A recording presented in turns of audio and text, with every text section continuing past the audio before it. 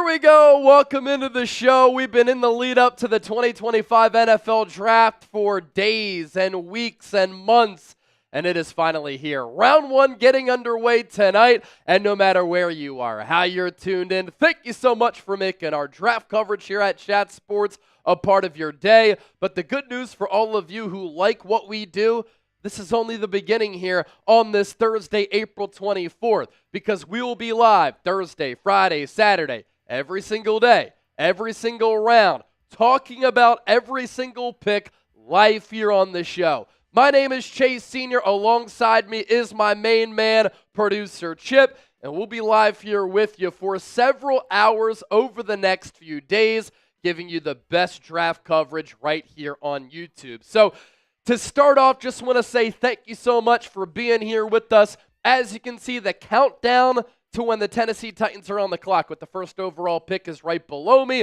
Just under 2 hours to go as promised before the start of the 2025 NFL Draft officially. So coming up during our pre-draft show, we're going to go through things like the NFL Draft order. We're going to go through all of the latest NFL news and rumors. We already saw the Texans make a trade with some draft capital, and there are a lot of teams who are trying to matriculate up the draft board so we could see some more movement, potentially some players on the move tonight as well, because player trades have become common in the NFL draft over the last few years. We'll do deep dive analysis on top prospects as you saw during the intro, and then we'll go through team needs. We'll do some audience interaction and a whole lot more.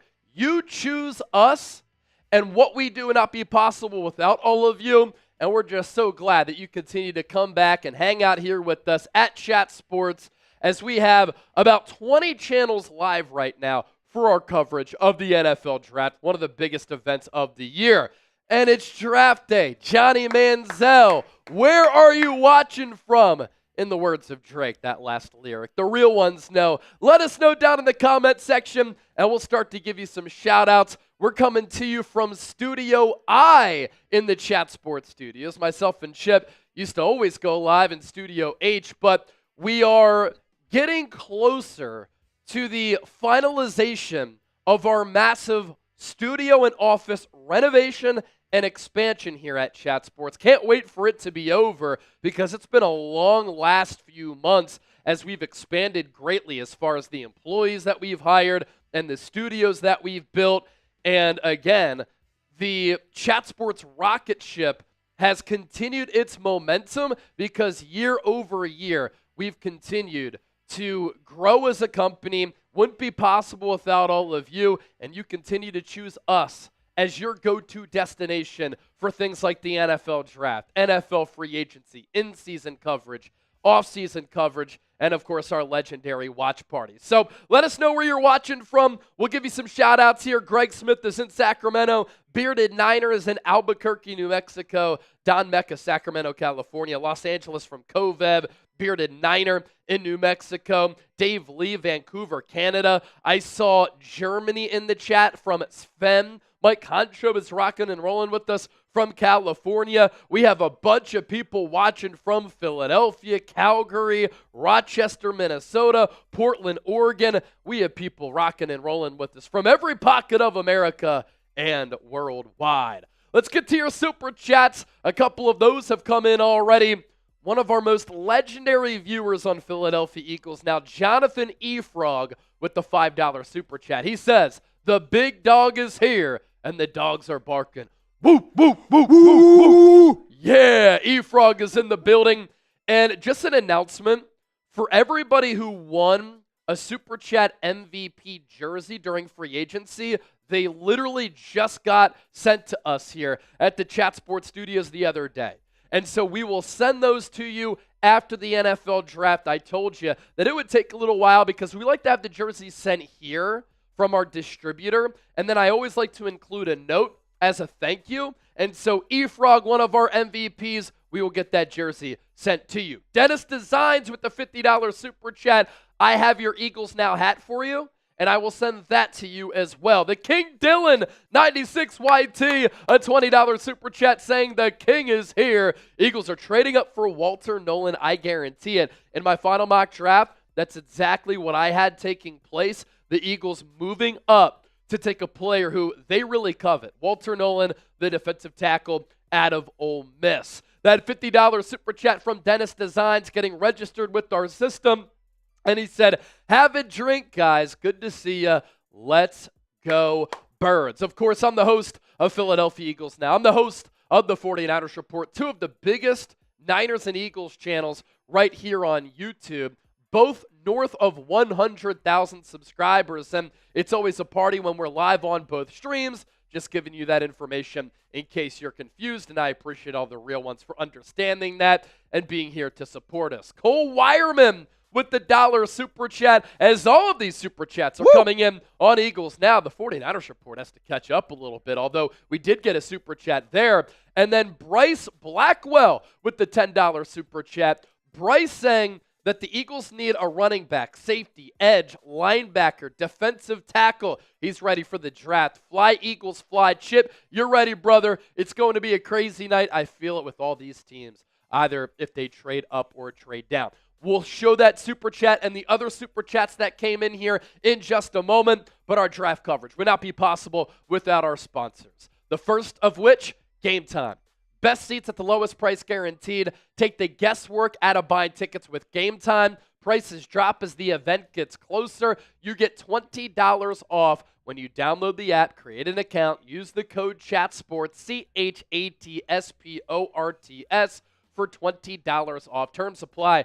First purchase only. Then there's Prize Picks, the best daily fantasy sports app in the game, and it's daily fantasy sports made easy. You pick two or more players, you choose more or less on their projected stats, and right now you can win up to 2,000 times your money.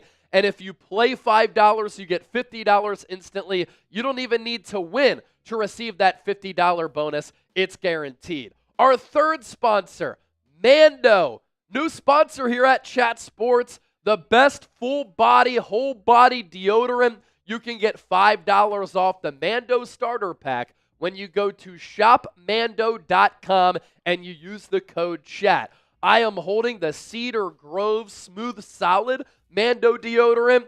They have liquid deodorant. They have spray deodorant. They have everything that you need to look good, feel good, and smell good. All of those links are in the chat, and all of those links are available in the show notes. Night one of the NFL Draft. Paul C. with the $5 super chat. Glad you came around for Mason Taylor. Been watching him at LSU for a couple of years, and I have been impressed, but still has work to do. Chip, Paul, legendary Paul, one of the first people in the entire draft process to mention Mason Taylor's name. He had talked about it before we started our draft coverage here on the channel, and a lot of general managers, including Howie Roseman, are said to be very high on the LSU tight end. Good athlete, good route runner, good hands, a large catch radius, and I think that he could be in play for the Eagles in the second round of the draft to replace Dallas Goedert. Here's that super chat from Bryce Blackwell, $10. I need a running back, safety, edge, linebacker, defensive tackle. He said he's ready for the NFL draft. And, of course, Chip is ready as well. Yes, sir. Let me get some water here. Woo! I ate right before this, so got something stuck in my throat. But we're good now. W. Madsick, a $5 super chat. Chase, my guy. I know you remember me winning my one-hit wonder MVP jersey on my lunch. Brother, how could we forget? And in case you missed my message earlier, we just got all of those jerseys sent to us. We will get those sent out after the NFL draft, and I will include a thank you note on that. Candy, a big-time $50 super chat. My boys are back live. Chase and Chip. Candy, you got a jersey. You got a 49ers Report hat, so we will get that sent your way as well. So we have $60 in super chats on the 49ers Report, $90 in super chats on Philadelphia Eagles Now. And with that, let's show you our super chat menu, because when you send in a super chat, it goes a long way in us hiring more people, expanding our studios, renovating our studios. We are now in a beautiful, spacious new studio that is going to be ours fully, myself and Chip. Yeah, we have so much say, power, and we've had so much success at this company that we have our own massive studio. I have a wall where I can do some YouTube shorts and social media content. We might put a couch here to the right. It just got finished, and we're so excited. Anyway, here's our Super Chat menu. All Super Chats, as always, get a shout-out. Sometimes you'll watch other YouTube channels, and people will send in $100 Super Chats, $500 Super Chats. They don't even get shout-outs. You send in $1 Super Chat here on the show, we are always going to pop it up, and we never miss it. You send in a $20 Super Chat. You enter the raffle to win a draft hat for either the Eagles or the Niners, depending on which stream you send that $20 Super Chat into. $50 Super Chat is a beer bong. I have to do 2 of those coming up because of Dennis Designs and Candy sending in the 50 pieces. If you send in a $300 Super Chat, automatic jersey of your choice. You get to choose which Eagles jersey you get sent or which Niners jersey you want. And then our Super Chat MVP, you get the jersey of the draft pick tonight of that first round selection. Say if it's Walter Nolan to the Eagles or it's Shamar Stewart to the Niners. You get that jersey for that player, depending on which channel you're the MVP of. And we have special MVP custom channel footballs. So that's what you get if you're a Super Chat MVP. A loaded Super Chat menu. Words of wisdom with the $2 Super Chat. Wife is Prego. A new addition to the Niner Empire. Words. Congratulations, my man. It's been a little while since we caught up. I called you, a few weeks ago at this point, left you a voicemail. I hope you're doing well after the passing of your mom. We can relate certainly on that regard, and hopefully they're sharing a glass of wine, having some laughs up above. In fact, I know that they are. But congratulations to you and Ava, another addition to the family.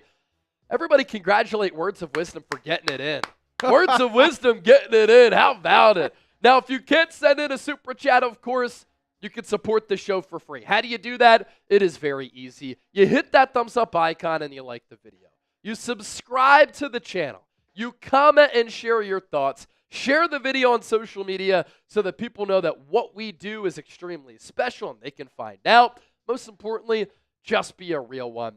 We also want to plug the Venmo as well. If you want a custom 49ers Report hat or a Philadelphia Eagles hat, all you have to do is send me a $50 Venmo at Chase_Senior. You send that to me, and we'll send you a hat so you can rep the team and rep the channel, and of course support everything that we do. A $20 Venmo will get you into our 50-50 virtual duck race. For instance, let's say we get 5 $20 Venmos, which gets us up to 100. The winner will come away with $50 on a $20 buy-in. That too at Chase_Senior, and we'll pop up the QR code here throughout the program as well. So we are under 2 hours to go until the start of the NFL Draft. Can't wait for it. My name is Chase Senior. Thanks for supporting our draft content here at Chat Sports. If you want your team to crush the NFL Draft, I want you to hit that thumbs up icon, like the video. For instance, we're live on Eagles Now. We're live on the 49ers Report. If you want John Lynch, Kyle Shanahan, Howie Roseman, Nick Sirianni, respectively, to crush the NFL Draft, to bring in some marquee studs in this draft class, I want you to hit that thumbs up icon, like the video. We have 79 likes on the 49ers Report, 78 likes on Eagles Now. We should get to 100 likes here in the next 10 seconds. Joseph Ernberg with the deuce here. My girlfriend is a Cowboys fan. Should I leave her? That's a good question. Producer Chip usually has really good relationship advice. What do you say, Chip? Look, first of all, I need to know how long you've been with your girlfriend, That's Joseph, an important because that question. is very, very important in this instance. I'm not going to lie. If it's been just a couple months and, you're not all the way in yet, you're not 100% sure she's the one you want to be with long term, you got to factor everything in, and being a Cowboys fan, that's going to be a negative. Now, if she has a lot of positives that outweigh that, I think you can live with it. Funny enough, my dad is a Cowboys fan. That's true. And I haven't renounced him as my dad up to this point. And your mom's an Eagles fan. Yes. They've made it work. They've made it work. So I think you can make it work, but got to factor it in. Can you see yourself watching these games on Sunday with her. If you can, all good. But if not, plenty of other fish in the sea, Joseph. Man, as we know, relationships are emotional. NFL Sundays are very emotional too. So you have to know that she's the one. If you love her spiritually, mentally, you can get over the difference in fandom. So if you can check off all those boxes and she's great, yeah, you stay with her. If you're having questions already just outside of the fandom, you probably should think about potentially moving on. The King Dylan. See, you come to us for football talk and relationship advice. Hey, Chase, last year I made the official prediction that the Eagles on your channel would win 14 games, and I was right. I'm making another prediction of 12-4-1. I like that, the King Dylan, and excellent prediction for you for the 2024 season. And then obviously the Eagles go on to win the Super Bowl, one of the most dominant Super Bowl performances that we've ever seen. I don't think they're going to duplicate that win-loss success because it's really hard to do, and their schedule is going to be a lot harder. But I do like 12-4-1. I think that is pretty realistic and pretty reasonable coming off that Super Bowl championship. Okay, Dennis Designs sent in a 50. Candy sent in a 50. Every 50 is a sham bomb. So let me take this one down for Dennis. He came in first, and then Candy with another 50. And let me just sprinkle this out there. If somebody sends in a $100 super chat to become our super chat MVP, I will shotgun a beer. I will shotgun a beer if somebody sends in a $100 super chat right now. This is for Candy. Let's get it going, baby. Going to take that one down as well. You don't have to send in a super chat to be a real one. You just watching the show is what really matters. Back to Joseph Ernberg. That's the one from earlier. That's the one from earlier. He said, my girlfriend is a Cowboys fan. Should I leave her? I was looking at another $2 super chat from Reggie Garden, which we'll get to soon. There's this $5 super chat from Old School BKC, creator with Coach Weaver. I like the profile picture. If that's you, looking fly. $5 right there. And then here's that aforementioned Reggie Garden $2 super chat. Joseph should definitely leave his girl. See, Chip and I said, if you love her, you stay with her. Reggie says, she's a Cowboys fan. That's a deal breaker. You should definitely move on regardless. All right, so much to do.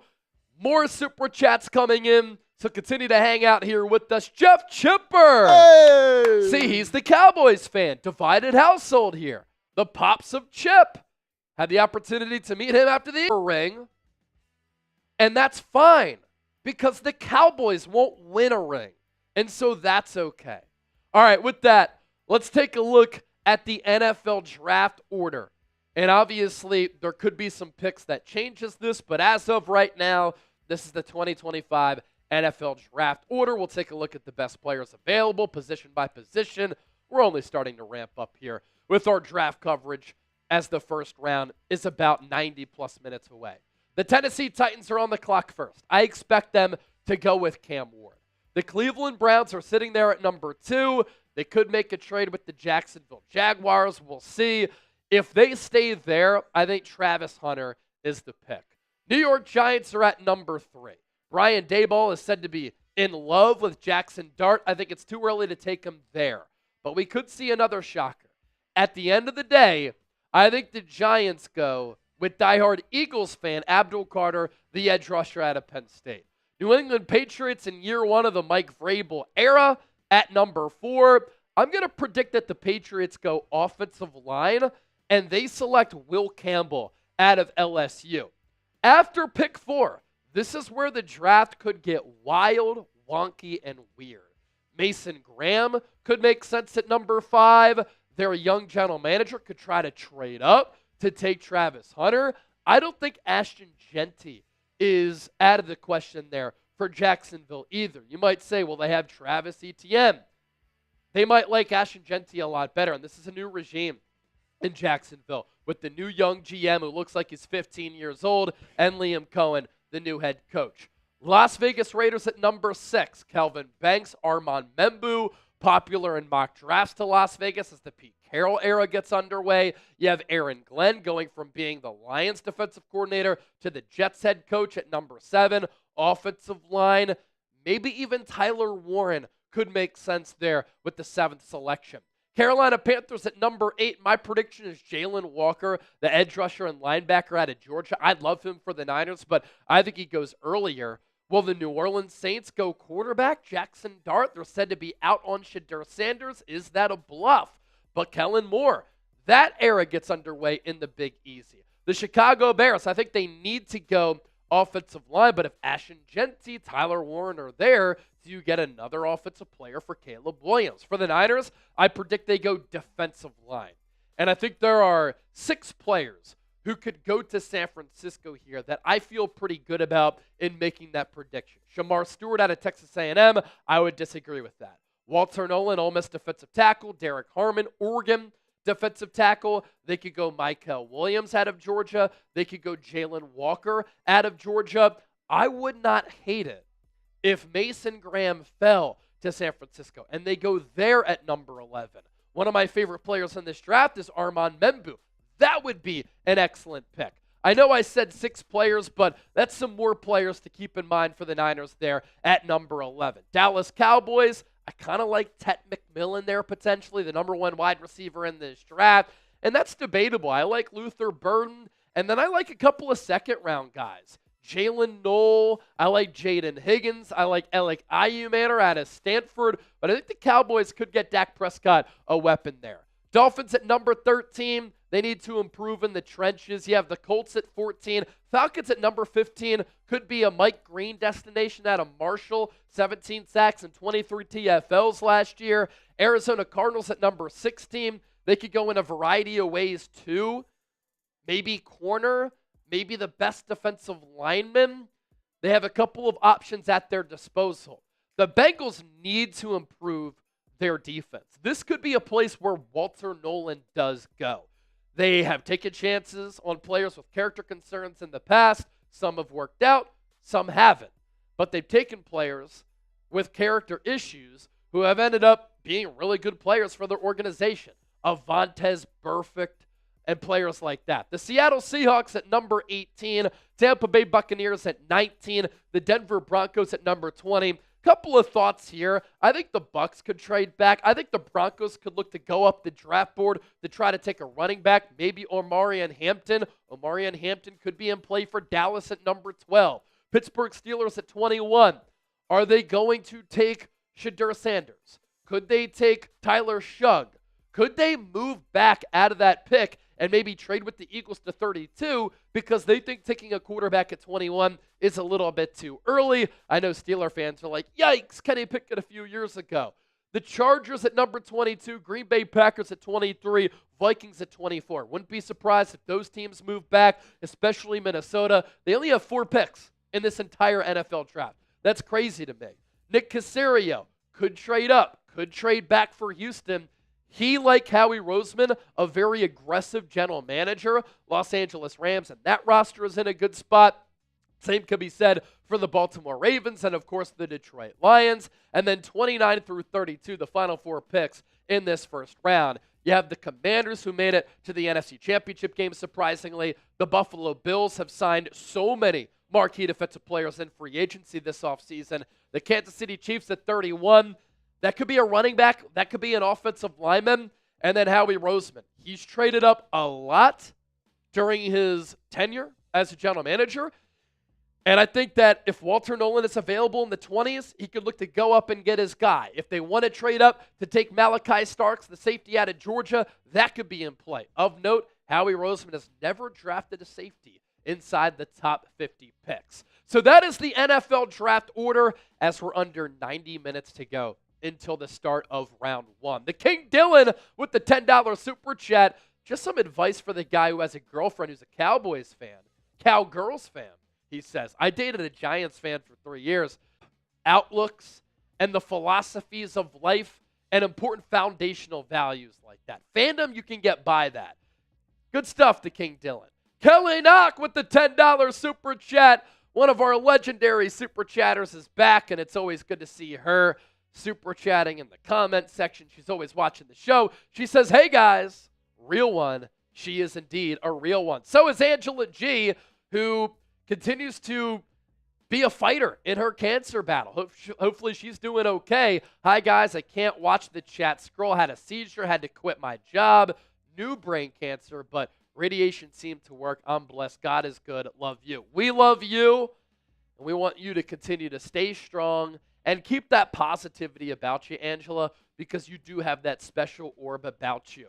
Captain Delberto sending in another $5 super chat as we continue to have a really good super chat battle. Eagles now up to $140. The Niners report up to $66. Whoever is the first person to send in the big-time $100 super chat, I'm taking out a shotgun. We have a case of Happy Dads here to my left, and we will take it down ASAP if somebody sends in that Benjamin Franklin. Here's a look at our super chat battle. It's always fun to have these two channels go back and forth. Eagles now at 140, and the Niners report at 66. I did see a couple of Venmos come in. Ava with a $20 Venmo, and then Candy sending in two different $20 Venmos. So our 50-50 duck race is already up to $60. You love to see that. For instance, if we had that race right now, the winner would come away with $30 on that $20 buy-in. Captain Delberto, another $5 super chat. Sitting here in my Amazon van, dying of heat. Go Birds. Ain't no way Howie is trading for early 20s, like 21 or so. Yeah, we'll see what Howie Roseman decides to do. We know that he's always very aggressive. According to Diana Rossini, the 49ers are probably going to stick and pick at number 11, but these things always change. If good players fall, if good players are still available and within range, context is important, and of course, that can change a lot of things as well. So we took a look at the NFL draft order. Let's take a look at our draft expert, Tom Downey's best players available. He has Travis Hunter, the cornerback wide receiver out of Colorado, as the number one player on his board. I personally have Abdul Carter as the number one player in this draft class. I think he's a once-in-a-few-years type of edge rusher. Unbelievable production last year for Abdul Carter, and it was his first year as a full-time edge. Downey has Ashton Genty, the running back out of Boise State, as the number 3 player on his big board. Mason Graham, the Michigan defensive tackle at number 4. I'll tell you what, there's a different level of explosion and athleticism that sometimes I see from a player like Walter Nolan compared to Mason Graham. But Mason Graham is looked at as a safe pick, and he was excellent during his tenure at Michigan. Downey likes Will Campbell as his number 1 offensive tackle. I personally like Armand Membu a little bit more. I'm a huge Tyler Warren fan as well. Tet McMillan, I worry about the lack of speed, but boy, he has some great size. He can go up and get it. Will Johnson, the Michigan corner. Injuries scare the shit out of me, but he's an instinctual corner and a big-time playmaker at that cornerback spot. He had 2 interceptions last year that went back for pick sixes in limited time before he missed much of last year. When he can survey the field and play off, especially in zone, he can read the eyes of the quarterback, jump those routes, and he has the ability to take those interceptions back to the crib. Armand Membu, his number 9 player, I think he's been so steady, and you turn on the tape and you look at what he did against some of the top edge rushers in the SEC. He was so dominant. Jahdae Barron, probably the best zone corner in this draft. Texas asked him to do a lot. He fared very well there. I love Mike Green. 17 sacks, 23 TFLs last year. Led the country in both categories. Bend, twitch, speed coming off that edge. He's also very smart, wrestling background. I like his motor. I'm high on Luther Burden. And I know a lot of people think that Luther Burden should be a second-round pick. I don't think you should let a down 2024 season completely tank his value. So I respect what Tom did here with Todd Campbell, linebacker out of Alabama, excellent in coverage. And then Kelvin Banks. Tom has him listed as a guard. I think that he can play tackle at the next level, but he does have shorter arms, and for his size, just ended up on the ground a little bit too often. So that's a look at Tom Downey's top 16 players. Tom Downey, of course, leads our draft coverage on our main Chat Sports YouTube channel, and then he's the host of the Dallas Cowboys Report. The draft is really his specialty, and so shout out to him and all of his hard work for putting together his big board, and you'll continue to see that throughout our draft coverage here at Chat Sports. Let me know, who do you want either the Niners or the Eagles to draft? If you're a fan of a different team, let us know down in the comment section and who you want to see your team draft. Of course, I cover the entire NFL, and it's NFL draft weekend. I've been doing all of this scout study, film study, and analysis on all of these players, and so it's a fun time of year, and we'll approach the NFL draft from an Eagles perspective, Niners perspective, but of course an NFL standpoint, because my job is to inform you, to give you insightful content, and I think that we're going to be able to do that. So Membu, Walter Nolan, Membu, all coming in on the Niners report. And then on Eagles Now, R. Wilson saying it's Howie time. That is correct. Who else? Who do you want the Eagles to draft? Let us know in the chat. Dennis Designs, at Carol Hosey. Does Chase have your email? Carol, shoot me an email, chase@chatsports.com. Don Mecca, best offensive line player or best defensive line player available. I think that that's a pretty good strategy. Starks or Walter Nolan from PO. I see Kovev in the building as well. Steve Lawton saying Starks or Smith. Andrew Nathan, Walter Nolan, James Pierce, Malachi Starks, or Jihad Campbell. Yeah, I know off-ball linebacker isn't a sexy position, but Jihad Campbell's really good. I do worry a little bit about that shoulder surgery that he's coming off of, but certainly flashed on tape as a very talented linebacker who can run, he's physical, he can cover, and he can blitz the quarterback. Wet Noodle said Walter Nolan or trade down to get Colston Loveland. Now, the Niners would only go tight end, I think, if they plan on moving off of George Kittle as he's going into the final year of his contract. The King Dillon, another 5. Can you imagine the fear everyone will have if the Eagles decided to go for Abdul Carter? I think it would be Jordan Davis all over again. So here's the thing with Abdul Carter. I think he's going to go number 3 to the New York Giants. I think that to go from 32 to either 3 or if he fell to 4, it's too steep of a price. And I was in Boston over the weekend. There was that report from the WEEI host that if Abdul Carter were to fall to 4, then Howie Roseman and the Eagles could trade A.J. Brown to New England and then take Abdul Carter with that 4th pick. Here's the thing. They'd have to give up additional picks on top of that. And I wouldn't trade away A.J. Brown. This has been one of the top offenses in the NFL the last 3 years that he's been on the team. He's arguably the best wide receiver in franchise history, the go-to weapon for Jalen Hurts. He's still young, loves the game of football, works hard as far as his craft, and it would severely damage your offense. I also love Devontae Smith. I don't think he's ready to be a number 1 to the likes of an A.J. Brown. And I think there's a risk if you become too Saquon Barkley reliant. 1, he's about to be 29. 2, he has an injury history. And 3, if you look back at the last few years of how rushing champions have fared the year after they won the rushing crown, they've been hurt and the production has been down. And so that really all scares me. I had a lot of people in Boston coming up to me, and they were like, yo, what's up with your wide receiver with the Philadelphia Eagles? You guys going to trade A.J. Brown to the Patriots? And I said, it's just not going to happen. I had to shoot that down real quick, but it was fun to talk some football with those Patriots fans up in Boston. As my best friend, shout out to JJ, running the Boston Marathon over the weekend on Monday on Patriots Day, and he was sub 245, just over a 6-minute pace. Unbelievable to see him crush that. We will probably see a lot of trades, or at least a few trades tonight during the first round, and of course all throughout the draft. We're going to see a bunch of trades transpire. There was already one that happened about an hour ago. The Cleveland Browns receive a 2025 fifth-round pick, 166, and a 2027 fifth-round pick. The Texans receive a 6th-round pick in 2025 at 179, another 6th at 216, and a 2025 7th-round pick. So Nick Caserio, like Howie Roseman, likes to make a lot of trades, right?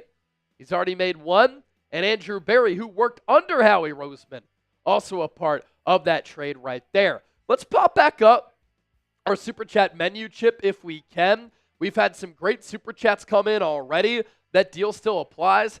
I kind of want to get the juices flowing a little bit. Whoever sends in a $100 Super Chat, I'm going to take down a shotgun. But let me make a deal with the people. I'm going to give you until 1:15 on our countdown of the first round clock.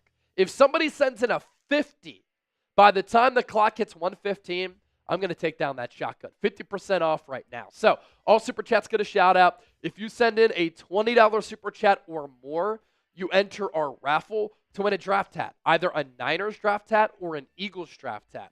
A $50 Super Chat equals a beer bong. Again, if you do it by 1:15, I'll take down a shotgun. If you send in a $300 Super Chat, you automatically get an Eagles or Niners jersey of your choice. Just like that. $300, we'll say thank you for supporting the show, and we'll send you a jersey. And then our Super Chat MVP gets the jersey of the draft pick tonight and an MVP football. So that right there is our Super Chat menu. And the largest Super Chat to beat right now to be Super Chat MVP is $50 on Niners from Candy, on Eagles from Dennis Designs. I had Carol ask if I got her email. Let's see. Carol said, hey, Chase, what's up? Keep in mind, we're also having a Super Chat battle here tonight. Which channel, 49ers Report Eagles Now, can be the one to pull it off and win night one of the NFL Draft? Oh!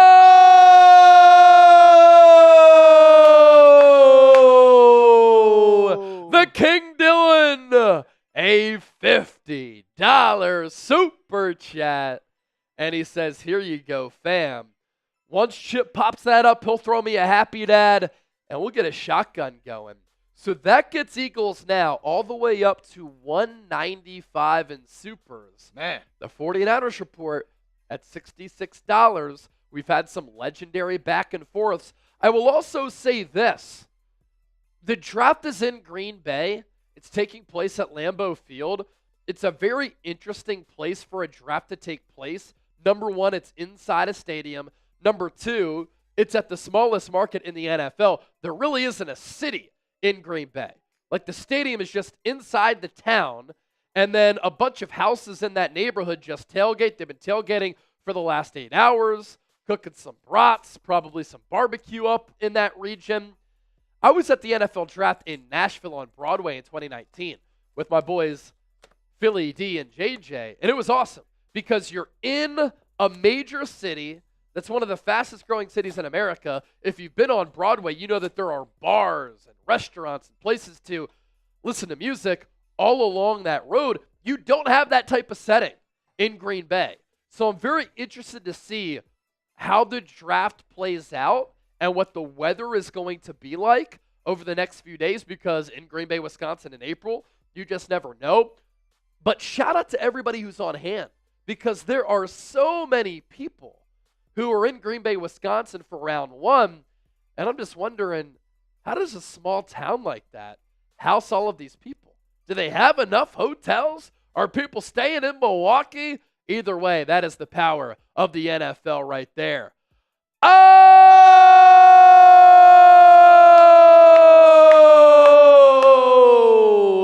Two more big-time Super Chats. We had that one from the King Dylan. Dennis Design sends in the 50. Do it like Empire Palatine. What does that mean? So in the Star Wars movies, when Emperor Palpatine's telling Anakin to kill, who is it? The gray hair guy. I can't remember his name off the top of my head, but he goes to Anakin and he says, "Do it now." So Dennis is telling you, Chase, do it. Do the be wrong now. I love it. I love it. And then our biggest Super Chat of the day, Elijah Stovall. Welcome back. He's an Eagles fan who lives just outside of Nashville. $105 Super Chat. LFG Eagles. Let's make it an even 300. And he does that. Woo! We're actually up to 350 because Dennis sent in that 50. And then how about this? Oh! 75 Dignan with the 50. And with all those big-time Super Chats, they made it rain, right?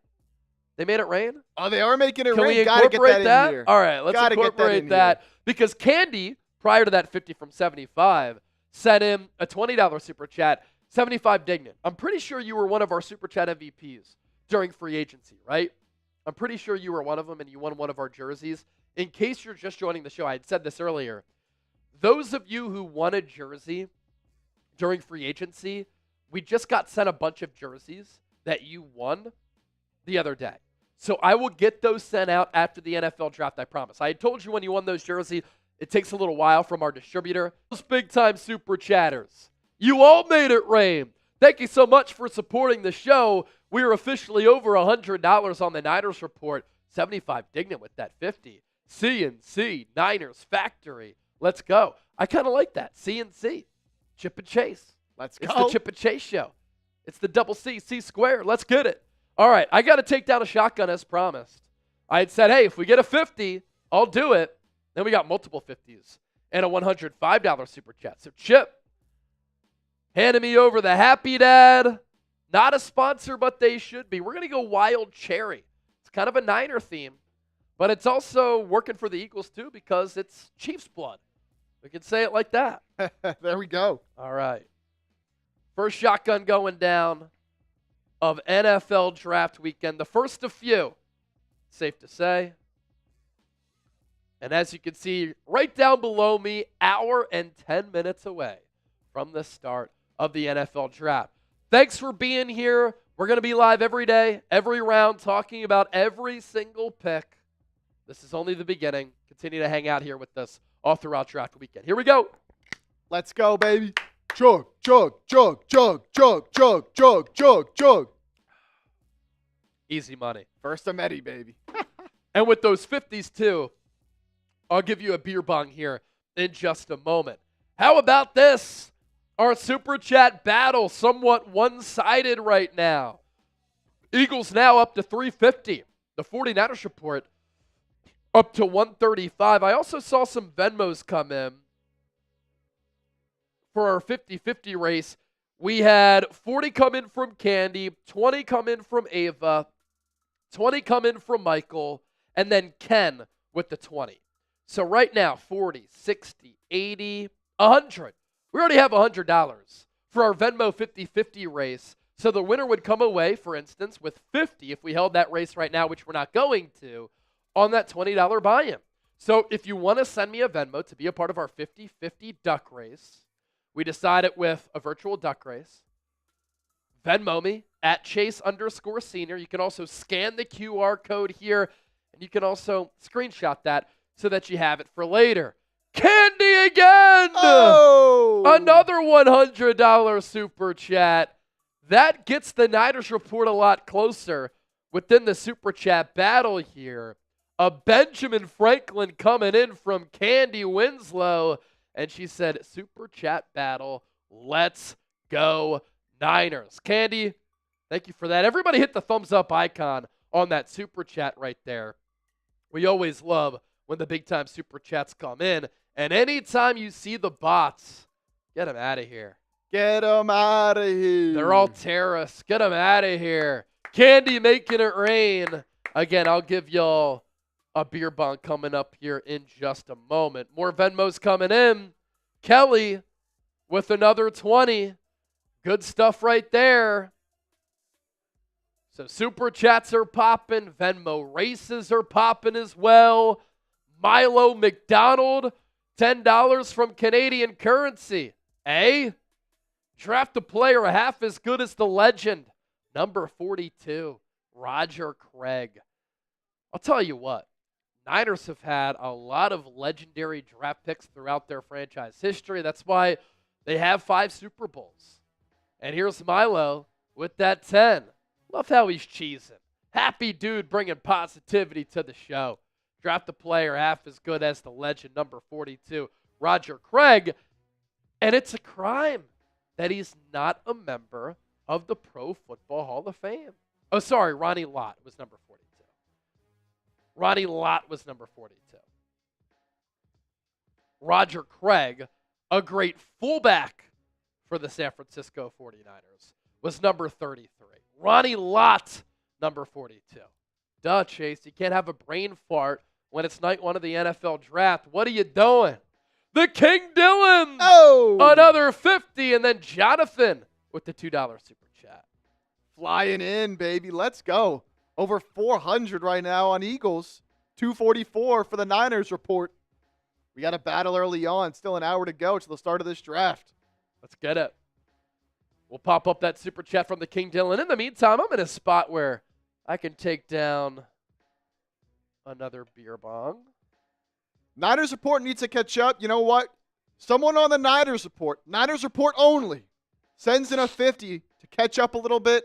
I'll do my first beer bong of the night. Let's get it. Niners only, $50. Before the countdown clock hits an hour. So you got about 6 minutes. All right, producer Chip. He's But willing to King Dylan, boogie. He's willing to boogie if all of you are. let's do it. All right, the King Dylan with that 50. Niners need to stay in second place where they belong. Fly, Eagles, fly. I always like to see the rivals button heads here. And then Jonathan with the $2 super chat. Seems to be a pretty big coffee guy. The profile picture, eat, sleep, mocha, repeat. I'm a big coffee guy myself. I drink out of the French press every morning, grind up the coffee beans, heat up the water, make the French press. I put some collagen in there, strong hair, bones, joints, nails. But I also like making espresso too. My sister got me a little espresso maker. So I have some espresso beans, grind those up, put them at the bottom of the little contraption, put some water in there as well. Then I put it on my stove. It heats up, and then it comes out of a spout, and I'm able to take an espresso shot. It's the little things in life, people. It's the little things in life. All right, 420 people watching live on the Niners Report, 406 on Philadelphia Eagles. Now, as we get closer to the draft, obviously, we're going to have an uptick in audience. And how about Candy? Doing it again. Let's go. Another 50. A reminder, if you just send in a $300 super chat as one solo super chat, we're going to send you a jersey of your choice. So if you just want to throw in the hammer and bring the hammer with the $300 super chat, you can choose whatever jersey that you want, and we'll get that sent to you in addition to a thank you note from the show. Candy makes it rain again. Candy, she says, Chip, you got to do it. So Chip's going to do his beer bong here. Right. Well before that hour marker, as the NFL draft getting underway in an hour, 4 minutes, and change. I have a huge TV here to my right with our NFL draft coverage. Watching ESPN right now. I do like NFL Network as well, but we'll probably kick it with ESPN here tonight. On the set right now includes Nick Saban, Kirk Herbstreit, and some others. A lot of fans on hand in Green Bay, Wisconsin. Just a sea of people. And as we know, Packers fans, very passionate about their football team. So Chip about to do his beer bong. Let's get it cracking, baby. Night one. Let's go. We're just about an hour into our coverage that'll span, I was looking at it last year. I think we were live for 22 hours total over the 3 days. So pretty much a full day's worth of content that you're getting here. Hit that sub button. It's going to be quite the few days here. And even after. Great coverage after the draft. Let's go. Cheers to Candy. Let's go. Out of the mirror bongas. Chip does that. I'm just looking at the comment section here. For instance, Andrew Tiger said, Chase, what about Jalen Ramsey to the Eagles if it happens? Is that a false rumor? According to a report I saw earlier, the Dolphins have reached out to the Eagles about Jalen Ramsey. That would surprise me. One, because of the contract, even though the Dolphins would have to eat a lot of it. Ooh. Number two, Vic Fangio won it out of Miami, and Miami won it off of Vic Fangio. It worked out beautifully for Philadelphia, but Vic Fangio and Jalen Ramsey didn't get along. Jalen Ramsey isn't a Vic Fangio type of guy. So I'd be very surprised if Jalen Ramsey came to Philadelphia by way of a trade to team back up with Vic Fangio, because I thought they clashed a little bit. I don't think it made sense. And I honestly think the Eagles are in a good spot with their defensive backfield. And they could go corner in this draft. They could afford not to. But they have Quinyon Mitchell, Keely Ringo on the outside. I know that they're high on Eli Ricks. You have Cooper DeJean in the slot. You could, of course, use some depth, but you also have Adoree Jackson as a player who the Eagles signed. And so I just don't think a Jalen Ramsey trade to the Eagles would make a lot of sense. I also saw somebody say I'm an NFL Network type of guy. John Galt was like, I'm a chat sports kind of guy. Hey, we love that. That is for sure. We're chat sports people, of course, as well. But, of course, we have the NFL draft up as well on the TV. I will say this. We will have picks in and announcing selections before they even happen. That'll be pretty awesome, and that's another reason why people come to us for their draft coverage. Ken with that 20. Connor says, hi, guys, and go Niners. Red and gold till we're blue and cold. Red and gold till we're dead and cold. That works as well. Hello, Connor. Hello, Ken. Thank you for that $20 super chat. And whenever you send in a super chat of $20 or more, you get in the raffle to win a draft hat, either a Niners draft hat or an Eagles draft hat, of course, depending on which channel you're watching on. The King Dylan with another 5. He's been our girthy super chat MVP, meaning he sent in the most super chats of anybody here tonight so far. By the way, Chase, I'm going to Boston in 2 weeks for the PAX East gaming convention. Do you have any bar recommendations? Bar recommendations. I will say we spent a lot of time in Southie. Southie was a good time. Go to Loco in Southie. I had a lot of fun there.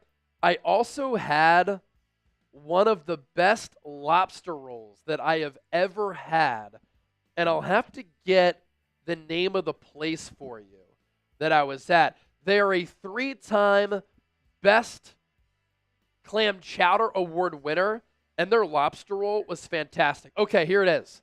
Boston Sail Loft on the Boston Harbor. That's Boston Sail Loft on the Boston Harbor, the King Dylan. If you like lobster rolls, if you like clam chowder, you have to go there. Sensational. So good. But Boston is an interesting city. I love the architecture there. It's very specific to Boston. Has a great history in that city. It's very interesting how it's a very water-based city. Like there's water everywhere at the Boston Harbor and the Atlantic Ocean being very close by. Again, I spent a lot of time in Southie, but you really can't go wrong. You know what a cheat code is? And I've discovered this probably within the last month or two using Grok or ChatGPT. Grok is the Twitter version of ChatGPT. If you just say, hey, Grok, I'm in Boston. What are the best bars to go to? You give them a specific vibe. They will give you like a detailed report for where you can go. So use that to your advantage. All right, if you're ready for the NFL draft to start, we're officially an hour away. I want you to hit that thumbs up icon and like the video right now. We have 174 likes on the Niners report, 176 likes on Philadelphia Eagles now. Our audiences are identical as far as the numbers there. Hit that thumbs up icon and like the video right now. Let's get over 200 likes on both streams. Also, Kane Angel brought up something that only a real one would know. Someone who's been with us for a while. Asking, who are the mods going to be? Seeing a lot of bots coming in. Haven't been banned yet. 2 streams. I'm doing my best to try to keep these bots banned, but I got a lot going on here. So having a mod to ban the bots will be very helpful. So look, Kane, since you brought it up, if you want to be the mod over on Eagles, I will mod you. Just let me know if you want to do that. And then over on Niners, if somebody wants to be the mod where you ban the bots when they come in the chat, let me know. But you have to be here the entire time, and you have to ban the bots, and the bots only. We're not banning people just for saying something you might not agree with, all right? We don't want that to happen. Only banning the bots. So if you're going to be here the entire draft, let me know if you want to be the bot, and you'll just go, or I'm sorry, you want to be the mod, and you can go ban those bots. Kane says, I'll be a mod again. I got you, Kane. A real one. Let's see.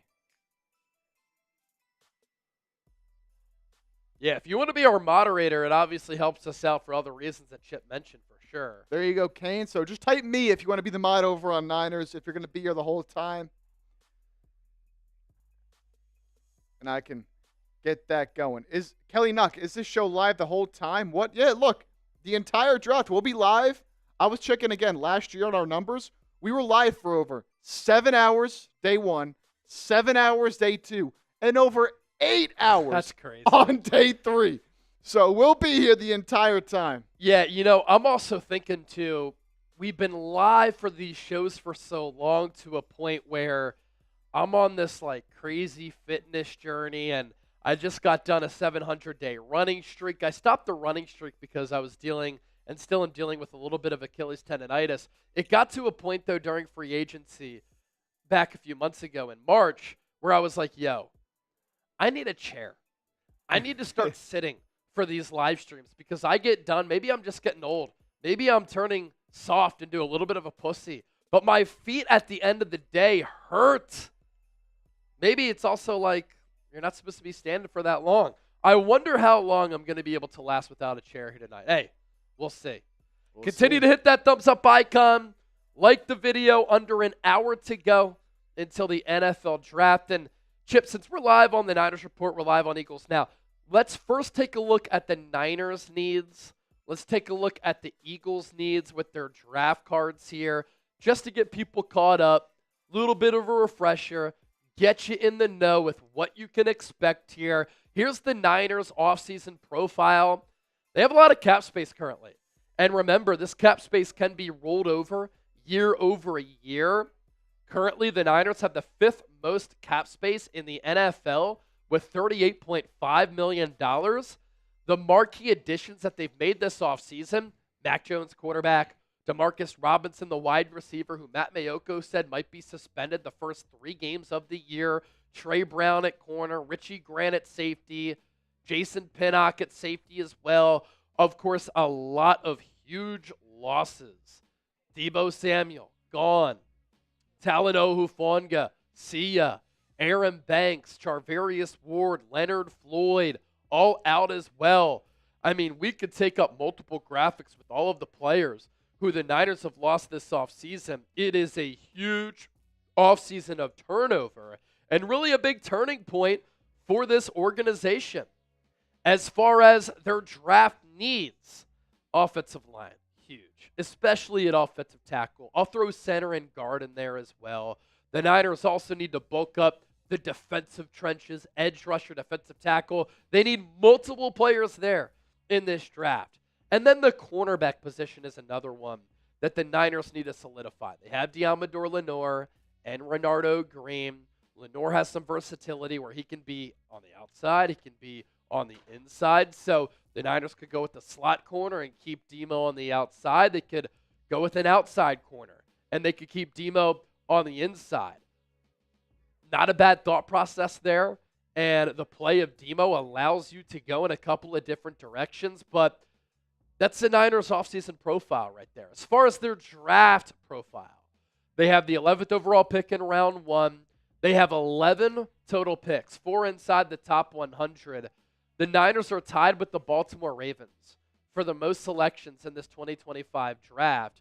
They're coming off a disappointing 6-11 season with a Brock Purdy contract extension now on the table.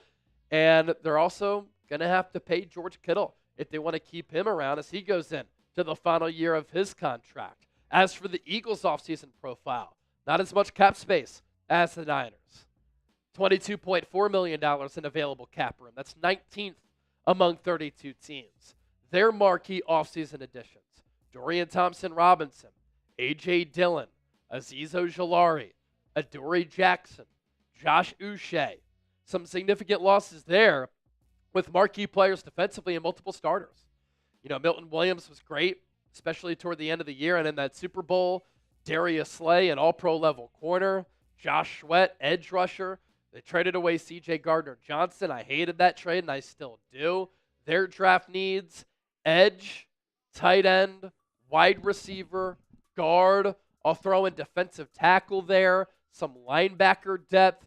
They could use another running back as well. Their draft profile, they have the 32nd overall pick in round 1. That's what happens when you win the Super Bowl. You have the luxury of picking last. For draft nerds, it's a little bit disappointing, but I'll tell you what, it's quite an honor because when you pick a 32, that means that you're a Super Bowl champion. They have 8 total picks, all within the first 5 rounds. 3 of those selections are inside the top 100, and they're the defending Super Bowl champions. They've made the playoffs all 4 years under head coach Nick Sirianni, who is also due for a new contract as he is going into a lame duck year. Let's get the comment section going once again. I want to know, who is your sleeper pick in the NFL draft? Your sleeper pick. I'm interested to see what people come up with here. Who do you got as your sleeper pick in this draft? Drop me some names. Let's see your draft knowledge on display. Kelly Knock, another $50 super chat. Cool Reigns is in the building. Aussie, Aussie, Aussie. Oi, oi, oi. Am I a Taurus? No, I am not. I am a Capricorn. Dennis Design said Lane Johnson's replacement. You know, that's interesting because Lane Johnson signed that contract extension, but you know that Howie Roseman always loves to build within the trenches. Smitty said Jackson Dart. I like him. You know, he's close to being QB2 on my quarterback board. Michael Berry, what's up, Chase? I'm in Baltimore from Cali for work, watching the draft. Salute to you. John Galt, sleeper pick. Chuck Bednarik, all-time player. Stewart at number 11 from Colby Cash Comedy. I'm not going to fall in love with the athleticism. 1.5 sacks in each of the last 3 years. If you're that physically special, why didn't you win and finish more? John Wallace, the center that Kruger says is his draft crush. Who's that? Willie Lampkin out of North Carolina? He's small, but I'm fascinated by the player. He's probably a 7th-round guy or a UDFA. Eugene Asante from Paul Watson. Jahad Campbell from Eagles and Racing. I think he's going to be an excellent player. Pio said fellow Capricorn Chase. Good stuff. Charles Grant from Milo. And John Wallace said Willie Lampkin. Yeah, you know what's cool about Krug is that he used to be a pro football scout in the NFL and in the CFL. So he really loves the draft process. I'm not going to be able to go on his show tomorrow because I'm actually going to be joined tomorrow on Eagles Now by Pennsylvania Governor Josh Shapiro. So we're going to record that video when I usually go on with Krug. But I'll catch back up with Krug next week, and he's going to crush his draft coverage as well, alongside his son, Kevin Kruger. Kelly Knock with that 50. She makes it rain. I'm 55 next month. It's called Marinated Chase. That's pretty funny. See, age to me is just a number. You can reverse aging in a way. You can be youthful. You can be positive. You can eat well. You can treat your body right. And then age is just a number. I'm all about longevity here in this life, and that's why I try to take care of myself. But, of course, we like to have fun here on the show. Philly native, $2 super chat. Did you hear that C.J. Gardner-Johnson recorded his call with Howie? I did not. He had said that the call caught him off guard. Let's see. What did he have to say here?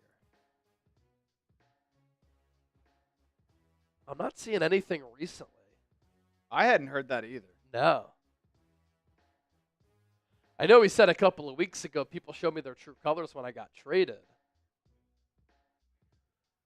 Let me just search C.J. Gardner-Johnson, Howie.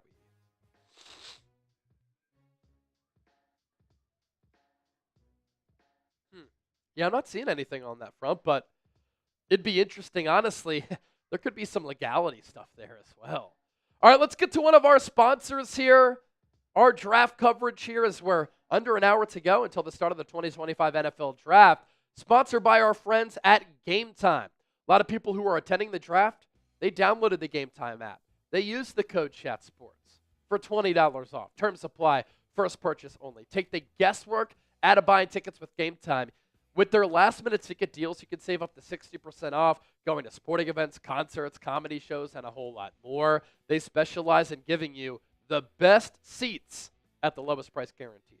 Prices drop as the event gets closer. They have flash deals and zone deals. If you want to go to a Major League Baseball game, NBA playoff game, an NFL game, once the season comes around, Game Time has everything that you need on that front. You can see the view from your seat before you buy, so you know exactly what to expect when you arrive. You can access tickets from your phone, easily resell your tickets. And I just love Game Time, especially for these 3 reasons, right? I'm a busy guy. I don't always know what I'm doing. It's hard for me to plan. And so buying last-minute tickets and saving money in doing that is cool. I also like to make impromptu decisions, right? And sometimes those types of nights that come together at the last moment, they're the best nights that you have. Flash deals, views from your seats, the lowest price guaranteed, or Game Time will credit you 110% of the difference. So download the Game Time app, create an account, use the code CHATSPORTS for $20 off. Terms apply, first purchase only. Take the guesswork out of buying tickets with Game Time. It's also faster to buy tickets with Game Time. Last minute tickets, lowest price guaranteed. Let's pop back over to your Super Chats here. Philly native with the $2 Super Chat. That's the one that we were talking about a little while ago. I didn't hear about that, but if you have a link, share it with us in the chat. I'd like to hear it. Don't with the $2 Super Chat. Eagles fans like men. Relax. And if you do like men, shoot. You can do your thing as long as you're happy. That's all that I care about. Jimmy Productions, $2. I think the 49ers will draft Will Johnson. See, I would hate that. I would hate that. Him not doing any workouts pre-draft, it concerns me. I was listening to Daniel Jeremiah with Todd McShay and Ryan Russillo, and he was saying that he heard some murmurs that Will Johnson, because of the lower body injuries, he's been running 40s privately. He's been clocking a 4.6. Good player, but I worry about the soft tissue stuff. I worry about him missing time last year. Elijah Stovall, $50 Super Chat. Elijah also making it rain. I saw an interesting poll on Facebook earlier this week where would you place A.J. Brown in terms of all-time Eagles receivers? I think I'd place him second, maybe third, behind Deshaun Jackson and maybe T.O. You know, it's funny because I proposed this question on the community tab.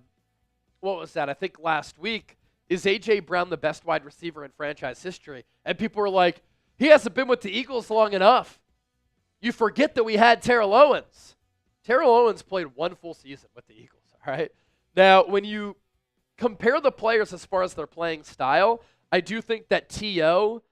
and A.J. Brown, very similar, so physical, able to shake off tacklers, pick up yards after the catch, an extended full route tree, deep ball threats, the best players arguably at their position, if not top 3 to 5. But again, Terrell Owens played 1 full season, helped the Eagles make it to the Super Bowl, and then he only played, I think, 7 games the following year. And as we know, the contract dispute, Joe Banner didn't want to pay him. I thought the Eagles should have given him a contract extension. It could have extended Donovan McNabb's prime a little bit. The Eagles messed that situation up. But he didn't play that long with the Eagles. A.J. Brown has played 3 years. He's been a second-team All-Pro every year. He's had more than 1,000 yards every single season, including this past year when he missed a few games. Deshaun Jackson, one of the most electrifying players in the history of the NFL. But as far as being a complete wide receiver, not even close to A.J. Brown. You have Harold Carmichael. You have Mike Quick. But A.J. Brown, there is an argument, Elijah, that he could be the number 1 player at wide receiver in franchise history. Want you to be a real one. Those of you who are here, you're always a real one. But if you're enjoying today's show, do us a favor. Share it on social media or with a friend. If you do it on X right now, I will give you a shout out. Chip can show you my social media pages with that way into there, Chip. But if you're enjoying today's show, share it on social media. Facebook, Twitter, Instagram, TikTok, whatever social media page you use, share it. And if you tag me on X right now and you share it, I will give you a shout out. It's very simple. Hit that share button. The link is generated for you. Tweet it out. Tag me on X. Again, I'll give you a shout out. Not DM, because sometimes these DMs go into a secret folder and I never see them. But mention me. If you do it inside the next 2 minutes, I'm keeping an eye on my Twitter right now. I'm going to give you a shout out. You can find me on X, on Instagram, at Chase_Senior. And in addition to all of the long-form content I do right here on YouTube, I put out so much short-form content as I'm an NFL analyst here at Chat Sports. So hit me up over there if you like what I do here on the YouTube streets. Support me personally. Helps my brand, of course. Had a massive jump in Instagram followers 2 seasons ago during that Niners playoff run. I went from like 3,000 followers to 20,000 within the span of a couple of months, and now we're approaching 40K, 16K on X. Again, give me a follow. Support me. I'd appreciate it. At Chase_Senior. And if you share this video on X right now, I'm going to give you a shout out. All right. Under 42 minutes to go until the start of the draft. We did have a couple of $50 super chats come in. You know what that means. Beer bong on deck. Beer bong on deck. Beer bong on deck. Cheers, everybody. Thanks for being here. Shout out to AA, $5 super chat. Real one. Real one, AA. AA. And then AA sent in another 2. Nisu Shah just shared the video. That's awesome. My guy, Words of Wisdom, quote tweeting my video, taking a look inside our Chat Sports studios. Let's see, any other shares? John Galt said, can't share on X, I'm banned there. Oh, no. I don't know how that happened, but he said share it on Facebook. How'd you get banned on X? Yeah, that's crazy, man. I have some recent followers as well. James McMillan, Niner Guys, Scott Chambers, Peg Leg, Skyler, David, Tia, TJV, Scotty Bowling. Thanks for the support over there. Do appreciate that again. All right. What should we do next? What do you want to know? What do you want to see? We could take a look at the draft order. Best players available. If you want us to talk about a team, we can do that. What we got? Get in the comments right now. Do you want us to go in depth on a player? I see some people asking about Armand Membu. We can get in our Armand Membu bag right now. Definitely give you a look as to what we're going to get into with all of these players in this draft. For Armand Membu, he's offensive tackle number 1 for me. He moves really well for his size. Good burst to get into position. Good balance. It really helps him in pass protection.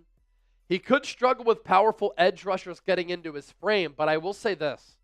I thought he fared very well going up against some excellent edge rushers in the SEC. Last year, 12 games played. Overall Pro Football Focus grade of 90.4, a pass blocking grade of 85.4, a run blocking grade of 87.6, 0 sacks allowed for Missouri last year. His testing numbers were also awesome.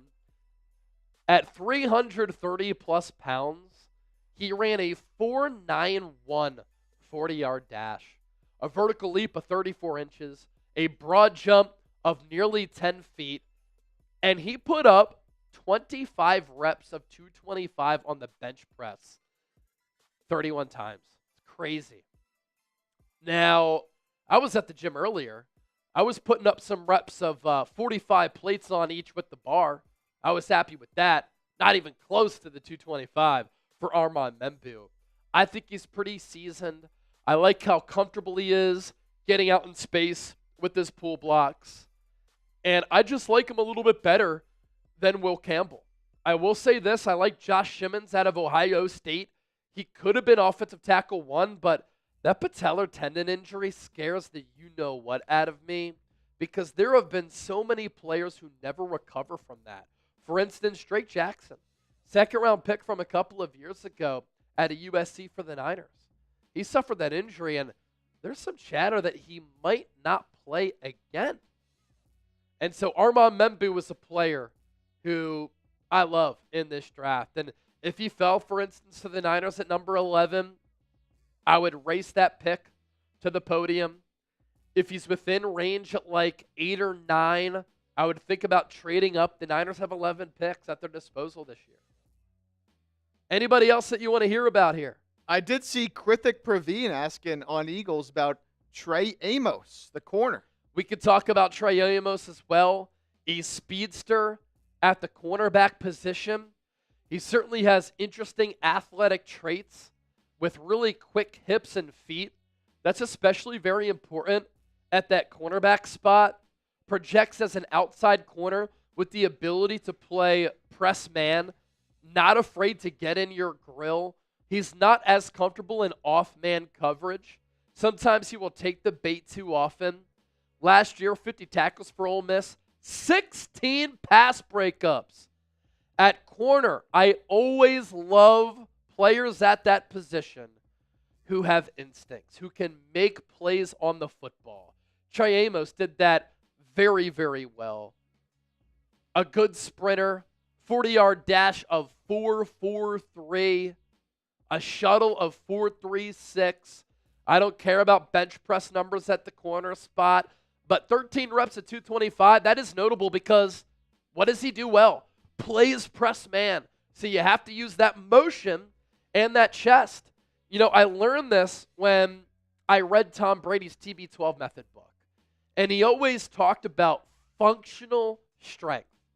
For instance, Tom Brady didn't care about the bench press for himself. Because as a quarterback, why do you need to bench press? You don't. Number one, you don't need to throw up a bunch of weight. It hurts your shoulders. Number two, when you're playing quarterback, when are you using this movement? You're not. Now, for offensive linemen and defensive linemen, if you're an offensive lineman, you're getting in your set, you're using that movement. That was if nice. you're a defensive lineman and you're trying to rush the quarterback, you're using that strength at the cornerback spot. Obviously, these guys are lighter. They're leaner. But if you're playing press man, of course, that's important to have that strength. Chip, I thought that was a pretty good drill that I put on. That was good form. Good form. You know, I can be an offensive lineman. I can hop back in my set a little bit. All right, some people are asking about Mike Green. I love Mike Green. I like Mike Green. You know, Mike Green, I think, has so much potential in this league. He has the body type of a Von Miller or a Nolan Smith where he's 250 pounds. He's not going to get a lot heavier. But I just think for a long time, he'll be able to consistently win with twitch, speed, bend, and dip around the corner. I think that he will just have the consistent ability to collapse the pocket, generate pressure on the quarterback, and sack the quarterback. Really impressive athleticism with excellent production in 2024. He's a really plus athlete with that ability to bend and dip. There are some questions about how he'll hold up against the run, but he's a really smart player who can read and diagnose. He has good patience. And I know that he might struggle with setting the edge physically, but how about the TFL numbers last year? 23. So him being a high IQ football player, I think can allow him to win in that way. He led college football with TFLs with 23. He led college football in sacks with 17. Had some really good tape against Ohio State against an offensive line that's going to have multiple players who are going to get drafted. And he had 59 pressures last year as well. And I know there are character concerns. There were the 2 sexual assault allegations in high school and then one time in Virginia. That's why he was suspended. After that, he transferred to Marshall. But in Dane Brugler's draft guide, coaches from Virginia, coaches from Marshall, they raved about the guy. He said he's one of the most humble people, and I thought it was pretty telling.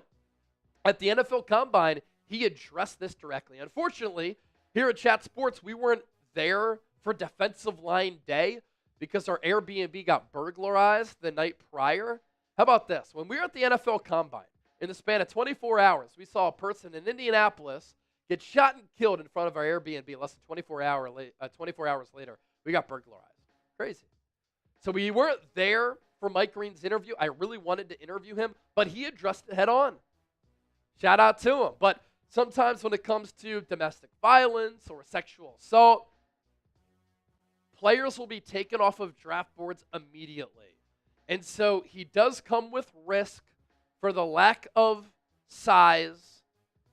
He might struggle in trying to set the edge, but I think he's going to be a fantastic football player. I mean, look at what Von Miller's done with that similar size. Look at what a player like Leonard Floyd has done. Dante Fowler, Nolan Smith. There are players in that mold. That leads me to believe that Mike Green can be successful.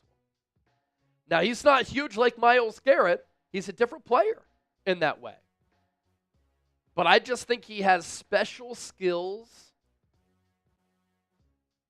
that will lead to him being impactful for a long time. And look, I know that TJ Watt plays physical, but TJ Watt's 252 pounds. Words of wisdom with the $5 super chat. Chase, let's do a Niners baby guess contest this year. I will donate something to win. Whoever guesses correctly, boy or girl, gets it in the raffle to win. I like that, man. So if Ava is pregnant right now, depending on how far along she is, May, June, July, August, September, October, November, December, January, we'll be able to do that during the season. I kind of like that for a watch party. Let's do it. Remind me once the season comes around. Jonathan with another 2. Do you think the Eagles will trade out of the first? You know, it depends on how the draft board falls. I could see Howie trading out of 32 for a team like the Giants or the Steelers or the Browns that wants to trade to 32 to get a quarterback at that spot. And then that would allow Howie to trade back and maybe get an Olu Eladehu or a Mason Taylor, and they could get an additional second and get up earlier from 64 and maintain that 64 pick. I could see Howie Roseman trading up. You know, if Walter Nolan is there in the 20s, if Malachi Starks is there in the 20s and within range, and the price isn't too high, yes, I could see Howie Roseman trading up for sure. Our NFL draft coverage continues. My name is Chase Sr. Thanks for joining our draft coverage here at Chat Sports. We'll be live all 3 days, every single round, discussing every single pick of the NFL draft. Nobody is built like us. Anytime I'm in front of the camera, on the microphone, I want our coverage to be as entertaining, insightful, informative, thought-provoking as possible. And so we want to inform you. We want to make you a smarter football fan. We want to make you laugh from time to time. And we just want to give you great content. So hit that subscribe button here on the show. We have almost 700 people watching live on the Niners Report, 500 people watching live on Philadelphia Eagles. Now 518 in Supers on Eagles, 323 on Niners. If somebody sends in a $100 super chat right now, I'll take down another shotgun. Woo, I'll make a deal with the people. I'll take down another shotgun if somebody sends in a $100 super chat. But here's the deal. You have to do it before the countdown to the start of the NFL draft hits 25 minutes. Also, within the walls here at Chat Sports, you know, we have a lot of channels live right now. Yep. And we like to have some friendly competition. So, a lot of channels, about 20 channels that are currently live right now. And right now, our Giants channel already up to 1,000 likes on their live stream. That is kicking both the Niners Report and Eagles now out of the water. Of course, you know, they're real bad teams, so they're out there picking at 3. A lot of intrigue. A lot of people excited for who they're going to take there at number 3. So, of course, they're going to have a lot more interest there. But I know what these Niners fans and what these Eagles fans can do. So let's catch up. Do not let them beat us. Do not let them blow us out of the water. We need to catch up and show that our channels might not have as high of picks, but we always show up, as I know y'all do. Let's hit that thumbs up icon. Like the video. We are approaching 300 likes on each of those channels. As soon as we get there, I'm cracking my next beer. As soon as we get to 300 likes on Niners and Eagles, I'm cracking my next beer. Let's catch up to Giants now because they are way too far ahead of us, baby. Yeah, hit that thumbs up icon, like the video. I think that we can cut those numbers in half at least right now. More likes that we get, the more people who honestly find the stream and that YouTube algorithm, and the more people that we bring in here, the more fun that we'll have right here on the show. Let's go. Up to 292 on Niners. Up to 283 and counting on Eagles. Let's go. There's 300 on Niners, baby. 300 likes. Come Let's on. get it. Get us a 300 on Eagles. 13 away. 13 away. 13 away, and I'm cracking my next drink. Man, I'll tell you what. The turnout in Green Bay for the NFL draft is pretty incredible. I'm going to tweet it out right now. If you give me a retweet, I'll give you a shout out here on the show. But it's wild how many people are in attendance at the NFL draft in Green Bay, Wisconsin. I want you to think about how small of a market that is. It's the NFL's smallest market and the smallest city in all of major U.S. professional sports. There we go. That's 300 likes on Eagles. Means I'm cracking my drink. Good stuff. Good stuff. I knew we had it in us. Shout out to y'all. Cheers. As we're under 30 minutes away from the start of the NFL draft.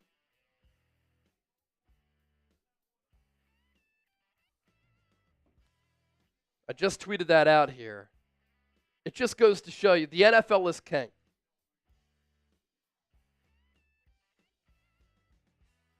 Just tweeted it out at Chase_senior. I'm going to throw that link in the chat.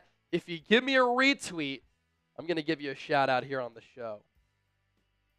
You can see Chase's Twitter, bottom of your screen right now. Wow, look at this crowd. I just put it into the chat. I got to see this too.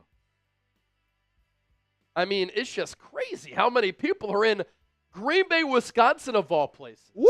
Oh, my gosh. And I'm curious, what's the weather in Green Bay, Wisconsin right now? That's cool. Green Bay, Wisconsin. 55 degrees, feels like 49, a low of 48. Tomorrow it's going to be 53, low of 43, 80% chance of rain. And then Saturday, high of 57, low of 39, but sunny. We're talking about millions of people who are going to be in attendance in Green Bay, Wisconsin. How many people live in Green Bay? Let's see that.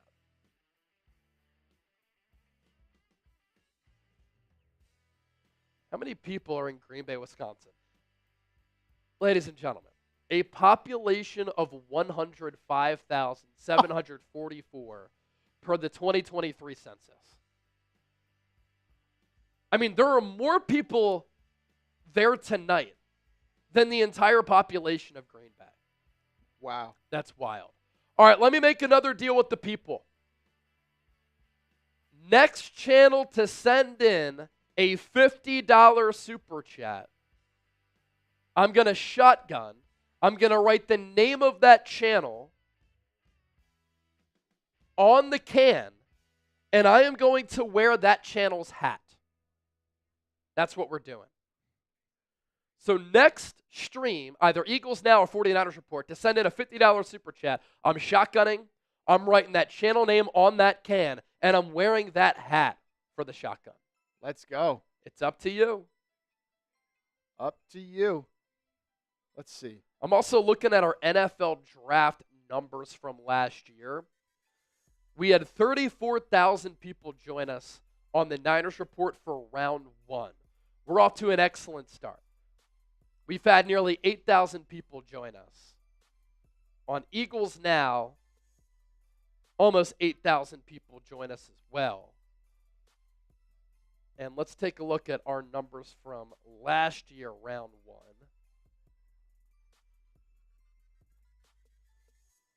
We had, let's see,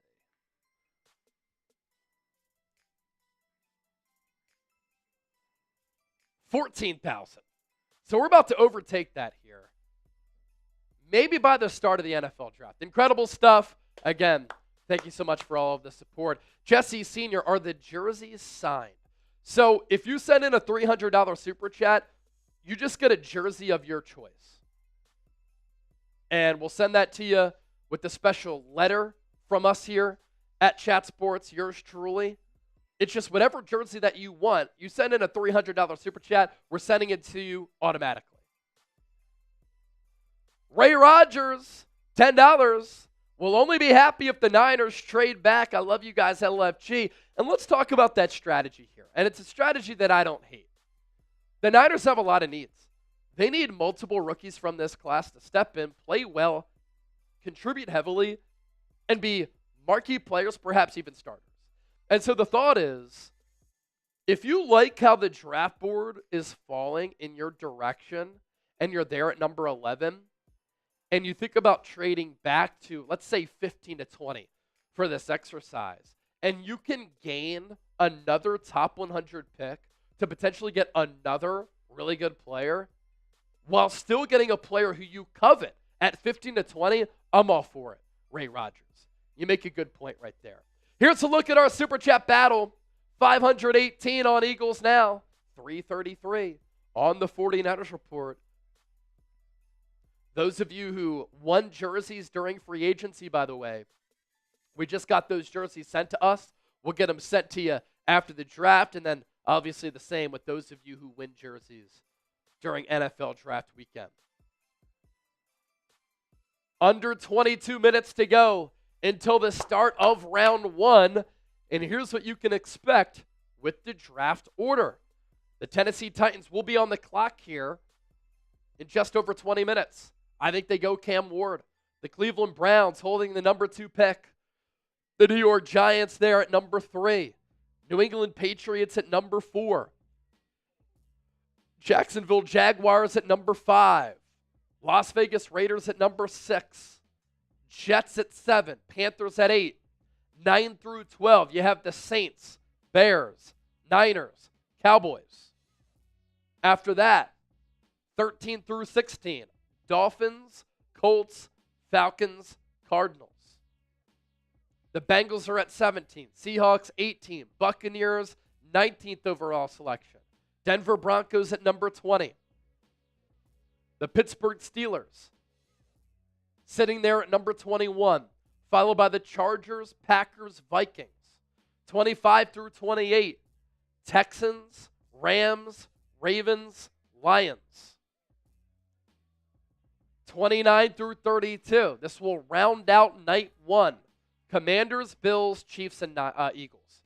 And so, round 1 tonight, rounds 2 and 3 tomorrow. Round 1 tonight gets underway at 8 p.m. Eastern. Tomorrow night, because there's that additional round, it starts at 7 p.m. Eastern, so an hour earlier. And then day 3, the start time will be at noon Eastern, and that'll be rounds 4 through 7. So we'll be live tonight, 7 to 8 hours, safe to say. Tomorrow, 7 to 8 hours. And then Saturday, probably around 8 hours. Whenever a player is selected, we'll do deep dive analysis on that player. We'll do draft grades once that day of picks is over. We'll do a UDFA tracker on Sunday. So much content to come throughout the next several days. All right, we've asked you so far who your favorite players are in the draft, who you want Niners and Eagles to draft, but who do you not want your team to draft? Who's somebody that people might have been talking about at 11, at 32 for the Niners and the Eagles that you're like, I'm out on?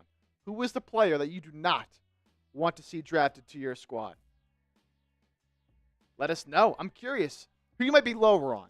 Shout outs to all of the people who gave me a retweet on that crowd view of Green Bay, Wisconsin. It's incredible. Kane Angel, Dave Zobel, Steve Johnson, W. Chan, The Margrave, Chua Lore, Cool Rains, Steph for Life, and Mark Lewis.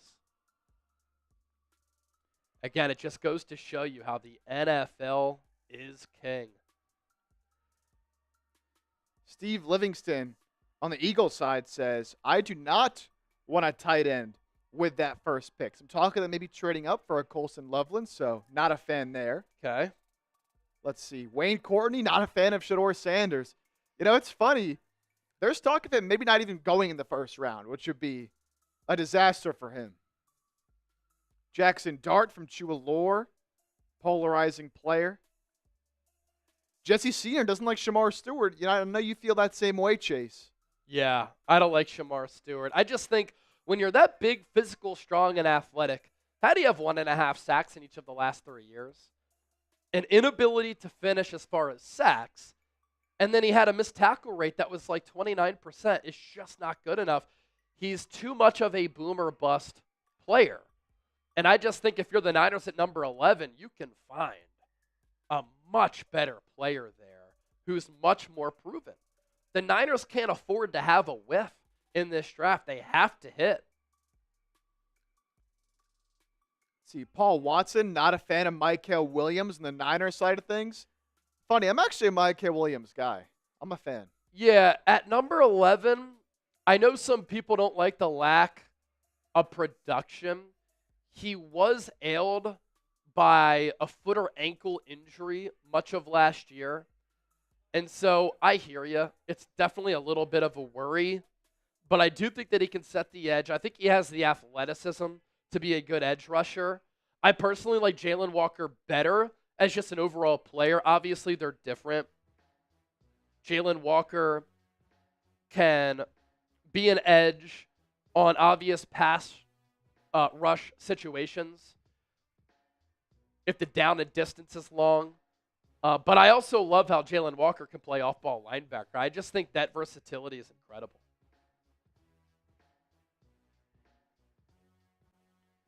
I saw a couple people on the Eagles side of things saying that they don't want Walter Nolan if he's there at 32. Yeah, Walter Nolan. I guess some people are concerned about his lack of love for football. He took a big NIL deal with Ole Miss, went to a couple of different high schools and colleges, walked off the practice field out of frustration. That is not going to fly with the Eagles. It's not going to fly with the Niners. Both of those teams really are defined with what they look for in players. And they have cultures in place where they take players who love football. So if the Eagles fall in love with Walter Nolan, it tells me that they have vetted him, led by Big Dom, who Howie Roseman credited with doing such duties, and they firmly believe that is not an issue. Some good names there. Good stuff. Good stuff. Let's see. Got a $2 super chat coming in. Full Metal Brotherhood. With a little bit of a trade offer here.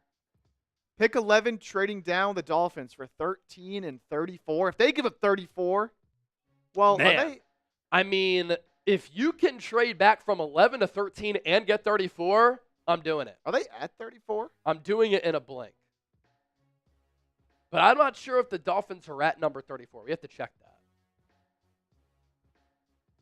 We could pop up their draft card, too, if we want. Yeah, Dolphins are not at 34. Yeah, they're not at 34. So that would be possible. Let's take a look at where the Dolphins are in that second round. Yeah, 34 is the Giants. That's the second pick of the second round. So That'd be the crazy. Dolphins are at 48. I would still even take that. If the Dolphins want to move up from 13 to 11, the Niners go back to 13, and then they pick up 48. That would mean in the second round, the Niners are there at 43 and 48. And you could get 3 players inside the top 48 picks. And then in round 3, the Niners are there at number 75 and number 100 with the compensatory pick. So that's 5 picks inside the top 100.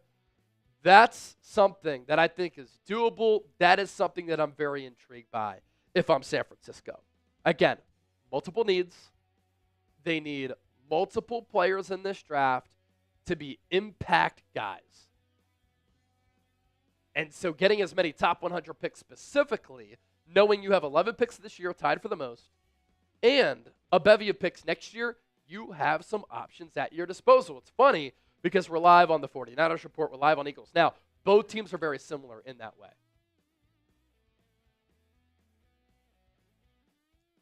All right, we're up to 371 likes on the 49ers report, 340. We're trying to get to 1,000 likes as soon as possible. Raiders report, Giants now, Bears now, all past that 1,000 like number. Hit that thumbs up icon, like the video right now. Let's get on that road to 1,000 likes. We're under 13 minutes to go until the start of the NFL draft.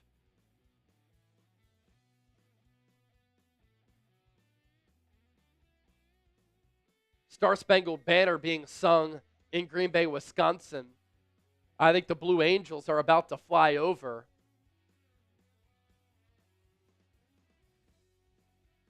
And just an incredible scene right now.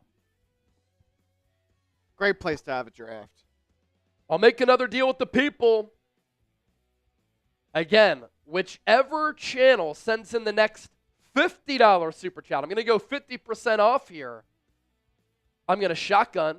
I'm going to put that channel name on that beer can, wear that channel's hat, and take down that Happy Dad. $50 super chat, I'm taking down a shotgun. Which channel is it going to be? Eagles Now or the 49ers report? No Blue Angels. In fact, helicopters serving as the flyover.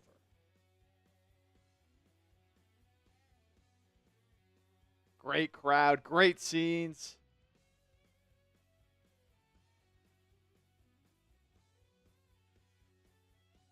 Going to be a fun night. Almost 1,000 people watching live on the 49ers report. We've had an uptick in audience. My name is Chase Senior. No matter where you are or how you're tuned in, thank you so much for making our draft coverage a part of your evening.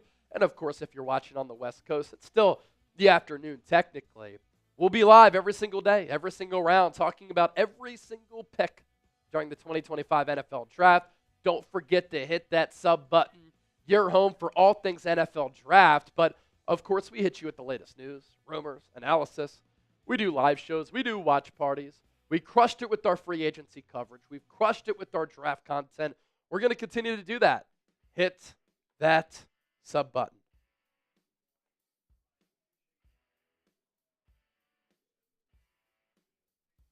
We are 10 minutes away. 10 minutes away, ladies and gentlemen. Spam those 10s. Spam those 10s in the chat. We're 10 minutes away from the start of the draft.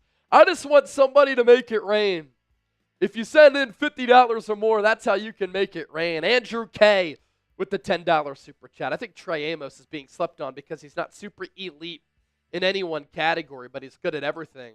I think he's NFL ready and would make a great boundary corner opposite of Quinyon Mitchell. Look out for Trey Amos to the Eagles in the first round. You know, another player who the Eagles could take is Maxwell Hairston. He's a corner out of Kentucky. Both of those players can really run. Hairston's a 4-3 guy. Amos a 4-4 guy. Here's that 10 from Andrew. Here's that 10 from Andrew. I think Trey Amos being slept on. Not super elite in any one category, but he's good at everything. I think he's NFL ready. And he would make a great boundary corner opposite of Quinyon Mitchell. Do we have relative athletic scores at our disposal as well? I can get him in there easily. Okay. Let's take a look at Trey Amos's RAS. And then I want to also look at Maxwell Hairston's RAS. Yep. Because the two corners who are being mentioned as top 15 picks outside of Travis Hunter, and we're not sure if Travis Hunter is going to be evaluated by the picking team that he goes to as a wide receiver or corner. So I think he's the number one corner in this draft.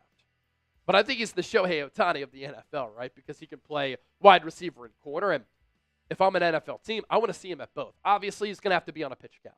But take Travis Hunter out of the equation. Will Johnson, Jahdae Barron. Two corners who could go inside the top 15. Will Johnson has injury concerns, but he is such a talented corner as far as being a corner who can drop back, play off the line, survey the field, read the eyes of the quarterback, read the routes of the wide receiver. He can read body language. He can jump routes, pick off passes, and take it back to the house. Jahdae Barron is also another corner who can run, who is an excellent zone corner, probably the best zone corner in this draft, and Texas asked him to do a lot. He doesn't have the injury concerns. that Will Johnson has, excuse me. Different players, both have good ball skills. But Will Johnson, I'm just concerned with the injuries and the fact that there's some chatter that he's been running a 4.640 in the pre-draft. It's not good. As far as other corners who could sneak into the first round, Trey Amos is one of them out of Ole Miss. Relative athletic score of 8.37 in the pre-draft, 6 foot. The vertical not great at 32.5, but what is good? 4.43 40. Loose hips, good feet, good recovery speed, double-digit PBUs last year. Also a sure-handed tackler, too. And then there's Maxwell Hairston out of Kentucky, whose RAS is a little bit higher at 9.63. Now, he's a little bit smaller, 5'11", 183, but a vertical of nearly 40 inches, a broad of more than 10, and then a sub-4.3 40-yard dash guy. Very, very impressive. So Hairston, Trey Amos, 2 corners who could sneak into the back end of the first round. Oh!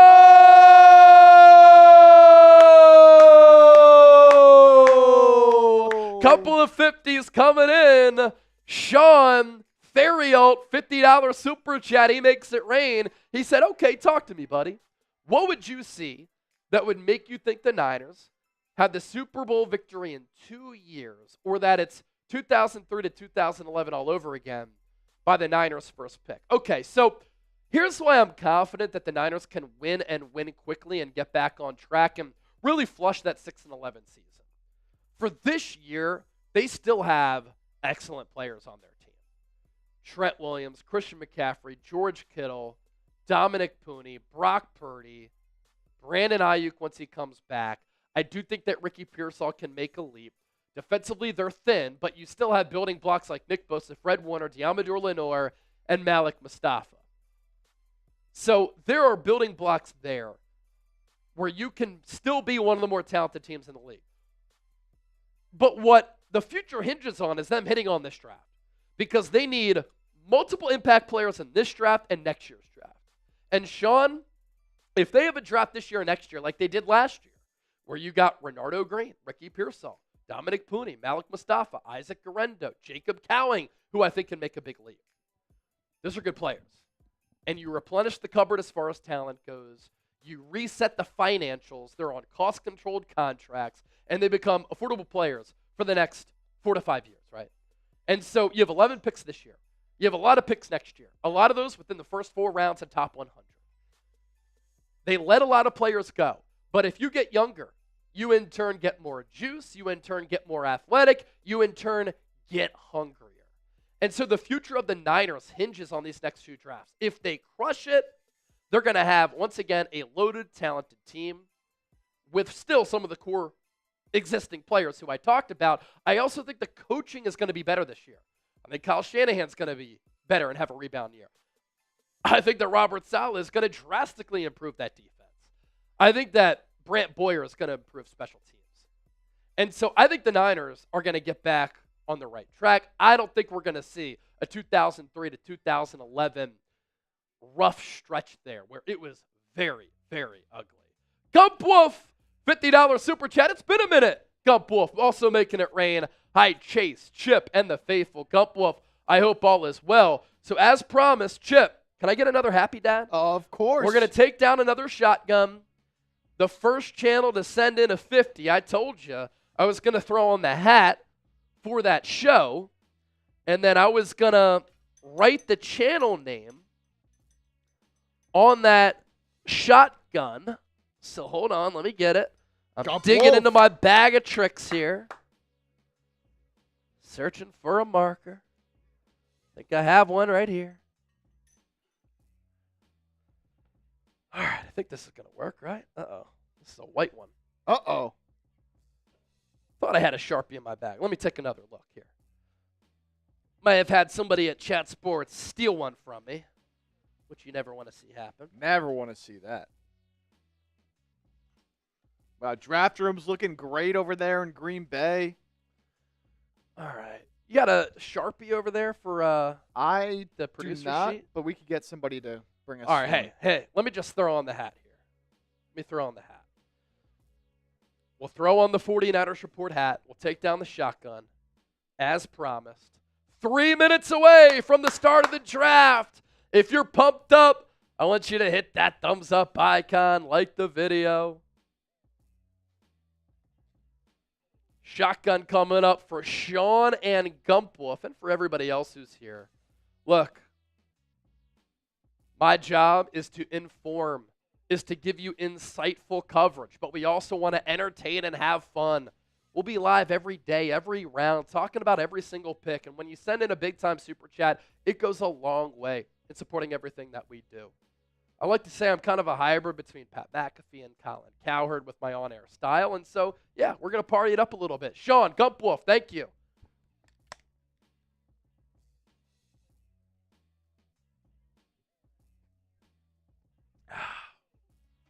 Let's go. And here you go, Sean and Gumpwolf.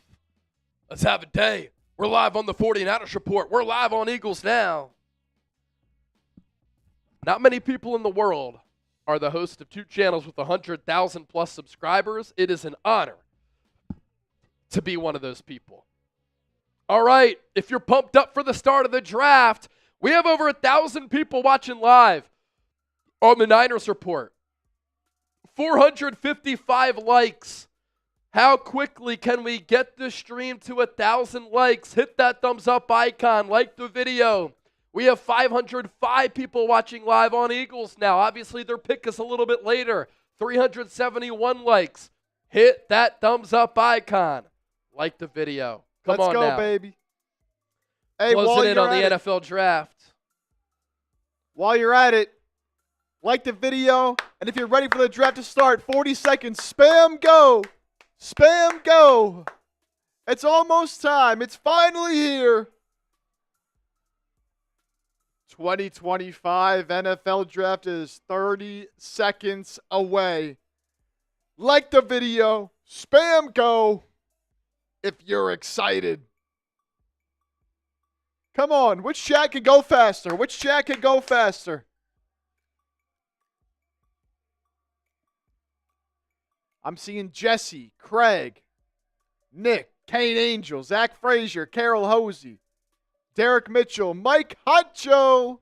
It's also pretty cool, too, because they call Lambeau Field the cathedral of NFL football. So much history in this part of the country as far as this beautiful game. And so I was at the NFL draft in Nashville back in 2019. I was talking about this earlier, but a lot of people weren't here yet. And what an experience it was to see fans from all different teams, all different cities, places around America and across the world come to one place to support their squad, showing off the power of the NFL. That's Nashville. That's a destination city, one of the fastest growing cities in America. Green Bay is not that. It is the smallest city for any professional sports team in North America. Yet there are more people here tonight for the draft than there are people who live in Green Bay, Wisconsin. How cool. Again, goes to show you the power of the NFL. All right. Our countdown to the first round clock is no longer on the screen. Our 2-hour pre-draft show, it's in the rear view. NFL draft is about to get underway. If you're ready for the draft to start, spam go right now. I'm going to get us started. I want everybody watching to spam go. Spam go. The NFL draft is about to ensue, and we're about to embark officially on all 7 rounds with round 1 starting tonight.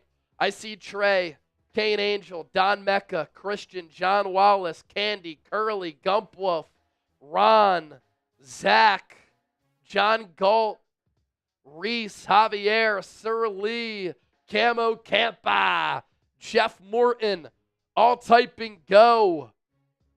Ladies and gentlemen, we're almost there. Niners pick at number 11. Eagles pick at 32. And in between that, 32 selections going to go down tonight for round 1.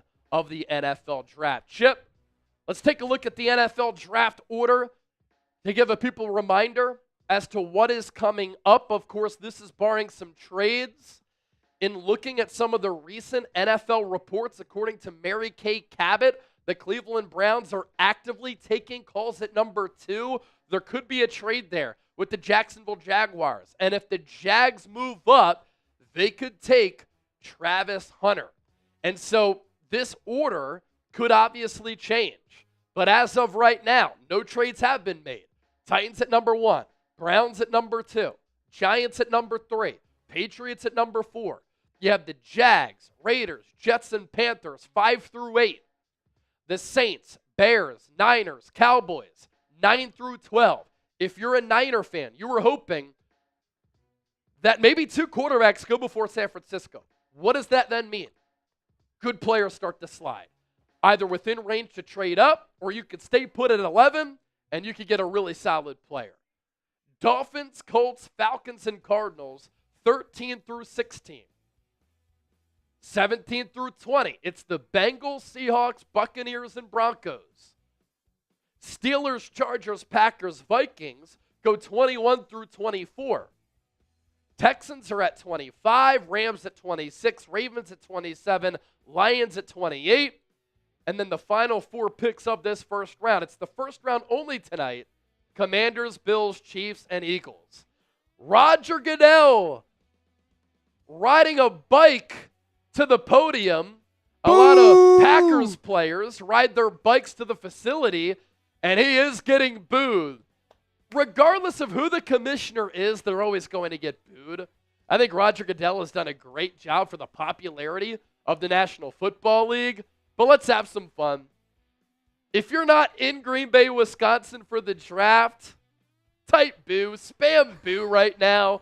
Lil Wayne, who is a diehard Packers fan, even though he grew up in the South Ward of New Orleans, is riding a bike, taking center stage. And so he gets a big round of applause, but type boo in the chat. I love the chat right now. To boo Roger Goodell. It's hilarious. See Clay Matthews up there. Clay Matthews is up there. James Jones is up there. I think that's Randall Cobb, who's a little bit slimmed down from his playing days.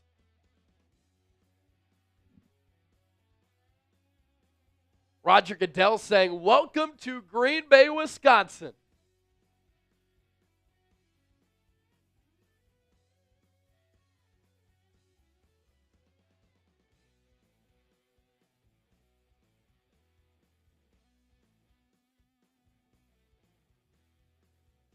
More than 125,000 people at the NFL draft tonight, according to Roger Goodell, and counting. That is more than the population of Green Bay, Wisconsin. There are also some fans at Lambeau Field.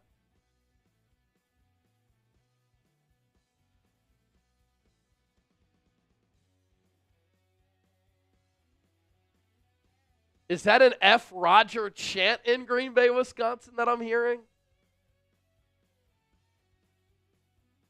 Type boo Roger in the chat. Hilarious. People are saying boo Lil Wayne. Dude, I'll tell you what. Late 2000s, early 2010s, when Lil Wayne was in his prime, you'd be hard-pressed to find any other rapper who had a better stretch with better songs, better lyrics, and better bangers than Weezy. He's still doing it. The Carter 6 coming out in June. Carter 6 coming out in June. I'm interested to see what that record is going to be. I honestly can't wait because I am a Lil Wayne truther.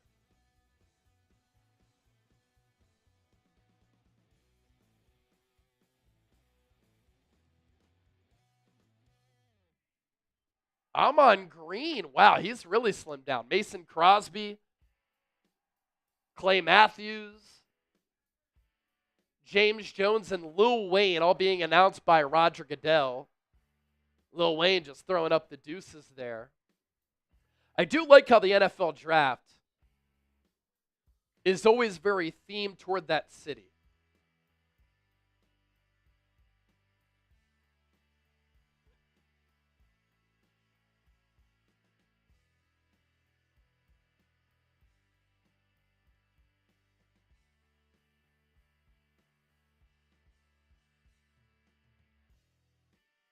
Oh, my gosh. That is incredible. So Clay Matthews takes the podium, and he says, President Donald Trump gave me a message to pass along to everybody, and he pulls out a piece of paper that reads, "The Bears still suck." Of course, the rivalry between the Packers and the Bears is very hostile. For the last couple of decades, it's been one-sided, with the Packers owning that rivalry, but that's going to get some people going. Roger Goodell saying it's time to get the show started. The 2025 NFL Draft is officially underway, and the Tennessee Titans are on the clock. Let's go. Now, the NFL has changed this. I think it used to be 15 minutes between picks. The NFL trimmed that down to 10 minutes between each selection. And so the clock is underway for Tennessee, and it's at 9:35 and ticking right now. Continue to lock in here with us because we will have these picks before they are announced on television. For the Titans being on the clock right now, they are in the rebuilding phase. They are without a quarterback.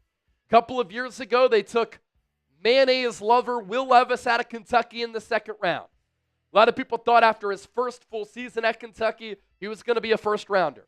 Goes back under Mark Stoops, struggled a little bit in that following year. And so he slid a bit in the draft.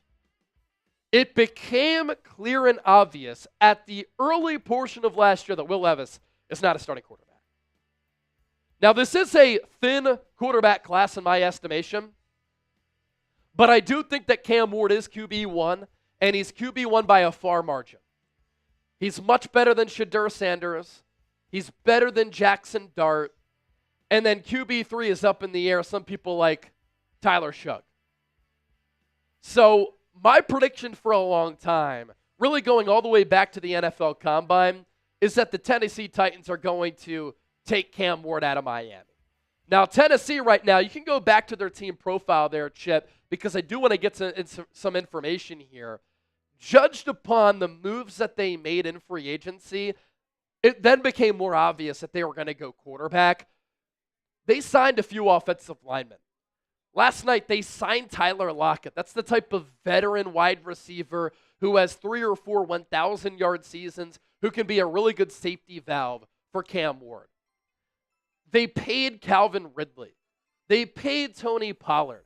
Their defense last year actually performed pretty well. And so Cam Ward makes sense from the need standpoint and how they've constructed that roster. Brian Callahan is also an offensive coach, and they were a competitive team last year despite being bad enough to get the number 1 pick. And so right now they're in a good spot. Although they fired their general manager in Rand Carthon, a little bit of a new regime there. They retained Callahan. They have $41.21 million in cap space. That's number 4 in the NFL. This offseason, they also added Van Jefferson, Dan Moore, Kevin Zietler, Cody Barton. Some of their losses, Harold Landry got paid by the New England Patriots. Mason Rudolph went back to Pittsburgh. Will Levis was so bad that Rudolph got some starts. And their biggest needs, of course, quarterback, wide receiver, edge, offensive guard. Their defense is in a good spot, led by the anchor of Jeffrey Simmons. As far as their draft profile goes, they, of course, had the number 1 pick. They have 8 total picks this year, only 2 inside the top 100. That isn't ideal for trying to build around Cam Ward. But all signs do point to Tennessee beginning a new era with Cam Ward at quarterback, who has a fascinating history. Went to Incarnate Word, went to Washington State, and then he transferred to Miami, where really the clutch gene, dropping his arm down to different angles, making plays out of structure, some really legendary comebacks, and overall darts and good production led to him picking up a lot of momentum to a point where a year ago, he probably would have been a late rounder. A year later, he's going to be the number 1 overall pick in the NFL draft. We'll probably be talking Cam Ward more here in just a moment. because I expect the Titans to take him. Let's get to your Super Chats, though. It's Just Jade with the $3 Super Chat, and It's Just Jade is a first-time Super Chatter. And then we have Carol Hosey with the $10 Super Chat. I have missed this so much. Love you, Chase. Love you, Chip. Carol, we love you. It's always fun going live for our watch parties. We bring people together of all walks of life. That's part of the beauty of sports. We did that during free agency. We're doing that during the draft, but these type of events definitely are fun. And so the best players available, according to our NFL draft expert, Tom Downey, also the host of the Cowboys Report, he has Travis Hunter as the number one player on the board. But why would you take a wide receiver or corner when you have massive needs elsewhere, like Cam Ward, who, speaking of Cam Ward, he's going to have some struggles from time to time, right?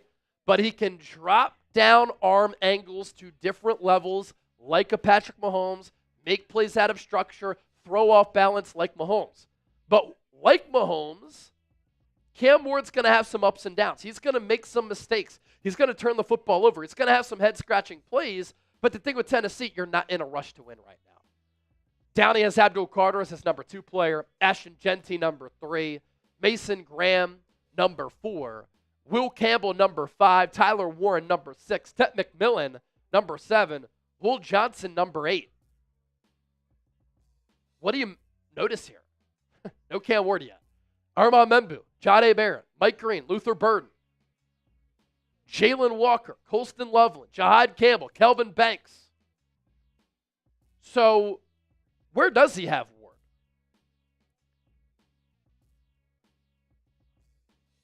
We don't actually go past 16. We don't go past 16. So not a top 16 player on Tom Downey's board. Again, I disagree with that. I respect Downey's draft analysis, but that's the point that a lot of people have made, right? This NFL draft class at the quarterback position specifically is extremely thin. Now, he does have him as the number 1 quarterback. And as I've mentioned a couple of times since we started this live show, we will have the picks before ESPN, NFL Network, or ABC does. With the number 1 overall pick in the 2025 NFL Draft, the Tennessee Titans are indeed selecting Cam Ward, quarterback out of Miami. This is a decision that I agree with. The Titans have a massive need at quarterback, and I really like Ward as a prospect. An absolute gamer, has the clutch gene. His teammates really like him, plays with swagger and confidence, really strong arm, and he has the ability improvisationally to make plays out of structure. Has the ability to really contort his arm at a couple of different levels. Has the strength to push the ball to all 3 levels of the field. Not really a true dual threat, but he does have some mobility. Sometimes he will hold on to the ball a little bit too long.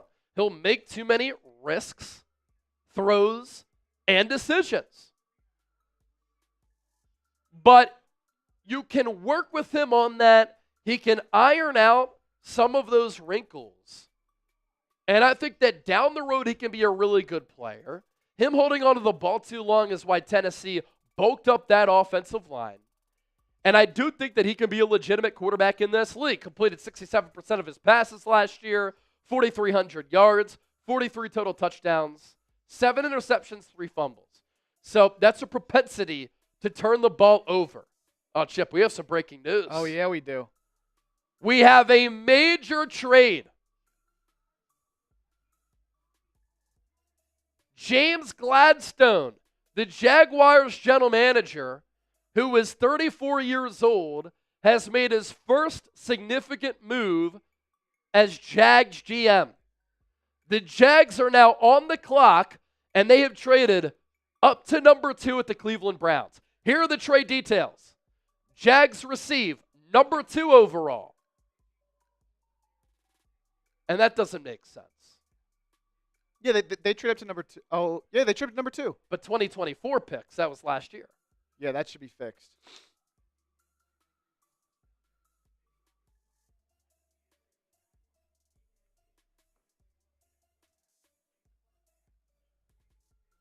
So let's see what the compensation is here.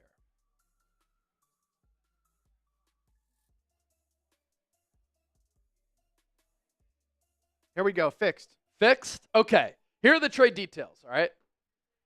Wow. So the Jags receive a first-round pick at number 2, a fourth-round pick this year at 104, a sixth-round pick at 200. The Browns move back from 2 to 5. They must have not been in love with Travis Hunter. They get second and fourth round picks, 36 and 126, and a 2026 first round pick. Wow. That is a blockbuster trade right there.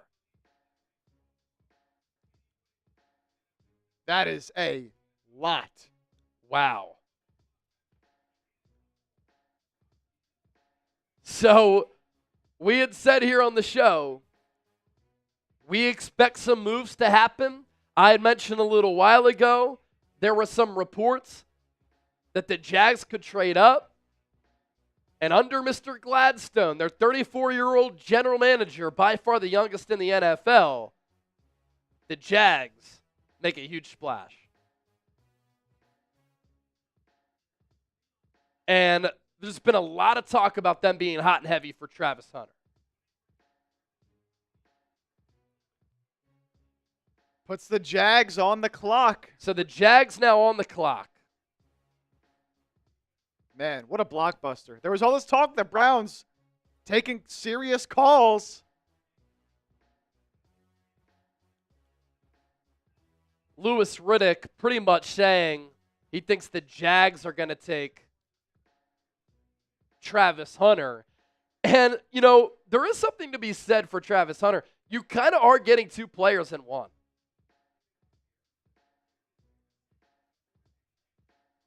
Wow, so they moved down just 3 spots, get 36, 126. And a first rounder next year. I kind of like it for Jacksonville or for Cleveland. I mean, if you're not in love with Travis Hunter or any players that you could get are 2, 3, or 4, why not trade back?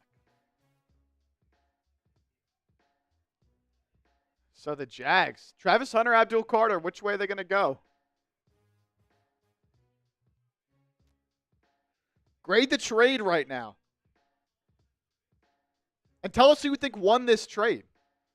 Yeah, grade the trade, A, B, C, D, or F. Let us know who won it.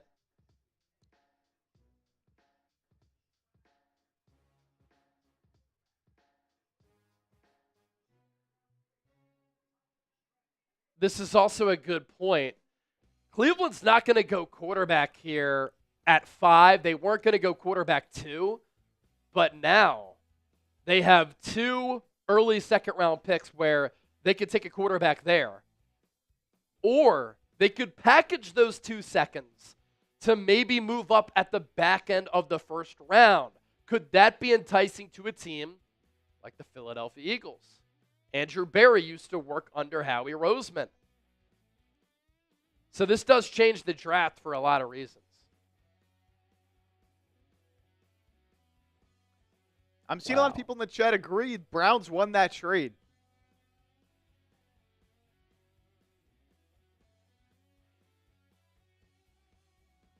And the pick is in. Pick is in. With the second overall pick after a blockbuster trade, the Jaguars move up in this Liam Cohen era, and they are taking Travis Hunter out of Colorado. I am fascinated to see what position the Jags list him as. He could play corner. He could play wide receiver. He could play both. What are the Jags' plans for Travis Hunter? I will say this. When we were at the NFL Combine, he was definitely bigger than I thought he was going to be. Only 21 years old, declared for the draft after being a junior, the former number 1 overall pick coming out of high school in Georgia, almost 6'1", 188 pounds.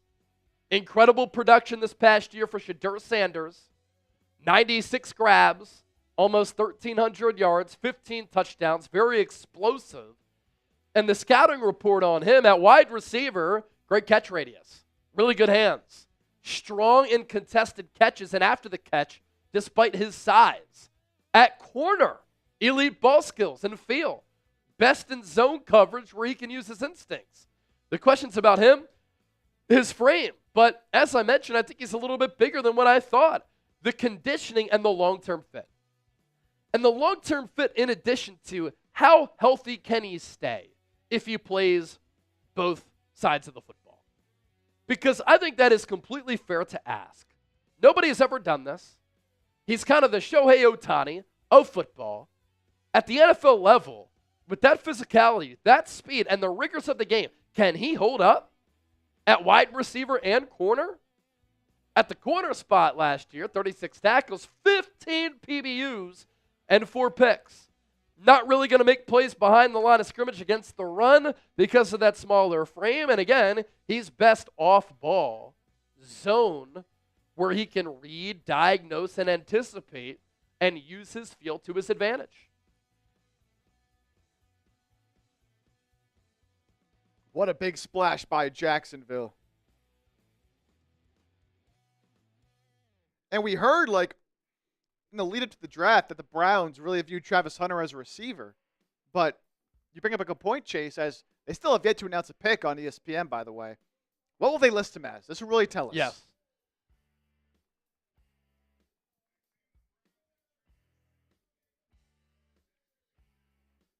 Let's see.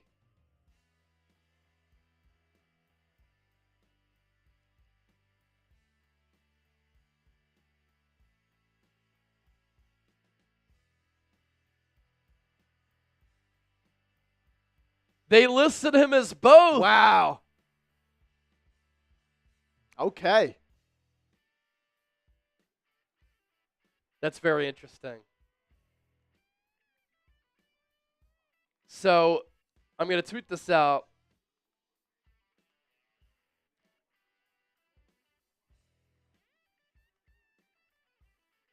They list him as both. Wow. Pretty incredible. And I think he's going to be the first player to really play both. You know, in obvious passing situations, he could be on the field as a corner, and then he can be a really legitimate weapon for Trevor Lawrence at wide receiver. They also have Brian Thomas, who last year as a rookie was really good.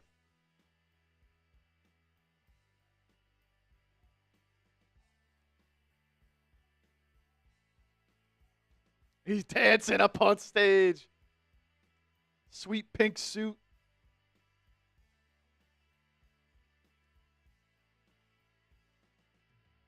Man, but a lot to give up if you're Jacksonville. But it's I guess, from their perspective, if you are getting a player you think can play full time both ways, then it's kind of worth it. Yeah. Because you're trading all that for essentially 2 elite players. A player who helps you on both sides of the football.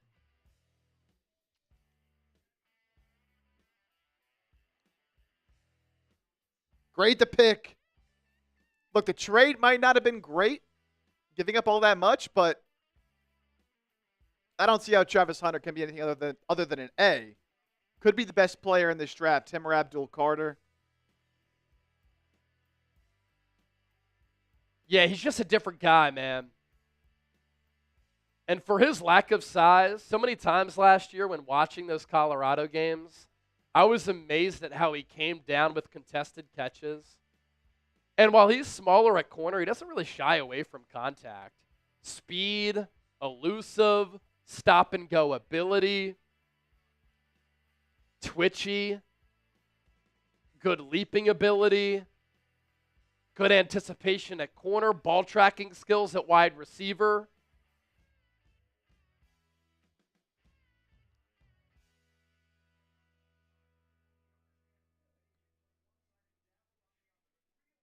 I'm just fascinated to see how much he plays on both sides of the ball.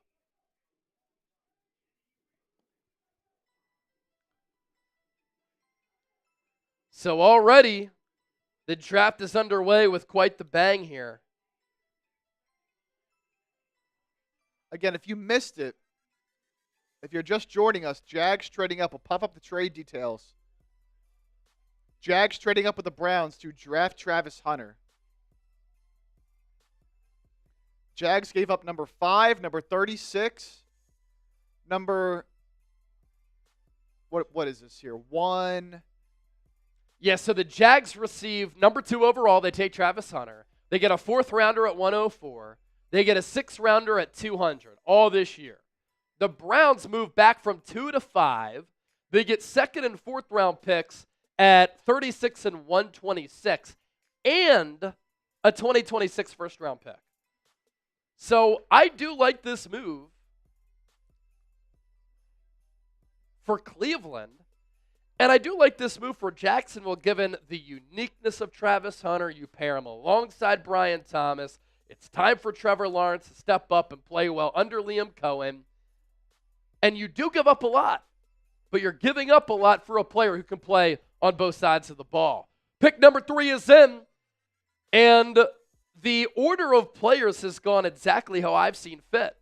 Cam Ward 1, Travis Hunter 2, it's just the Jags who traded up for him, and Abdul Carter, edge rusher out of Penn State, number 3 to the New York Giants. That is now a front for New York that features Brian Burns, Dexter Lawrence, Kayvon Thibodeau. Very talented in the trenches are the Giants now with the pickup and the drafting of the number 1 player on my draft board in Abdul Carter. Still only 21 years old, hails from Philadelphia, went to LaSalle High School, played at Penn State, 6'3", 3 1/4.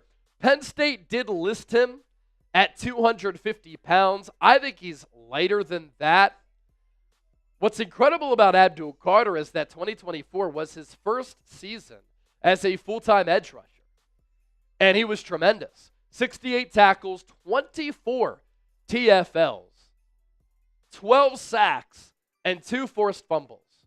We're talking about a very gifted pass rusher who has only begun to scratch the surface of his potential. I'm not just saying this because he went to Penn State and also wore number 11, the famed number 11 for that program. LeVar Arrington wore that number as well, but he really mimics the game of Micah Parsons. He's not the biggest or the strongest, but double-digit sack potential year in and year out. And I think that he could potentially add more bulk at the NFL level. And I've been critical of Joe Schoen, Giants general manager. I think at free agency they have clearly overpaid for a lot of players. They've been operating as a desperate organization. I like the approach here. Don't reach for a quarterback at number 3. Take a lesson from the Eagles inside your division who just won the Super Bowl. Get better at the line of scrimmage. They need to improve their offensive line, but their defensive line this year has the potential to be a top 5 overall defensive line. And we could take a look at the Abdul Carter numbers as well from this past season for Penn State. Loved how he played in the college football playoff. Highly impactful against Oregon in the Big Ten championship game. 68 tackles this season. Those 24 TFLs. 12 sacks. 66 pressures. And his Pro Football Focus numbers were also really, really good as far as pass rush win rate and just some of the in-depth PFF numbers. He had an overall grade of 91.3, a pass rush grade of 92.4, 350 pass rush snaps, 13 sacks per PFF. They don't count half sacks. 10 hits, 43 hurries, outside tackle, 627 snaps. He's going to primarily be used there, only off ball, on 92 snaps. His pass rush win rate, 22.6. Also, graded out pretty well against the run, 78.2. If there are concerns about Abdul Carter, it's probably the weight. But again, you can win with twitch, bend, size, explosiveness, and speed from that edge spot. And he plays big and physical for his size. And I want to note this again. This past year was his first full season as an edge rusher, excuse me. Prior to that, he was used as an off-ball linebacker, and he could drop back in coverage, and he can break up passes. He can cover a little bit, and so you can use him in a couple of different ways. I think his strengths, though, pin his ears back, let him get after the quarterback. So grade the pick here of Abdul Carter, A, B, C, D, or F.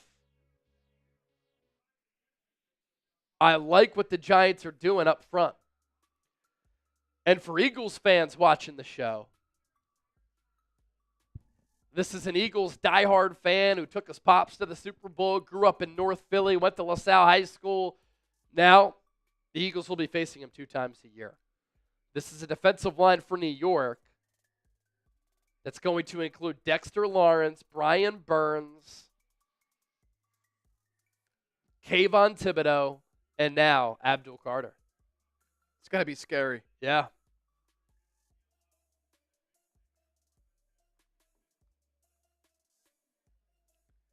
As Patriots on the clock, we already got their pick, baby. Pick already in for New England at number 4. We're flying through this thing right now.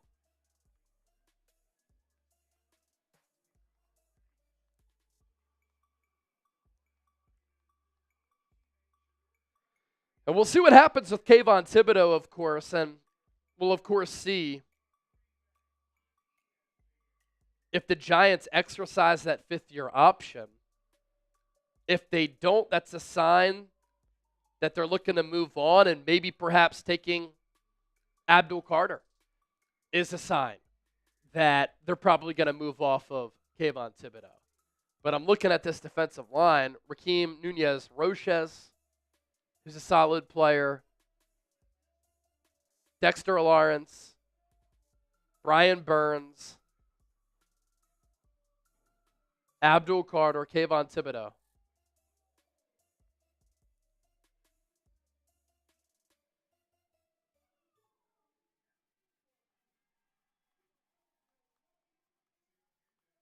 Do they try to move off now of Kayvon Thibodeau? Rumors they might try to use that to get back in the end of the first round. Try to draft a quarterback late. And I'm thinking, too, about Travis Hunter. How many better wide receiver duos in the NFL are there than Brian Burns and Travis Hunter? Maybe not that many. Now, John Middlecoff, former NFL scout, he tweeted this: shocking some teams stay bad. Easiest trade Cleveland will ever make. I agree from the Cleveland aspect of it. Cleveland's like, hold up. We're going to get another second rounder, additional draft picks, and a first next year to move from 2 to 5? Yeah, we'll take that. The pick is in at number 4, and I predicted how these top 4 picks are going to go. Cam Ward, Travis Hunter, Abdul Carter, now Will Campbell, offensive tackle out of LSU. Will Campbell's a quality athlete, solid footwork, and a very strong football IQ. Was really impressed by him during his interview at the NFL Combine. He's a physical player with really good push when he can land his hands. There are certainly arm length concerns which can lead to issues against power and speed, but clearly the Patriots don't think that's an issue. That is also something that Will Campbell talked about up front at the Combine. He said, I can make up for it with all of my skill. Sometimes it's hard to gauge how good an offensive lineman is with Pro Football Focus grades, but for Campbell, pretty good ones. Overall grade of 72.2, pass blocking grade of 80.6, run blocking grade of 69.7, 2 sacks allowed. They obviously want to protect Drake May and Will Campbell. I think can be a plug-and-play starter and a good scheme fit for what New England wants to do. And so the first 4 picks of the NFL draft are set. Cam Ward, Miami quarterback, to the Titans at number 1. Travis Hunter, number 2 overall after the Jags traded up. The Jags listing him, by the way, as a corner and wide receiver. Abdul Carter, edge rusher out of Penn State, to the Giants at number 3. He's my favorite player on this draft. So to get him at number 3, and you can still get a quarterback early in round 2, I like that for New York. And then Will Campbell, round 1, pick number 4 offensive tackle. Brings the Browns back up on the clock, and there's some reports even still from Diana Rossini that the Browns could trade down again. So we will see where the Browns go now at number 5.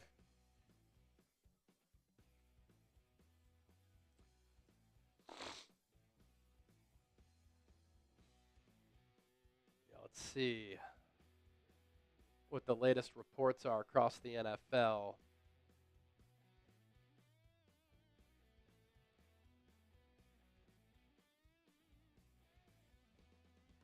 We're seeing that the pick is in for Cleveland at number 5, and this could surprise some people.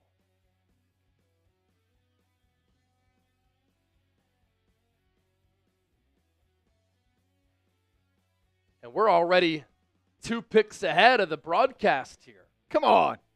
Because we are seeing that the Cleveland Browns are taking Michigan defensive tackle Mason Graham.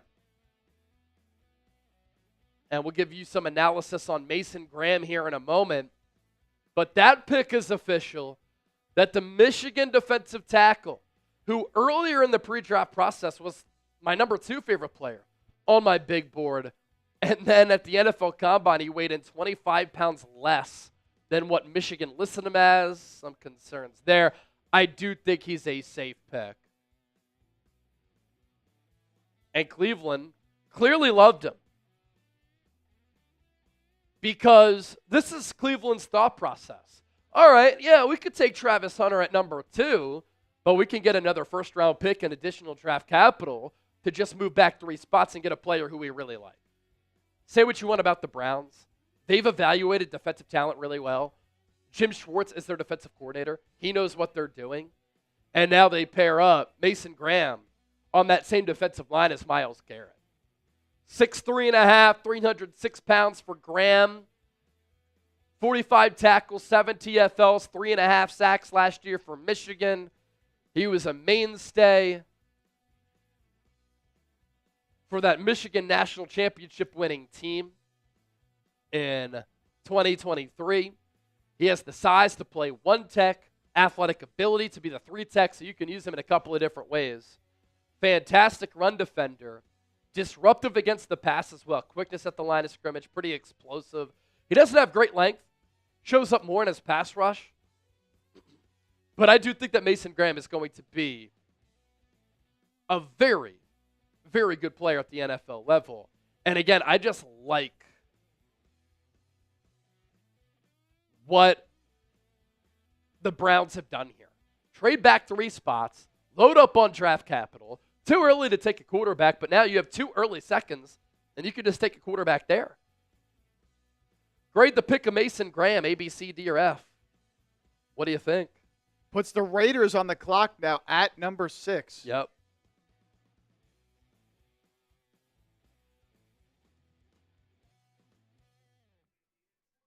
Yeah, I like that by the Browns. Trade down, still get one of the top players in this draft. Mason Graham, Myles Garrett on the defensive line. Leaves the Raiders with a decision. Do they go Ashton Genty? Do they go with an Armand Membu? Do they go defense?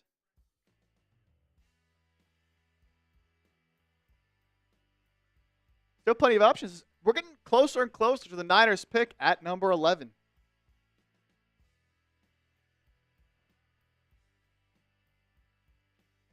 Picks coming up.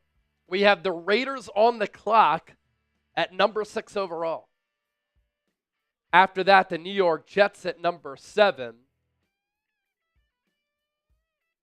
And breaking news, the Philadelphia Eagles did not trade A.J. Brown to the Patriots for pick number 4.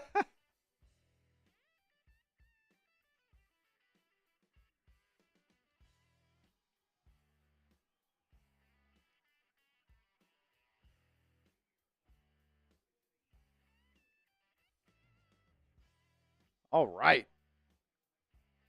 Who was 1, 2, 3, 4 just getting home from work? We can recap those top 4 picks after the Browns. Of course. If you're just joining the show, 1,600 people watching live on the Niners Report. Almost 700 people watching live on Philadelphia Eagles Now. For those of you just joining the show, you want to recap? Cam Ward, quarterback out of Miami to the Titans with the first overall pick. The Jags trade up to number 2 to take Travis Hunter. They listed him as a corner and wide receiver. Abdul Carter, edge rusher and Eagles fan, to the Giants at number 3. And then Will Campbell to the Patriots at number 4. Mason Graham, Cleveland Browns to 5 after that trade with Cleveland. And we can show those trade details once again because a lot of people probably don't know what happened. Wait, I thought the Browns were at number 2. This is quite the blockbuster and doozy of a trade. Jags receive number 2 overall, a 4th rounder, and a 6th rounder this year. The Browns move back from 2 to 5. They get number 36 in the 2nd, 126 in the 4th round, and a first-round pick next year. That is an easy trade for the Browns to make.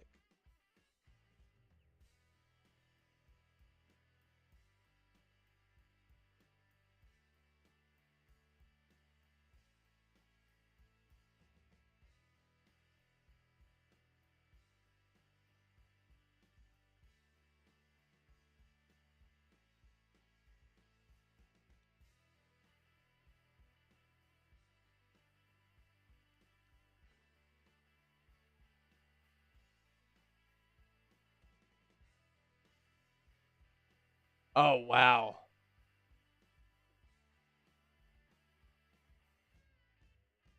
We have another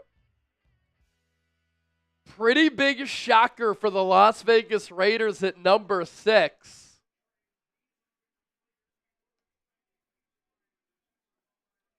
As the Las Vegas Raiders are taking Boise State running back Ashton Jeanty with the 6th overall pick. There was some talk that they were going to go Armand Membu or Kelvin Banks. Instead, they go running back. And I think there's something to be said here on a couple of different fronts. Taking a running back who's 5'8" from a small school at number 6, it's risky. At the same time, think about how the Raiders have operated this offseason under Pete Carroll, right? They traded for Geno Smith. That is a sign that they didn't love the quarterbacks in this draft, and they think that they can be competitive. So in taking Ashton Jeanty, the pick makes sense because you want your running backs' carries when they are drafted early to matter during their rookie contract. You want that player to be highly productive the first 4 or 5 years, and if you don't want to renew that running back contract after the rookie contract, that's fine. But if he's really good for you for 4 or 5 years, it's kind of worth it if you're a competitive team. And I think that's the thought process here with the Raiders going Ashton Jeanty. Now, I do have some concerns about the height, 5'8.5". Can he carry the workload of a number 1 back? He's 211 pounds. But my goodness, was he special last year. 374 carries, unbelievable workload. 2,601 yards. That is not a misprint. He had 29 touchdowns. He also has getaway speed, good balance, good patience. He's explosive. He can fit in any run scheme with that vision. Really elite contact balance and big playability. Against Penn State in the college football playoff, going up against a Penn State defense littered with pro prospects, with the Boise State offensive line that didn't have a lot of pro prospects, he still ran for over 100 yards. More yards after contact than any other player had total in 2024. And he still has room for growth in pass protection. But those numbers are jaw-dropping, and I don't care what school you're at. 374 carries, 2,601 yards, and 29 touchdowns with an average yards per carry of 7. This pick is interesting for Las Vegas because they clearly think that they can be semi-competitive, trading for Geno and taking a running back at number 6. So grade this pick, A, B, C, D, or F. What are your thoughts? Let me know down in the comments section. Next $50 super chat. I'm taking down another beer bong. We're hacking away at our beer boot here. Let's get it cracking, baby.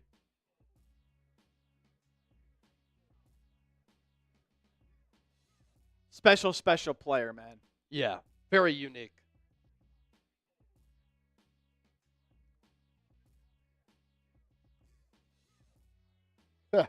Mojo, is he better than Shipley, though?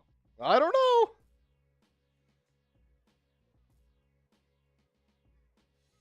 So if you're the Niners here coming up in a few picks, like Membu is still there. Could he fall? Now, does he get past the Jets? I don't know. Tyler Warren still there. Also an option for the Jets at number 7. Seeing a good amount of A's for this pick. Here's the thing, too. The Raiders badly needed some offensive skill talent.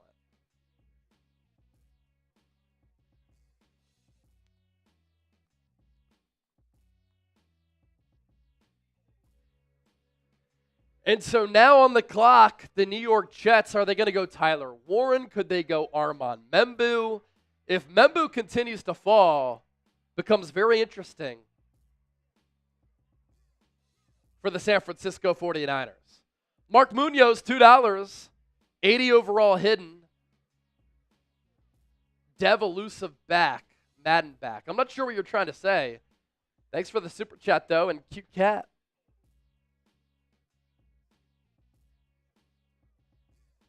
All right, so let's see. Best players still left.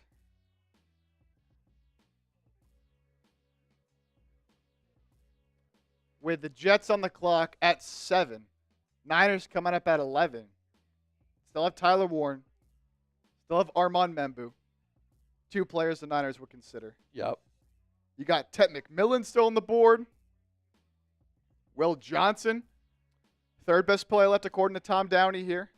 Pop yourself up, Chip. I'm going to run to use the bathroom so that Yeah. we're good for this Niners pick, especially if they decide to try to trade up. I think they're going to stick and pick, though.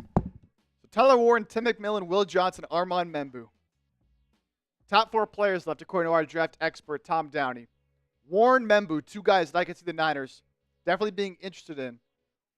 Up in, 7, 8, 9, 10, 11, 5 picks away. You got Jahdae Barron. Mike Green, another player I think the Niners would consider. Same with Jalen Walker there at number 8. Luther Burden, a guy that people have mixed opinions on, but I like quite a lot as well. I'm in agreement with Tom Downey there.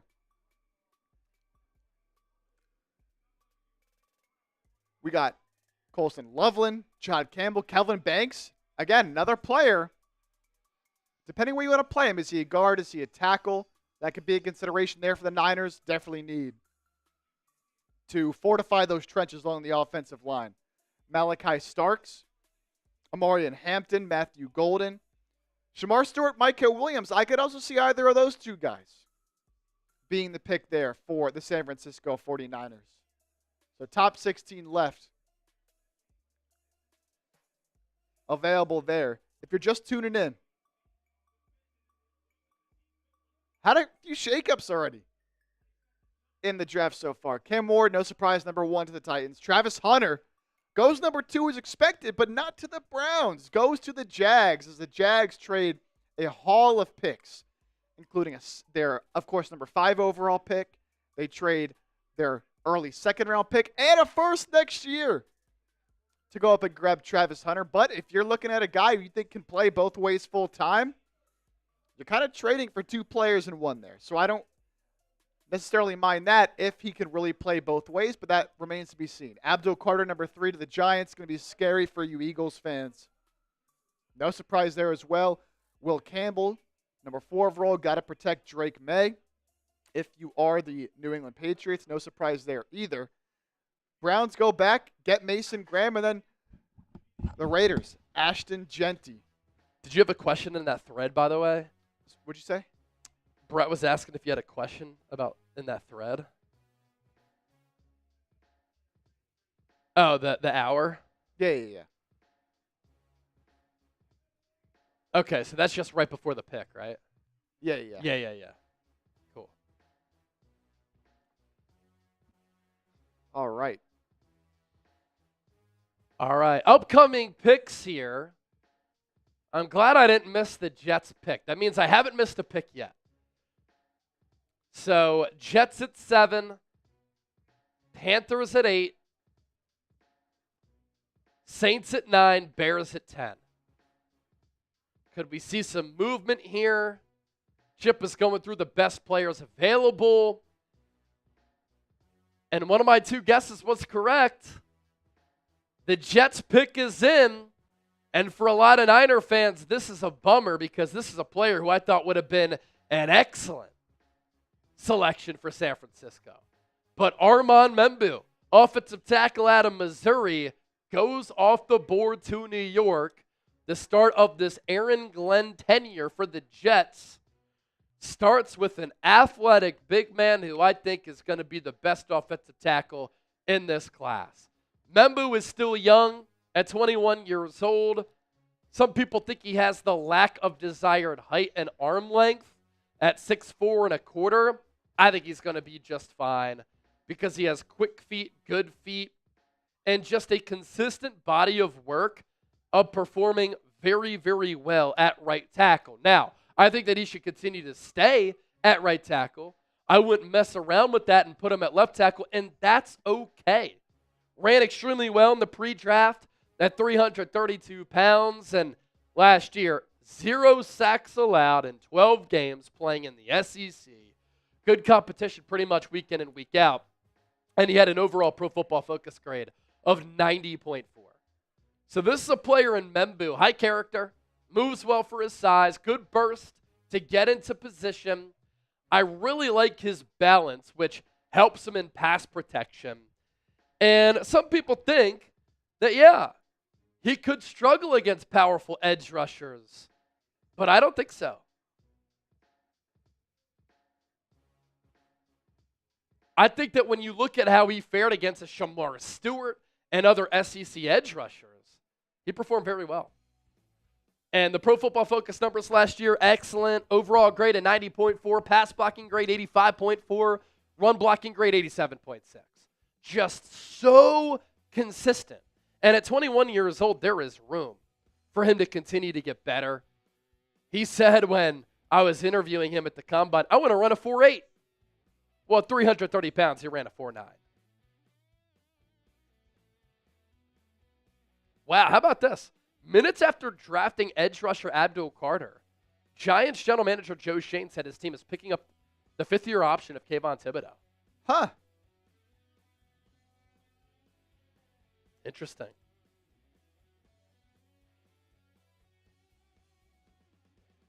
I can hear our Giants host pounding the table right now for Abdul Carter. You weren't lying about these testing numbers, Chase. No, Remember. I mean, just great testing numbers. You know, the vert of 34 inches at 331 pounds, the broad jump of nearly 10 feet, and then 31 reps on the bench press. Bummer for the Niners because Armand Membu is one of my favorite players for San Francisco.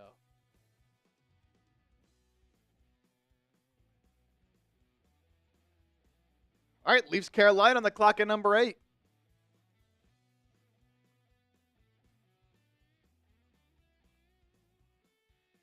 That's why you watch a show, man. Haven't even announced a pick yet for the Jets on ESPN. That's why you tune in, baby.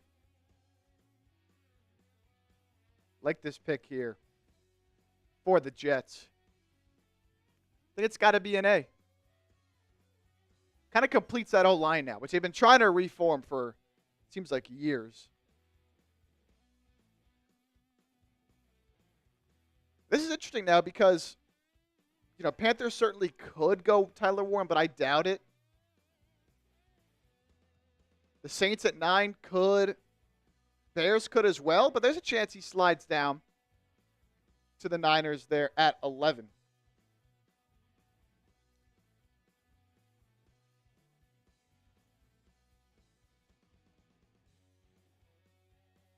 Tyler Warren would have been a really fun pick for the Jets at number 7. At number 8, is Jalen Walker going to go to the Panthers? I was also looking at the Panthers tight end depth chart, Jatavion Sanders, they took early last year. But could Tyler Warren make sense for Bryce Young?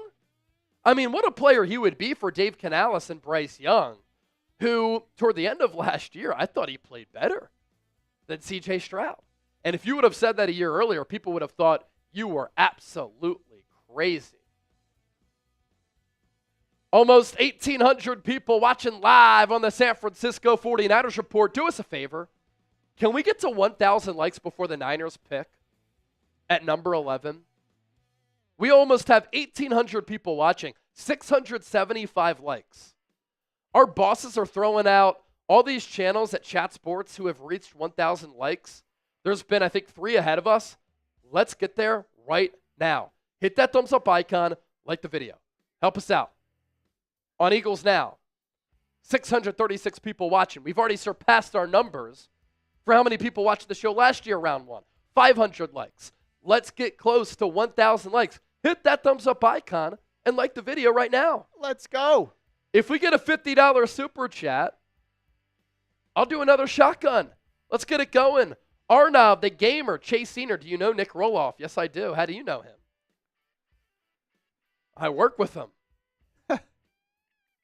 I'm going to send him a message with a screenshot of what you just sent.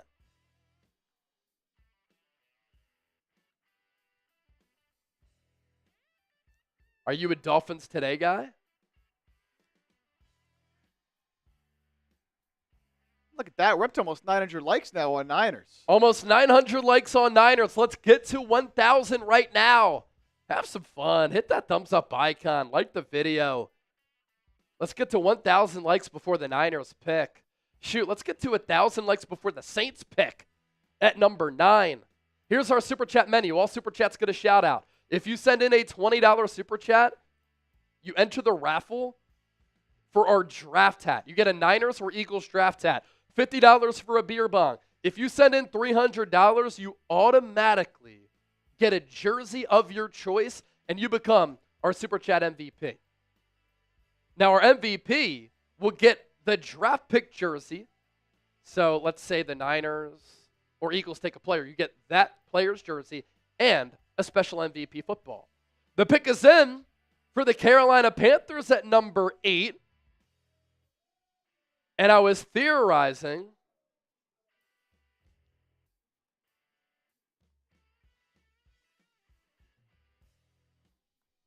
Tyler Warren may be going to Carolina. Instead, they get Bryce Young, a different weapon. And Tet McMillan, wide receiver out of Arizona, becomes Bryce Young's number 1. If Xavier Legette can put it together, a lot of drop issues, they have a solid ground game. You like the makings of what the Panthers have going on as far as their youth talent on the offensive side of the football. Tet McMillan, 22 years old, excellent size at 6'4" and an eighth, 213 pounds. Reminds me a lot of Drake London of the Atlanta Falcons, who I think is very underrated. Great production this past year for the Arizona Wildcats in the Big 12 as Arizona made that switch to the conference. 84 catches, 1,300 yards, 8 tutties, and does have a little bit of explosiveness to his game. That long touchdown of 78. Tet McMillan has a freaky combination of size and body control with contested highlight reel catches where he can go up and get it and snag those 50-50 balls and climbing the ladder. He can shift all over the formation, moves extremely well for his size. You want to line him up at X, outside boundary wide receiver, that's fine. You want to put him in the slot, he can win routes there. And he does certainly have room to improve as a route runner. He's going to have to focus on some of those nuanced things. But I like Tet McMillan going to the Panthers here at number 8. And I wonder if it alters New Orleans' approach at number 9 because they were said to be interested in Tet McMillan. Breaking news! We are now entering the Mando Hour, the next hour of our draft coverage, sponsored by Mando. Get $5 off on the starter pack by using the code CHAT at shopmando.com. the best full body deodorant on the market. They have deodorant sticks like this, spray deodorant, liquid deodorant. I'm very particular about the ingredients in my products, especially with deodorant, where you're putting it in very important places with a lot of lymph nodes. And Mando is aluminum free. You get 72-hour odor protection. That link is in the chat. $5 off the starter pack. And that's over 40% off when you use our code chat at shopmando.com. Feel good, smell good, odor protection, and a great product. We appreciate Mando for sponsoring the next hour of our draft coverage. All right, as we wait for the Saints pick, and we're well ahead of the broadcast here and have been all throughout the night, let's take a look at what's happened so far. In the first 4 picks, no surprises as far as the players. Now we had the Jags trade up to number 2 and the Browns trade back to number 5, but during our pre-draft pregame, we were talking about how that could happen. So I had Cam Ward, Travis Hunter, Abdul Carter, Will Campbell going in the first 4 picks. After that, I had said it too. I think this draft can get a little bit weird, wonky, and wild. Mason Graham went number 5. Early on in the pre-draft process, Abdul Carter, Mason Graham, Travis Hunter were my 3 favorite players in this draft. And so the Browns move back from 2 to 5. They get another second-round pick. They get a first rounder next year. They clearly really like Mason Graham, who's going to fit that division inside the AFC North and be on that defensive line under Jim Schwartz, flanking Myles Garrett. The Raiders, there was a lot of buzz about them going Ashton Jeanty with the 6th overall pick, and they go with the Boise State running back who ran for 2,600 yards. For me, the story there, the Raiders believe they can compete very quickly. Trading for Geno and paying him, taking Ashton Jeanty, are win-now moves, and the Raiders, they needed badly another playmaker on offense, and Ashton Jeanty can fit any scheme. The Jets go Armand Membu, my favorite offensive tackle in this class. And then the Panthers go Tet McMillan, wide receiver out of Arizona, at number 8, which leads us to the Panthers taking McMillan and the Saints being on the clock right now with the Bears on deck and the Niners in the hole. $20 super chat coming in from Justin Cloud on Eagles now. We're up to $558 in super chats, $442 on the Niners report.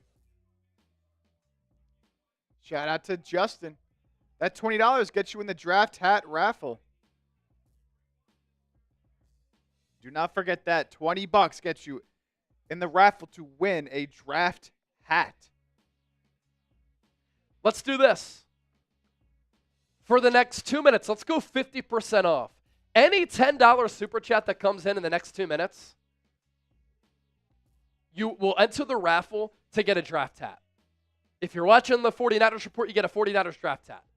The same hat that the Niners draftee will be wearing. If you're watching on Eagles, an Eagles draft hat.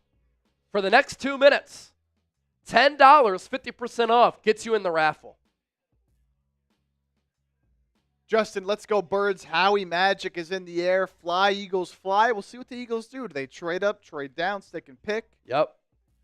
Howie's always got something up his sleeve there.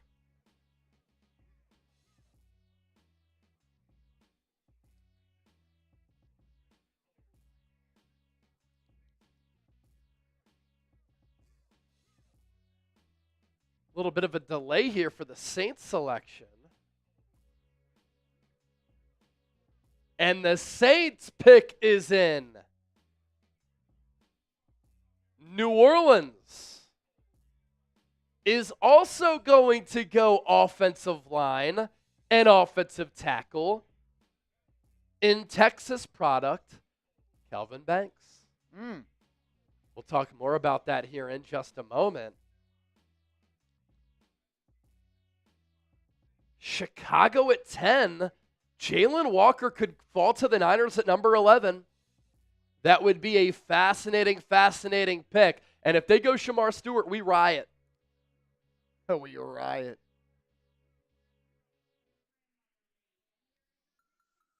Here we are. Pick is in. $10 super chat also coming in on the Niners Report. We had a couple of $10 super chats come in. You love to see it. That's $10 to enter the raffle on Eagles Now. $10 to enter the raffle. In the meantime, let's talk about this selection here. With the 9th overall pick, the New Orleans Saints are bulking up their offensive line in taking Kelvin Banks. Now, we'll see what the Saints list him as. Is he a guard? Is he an offensive tackle? I imagine when they're taking a player this early, they're going to list Kelvin Banks as an offensive tackle. Very experienced, playing for Texas, played elite competition against some phenomenal defensive players, played in a lot of monster games given all the success that Texas has had, and he was consistently available, played a lot, and played very well. Now, he has very good size at 6'5 and an eighth, 315 pounds, only 1 sack allowed of Quinn Ewers and Arch Manning in 2024, 86 Pro Football Focus overall grade, 3-year starter who was rarely beaten in pass protection last year, an excellent athlete who also has strong footwork. I'm concerned because Kelvin Banks, for that size, was on the ground too often. Not always a great mauler either for how big he is. Very high character guy. When people at Texas were asked about him, they said, model yourself and your work ethic after Kelvin Banks. But with Banks, yeah, on the ground a little bit too much. Sometimes lacks that physicality, and that can show up. Sustaining blocks in the run game. But when he does get out in space, he is very comfortable. Graded out very well with the Pro Football Focus grades. Overall grade of 86, pass blocking grade of 89.8, run blocking grade of 81, and only gave up 1 sack allowed. And so the Saints at number 9 go Kelvin Banks, and that's 3 offensive tackles already gone. Will Campbell, Armand Membu, and Kelvin Banks. Now, as I mentioned a little while ago, we were talking about how this is the Mando Hour, our draft coverage powered by Mando.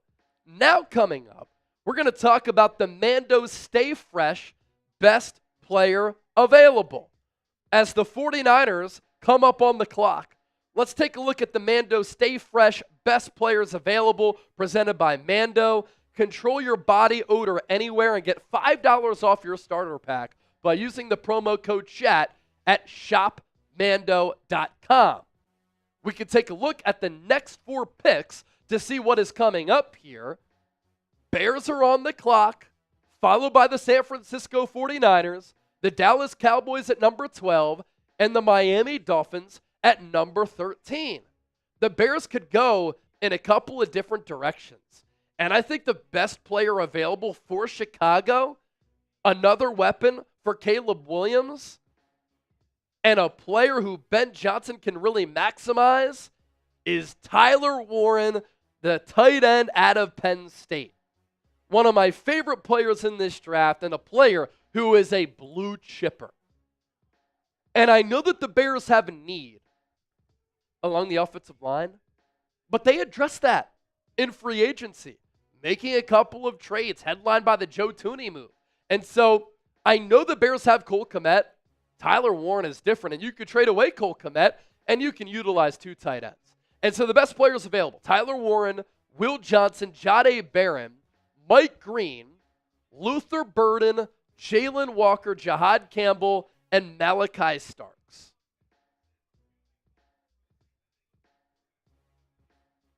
That right there, the Mando Stay Fresh Best Player Available. Go Mando and smell better naked. You could use Mando everywhere. Armpits, your ball sack if you're chafing, your feet, whatever.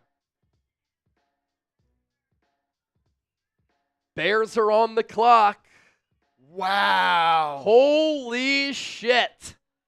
We have a huge, massive shocker. The Chicago Bears are drafting a tight end, but they are not taking Tyler Warren.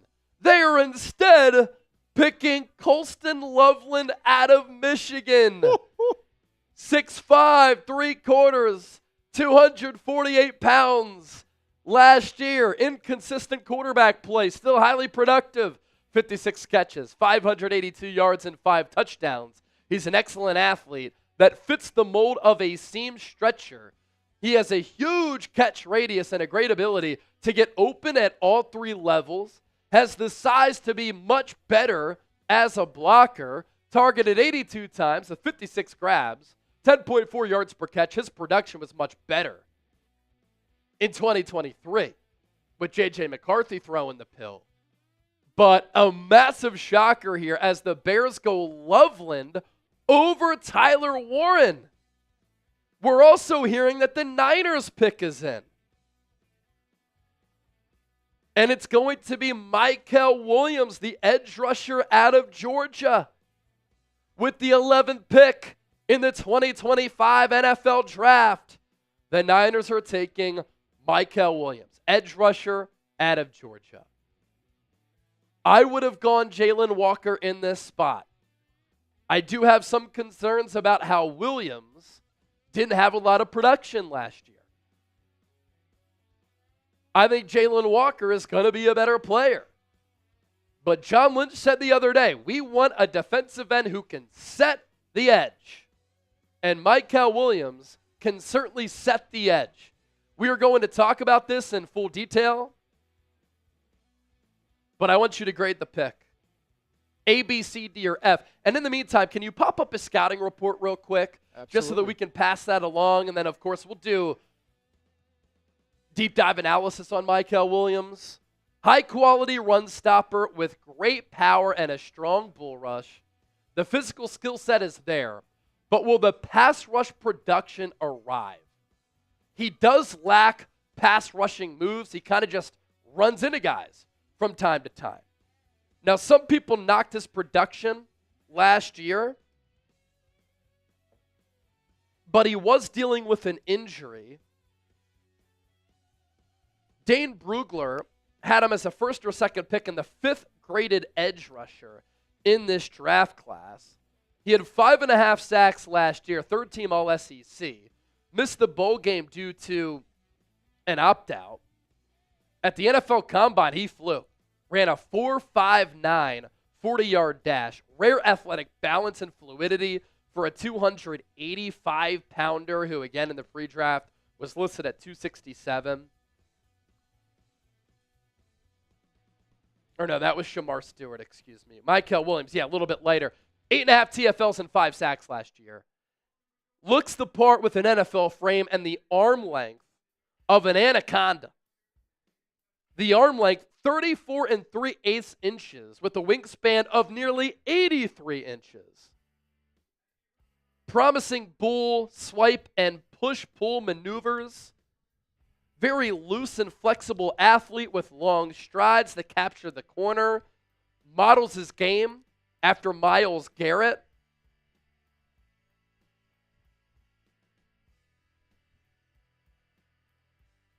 And the Niners go Mykel Williams.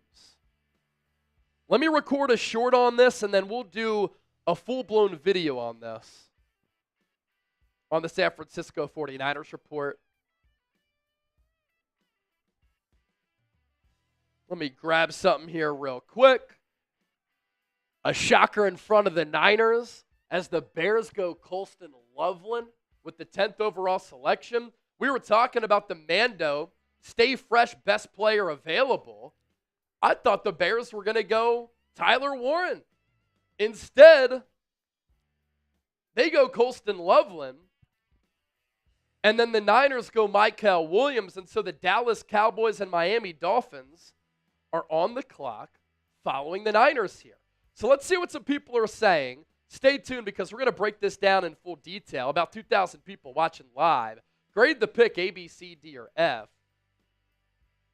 And we can change the poll question as well.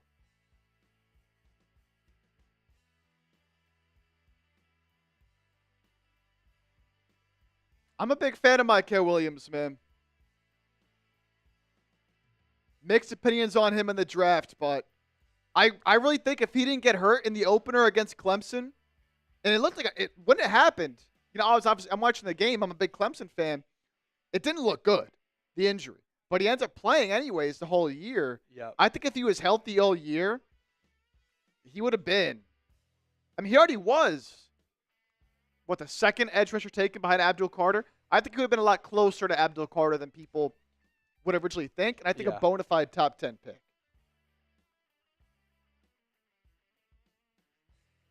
So I really like this pick for the 49ers. I'm seeing a lot of Fs in the chat right now, which is crazy to me. A lot of people upset. And I'm sure people might have wanted Tyler Warren. So disappointed, need O-line help. But we already saw Will Campbell, Armand Membu, and Kelvin Banks all go off the borderline the O-line. So could you have gone Gray Zabel? Maybe. But I think Mikael Williams is a better football player. Now, you could have gone Jalen Walker. But here's the thing with Jalen Walker. I think he fits better in a 3-4 scheme. Yeah. I also think that he could play off-ball or edge. You're getting a more true edge rusher here. Like, if you're drafting Jalen Walker, you got to have a real plan to use him. And I do think he fits best in the 3-4. Niners obviously run that 4-3. Yeah. All right, let's dive deep into the selection of Mikael Williams, the edge rusher out of Georgia here. Again, I would have gone with his teammate, Jalen Walker. I'm a huge fan of his positional versatility, but Mikael Williams does fit what the Niners look for in defensive ends, and they get a player along that defensive line. We know they have multiple needs along that defensive line, and Mikael Williams can be on the other side of Nick Bosa. So let's discuss it here live on the show. You're watching the 49ers Report. Let's talk about this selection of Mikael Williams to San Francisco, a player who is also young, not even 21 years old, 6'5", 267, was dealing for a lot of the year with a left ankle injury that may have impacted some of his production. But let's get into it right now. All right, welcome into the show. You're watching the San Francisco 49ers Report. Chase Senior here with you, and the Niners pick with the 11th overall selection in the 2025 NFL Draft is in. And the Niners are taking edge rusher out of Georgia, Mikael Williams. This is an interesting pick for a couple of reasons, and in the lead up to the draft, I had said, I think Mikael Williams is one of the 6 players who San Francisco could draft, especially given what general manager John Lynch said the other day. They wanted a defensive end who could set the edge, who could get to the quarterback, collapse the pocket, and be good against the run. And Mikael Williams has that potential, has that ability, and has that arsenal to his game.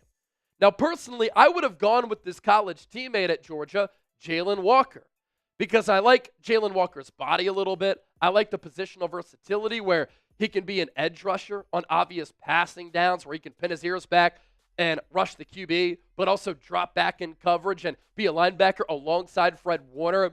But the Niners didn't go with the tweener in Jalen Walker. They go with a pure edge rusher here in Mikael Williams, who has a ton of potential to succeed at the NFL level. He's only 20 years old. The amount of Georgia players who have gotten drafted highly over the last few years has been aplenty, and they've ended up being really good pro players. And Williams can continue to turn into an excellent player over time. He definitely needs to refine his pass rushing moves and add some pass rushing moves to his arsenal. But the size, speed dynamic is really fascinating. 6'5" and an eighth, 267 pounds. One of the concerns that a lot of people have, the lack of production last year at Georgia. He only had 5 sacks, but it's really important to note that all throughout the 2024 campaign, he was dealing with a left ankle injury, which hindered him. The scouting report on Williams, when you watch him, he can certainly make some wow plays. And he is insanely long. High-quality run stopper with great power and a strong bull rush. The physical skill set is certainly there. But will the pass rush production arrive? He does lack those aforementioned pass rushing moves, and at times, he can run into guys. So it's going to be very important for Robert Saleh and Chris Kocurek to develop Michael Williams. Get him in the lab. And it's going to be important for Nick Bosa to aid the development of Michael Williams as well. And I know that Chris Kocurek has come under fire from some people who cover the Niners and some broadcasters out there and fans who have said, what has Chris Kocurek done? He hasn't been able to do a lot with the likes of Drake Jackson and others. But how about how he's been able to maximize players like Charles Omenihu and Arden Key and Nick Bosa and Jordan Willis and and Cleveland Ferrell. Like, Chris Kocurek is one of the top defensive line coaches in the National Football League. And I imagine he's very excited to get his hands on a player like Michael Williams. As far as that pass rushing productivity, you wonder that a player who's 6'5", 260, with huge hands, long arms at 34 3/8 inches, and a wingspan of 82 7/8, who at his pro day ran a 4.77 at nearly 270 pounds, and obviously the weight always changes between the combine and the pro day, only had 4.5 sacks in year 1, 4.5 sacks in year 2, and 5 sacks in year 3. So this is a little bit of a projection for San Francisco. They have missed on a lot of defensive linemen in the first round under John Lynch and Kyle Shanahan, but you can certainly see why they're making this pick. Because Michael Williams looks the part, has an NFL frame, arms of an anaconda. He uses that crazy length and raw strength to jar blockers and force through bodies. At the beginning of his NFL career, I think he's going to be able to win with the bull rush, but he's going to have to add some refined pass rushing moves because NFL offensive tackles are going to catch wind of that. He does have that promising bull rush. I like the swipe and the push-pull type of moves that he has. He is a violent player who, if you put a tight end up against him, he's going to run right through him. He's also a very loose, flexible athlete with really long strides to capture the corner. A lot of people will like this. He models his game after Myles Garrett, who's one of the top defensive ends in the history of football. He can close fast on the quarterback, especially when he has an open lane. And you think about this Niners defensive scheme, they run that wide 9. And so if Michael Williams has some time to pick up steam and momentum and has that open lane, he's going to be able to use his power, his size, and his speed to win as a young player in this league. He served as a team captain for 4 games in 2024. Very strong character feedback from his head coach in Kirby Smart, who said he's very versatile for us in terms of what he does on the field, but there is no greater value than what he does in the locker room. He's a great leader for us. And the Niners, of course, value players who are good leaders and can fit in that locker room. And in watching Michael Williams get selected, you can just see the size that he's going to be able to bring to Robert Saleh's defense. And I imagine, of course, Chris Kocurek had saying this, Robert Saleh had saying this, and that's what you give the leeway to Robert Saleh 2-4 because he's one of the top defensive minds in all of football. So grade this pick of Michael Williams to the Niners at number 11, A, B, C, D, or F. Let me know what you're thinking about this down in the comment section right now. Our sponsor for this selection for San Francisco, our friends at Mando. You can get $5 off the starter pack by using the code CHAT at shopmando.com. Full body deodorant where you get 72-hour odor protection. And what I love about it, especially after the passing of my mom due to cancer, I'm very specific about ingredients. It is aluminum free, which I think is absolutely awesome. Spring is in the air. The weather is warming up. I can't wait to get some runs in outside, go on some hikes, hang out by the pool, do some paddleboarding around some lakes, and have some summer beers. Go golfing. Enjoy the beautiful weather. So I'm looking forward to it even more because I've started using Mando whole body deodorant. Unlike other deodorants I've tried, it can actually handle anything. safe to use anywhere on your body, your pits, balls, thighs, belly buttons, butt cracks, and feet. It was created by a doctor who saw firsthand how normal BO was being misdiagnosed and mistreated, clinically proven to block odor all day and control odor for up to 72 hours. Mando deodorant product options. They have everything. Solid deodorant stick, formulated and powered by mandelic acid to stop odor before it starts. They have spray deodorant, which is aluminum-free, ideal for hard-to-reach places, clinically proven to control that body odor. And 12 hours after a shower, the average man's grundle odor level was a 5 out of 10 before Mando. With Mando, it's a 0 out of 10. So if you want to try America's #1 whole-body deodorant formula right now, you can find it at Walmart, Target, and other retailers. But here's the deal. If you use the code CHAT, you get $5 off the starter pack with our exclusive code. That equates up to 40% off at shopmando.com. SHOPMANDO.com. Please support our show. Tell them that Chat Sports sent you. Stay fresher, stay drier, and boost your confidence from head to toe with Mando today. Just some more thoughts on Mykel Williams here. As far as his weaknesses, sometimes he doesn't have a consistent pass rush plan or arsenal to get to those secondary and third moves. Here's what the Athletic Stain Brugler said about Mykel Williams. More toolsy than nuanced and needs to develop a more unified pass rush plan. The individual traits, length, strength, explosiveness, promising toughness, and football character, however, are reasons to bet on his upside. Similar in ways, interestingly enough, to Jason Pierre-Paul. He projects as an NFL starter at that edge spot.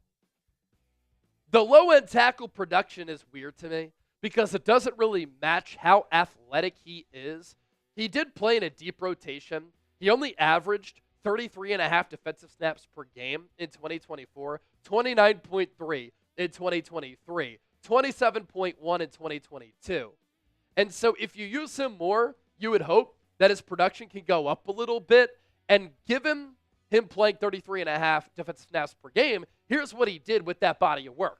21 tackles, 9 TFLs, 5 sacks, and 26 pressures. He was a 2-year starter at Georgia who played that jack edge rusher spot in Kirby Smart's scheme. Now, Brugler did have him as a first or second round pick and the 21st overall player on his board. But with those traits at number 11, sometimes you do take chances on players who are freakishly athletic. And one of the points of this show, the Niners defensive line. It is not good. They need to bring in players, talent, and improve the trenches up front. If this is their starting defensive line week 1, it's a bottom 5 unit in the NFL. And so Mykel Williams will have a realistic chance to start opposite of Nick Bosa, ahead of Yetur Gross-Matos and Sam Okuanu. Elsewhere on that defensive line, you have Evan Anderson, Jordan Elliott, and the former Defensive Player of the Year in Nick Bosa. That defensive line is not going to cut it throughout the rigors of an entire NFL season.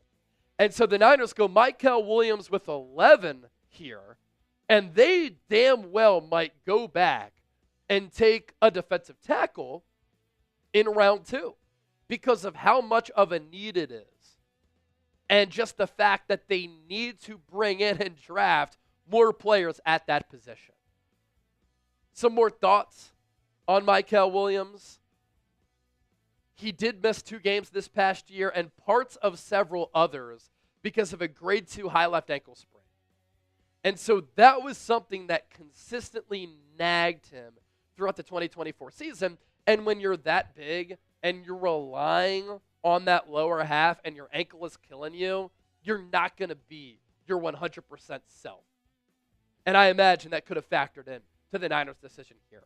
So how are we feeling here, ladies and gentlemen? Your one-word reaction to the Niners drafting Mykel Williams. I'm really not all that surprised. For me, potential comes to mind. Projection comes to mind. Let me know down in the chat. And at the end of round 1, be on the lookout because I'll give you my Niners draft grades right here on the San Francisco 49ers Report. Don't forget to subscribe. Well, the Dallas Cowboys surprised a lot of people, as they always do. They took Alabama offensive lineman Tyler Booker at number 12. And we'll run through the draft order and what we missed here in just a moment. Let's see. Some of those one words, disappointed, pissed, injuries, very good one word there. Yep. Waste? Woo!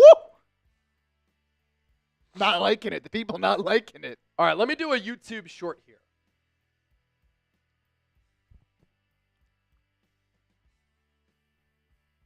We're live on the 49ers Report, so come join us on YouTube. But the Niners just made their pick at number 11 overall, and they took Georgia edge rusher Mykel Williams. And throughout this week, especially with what John Lynch said about what the Niners look for in an edge, he became a player who I thought was a real possibility to the Niners at this juncture of the draft. And Lynch said, we want a defensive end who can set the edge and be good against the run.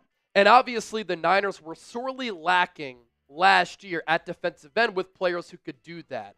Now, Mykel Williams is a little bit of a projection to play opposite of Nick Bosa. The athleticism is certainly there. He has unbelievable size. At his pro day, he measured in at 6'5", 267 with a wingspan of nearly 83 inches, and he ran a 4.77 40-yard dash. So he looks the part. He can win with the bull rush, and he's very powerful. Lack of production last year with only 5 sacks, but it did have to deal with an ankle injury.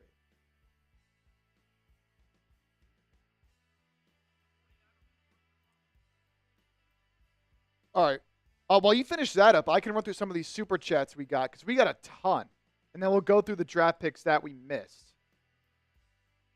while we were. Yeah, all those $10 super chats, too, by the way, they're going to be entered into our raffle for the draft hat. Yep. So we got a ton on Niners here. Porter Almaroth, $10 super chat. The first one to get in on the deal says, give me that hat.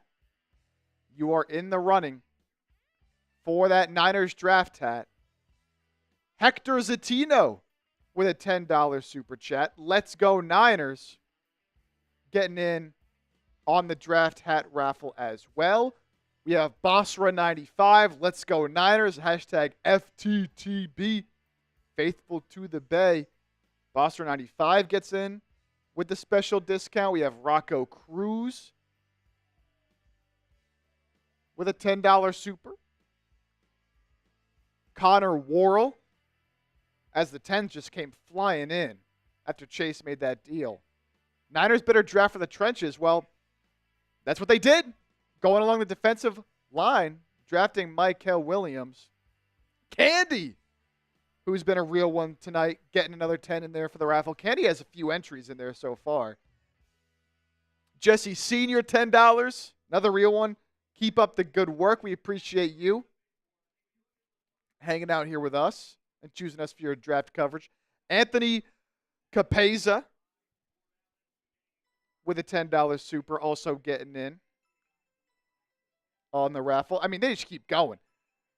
Isidore P. Cruz Jr., another 10. So we're going to have a huge raffle here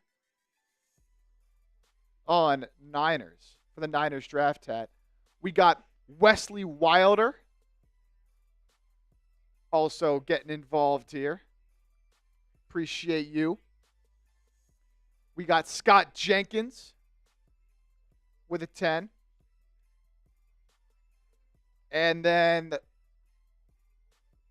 Boxing Fan times 4, $2. It should have been Jalen Walker. Yeah, I would have gone Jalen Walker. Yep. I would have gone Jalen Walker. Now, we did get a couple super chats on Eagles as well. Peter Thurmond, absolute real one, sends in the 20 to get into the hat raffle on Eagles. Again, $20 super chat. You get in the raffle to win a draft hat, either Eagles or Niners. We'll have one winner on each channel. Peter Thurman, a real one. You see him in the profile picture right there, rocking the real one shirt. That is so dope. Peter Thurman is a real one here. And then we had, I believe, our biggest super chat of the night up to this point. We had a 100 earlier from Candy. And we had some 50s and a 105 from Elijah earlier. Oh!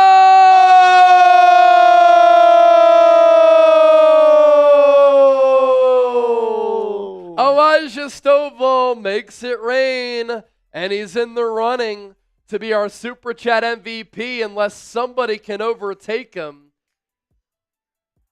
And I think we sent Elijah that blanket potentially. If not, it looks awesome. Fun fact, Cooper DeJean has more touchdowns in the Super Bowl than the Cowboys have had in the last 20-plus years. You know what's crazy, Elijah? It's almost 30 years. Thank you so much for that 150.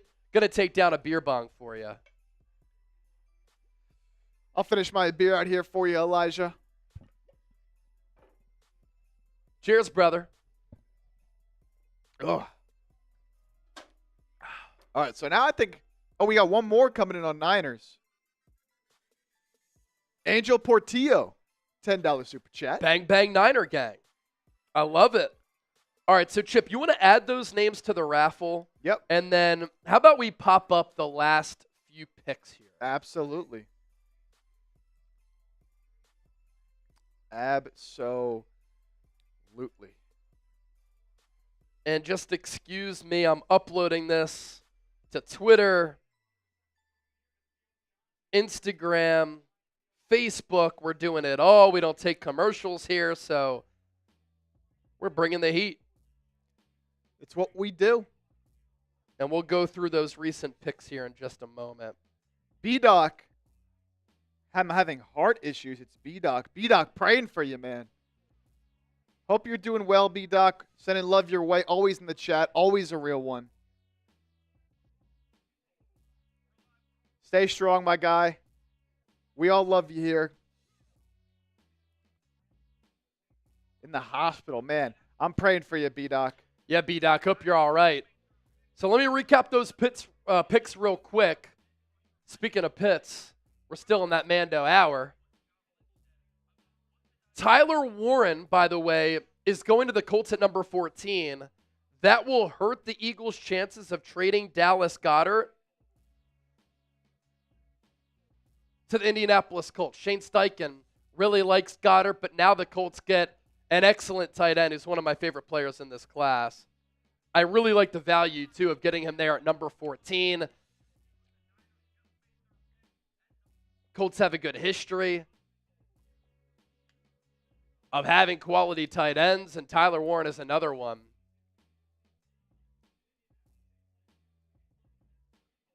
About to put this on YouTube Shorts here, and then we'll go through these recent picks. Man, some people thought the Colts might have to trade up to get someone like Warren, but he falls. Still crazy. I know we didn't get a lot of time to talk about it because the Niners pick came in right after the Bears took Colston Loveland. But I didn't hear, I knew a lot of people. There was a lot of draft analysts out there that were very high on Colston Loveland. I don't think I saw anybody saying that Loveland should go before Tyler Warren. Yeah, there were some people who had that opinion. I definitely think that's like Ben Johnson base, too.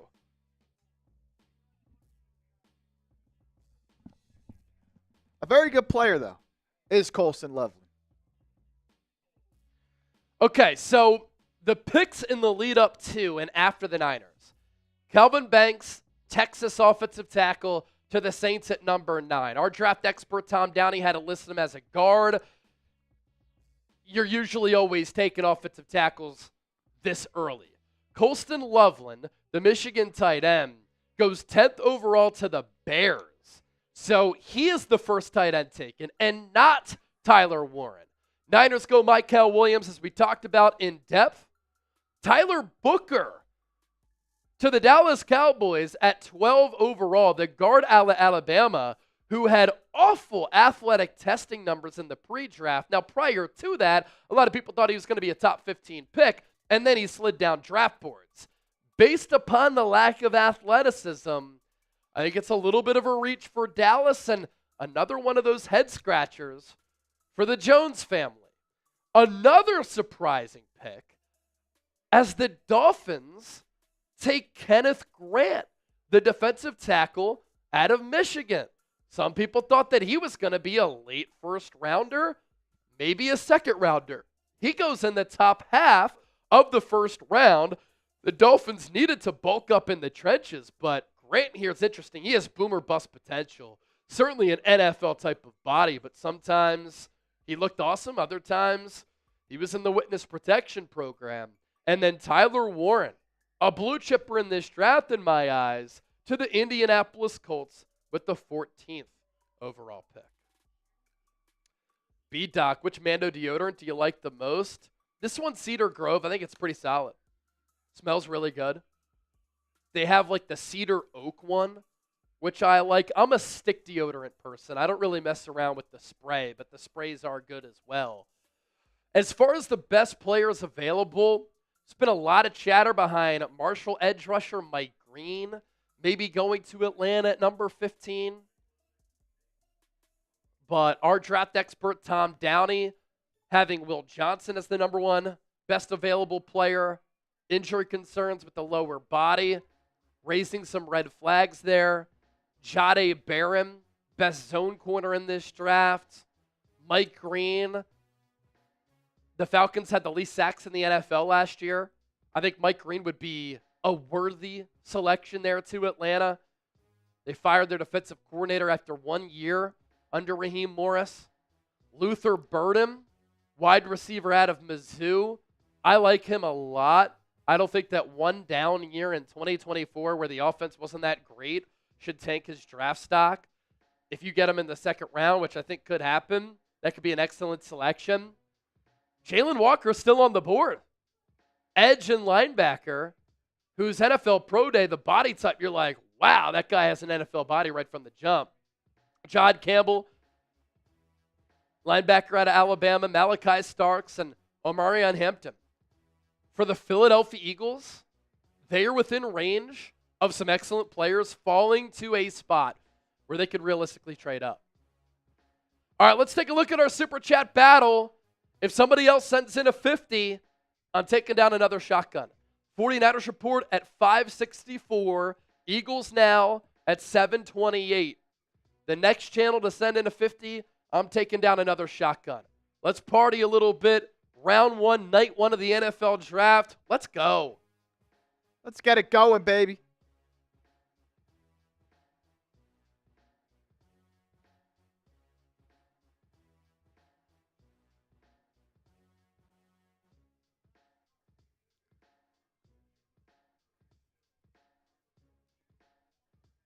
Reminder, $20 Super Chats gets you into the draft hat raffle. If you send in a $300 Super Chat, you get an automatic jersey of your choosing. Yep. And then our MVP, whoever sends in the largest individual Super Chat, you get a jersey of the team's draft pick. So for the Niners, you would get a Micah Williams jersey. And we have a special MVP football. On Niners right now, largest individual Super Chat we've had, Candy, with $100. So $100 is the number to beat on Niners. And then on Eagles, number to beat is $150 from Elijah Stovall. But again, your Super Chats, even if you don't win MVP, you can still come out with the draft hat raffle. And we'll decide that by a wheel spin at the end of the day. I will say, Micah Williams did get the Brian Baldinger stamp of approval. That's always a good sign.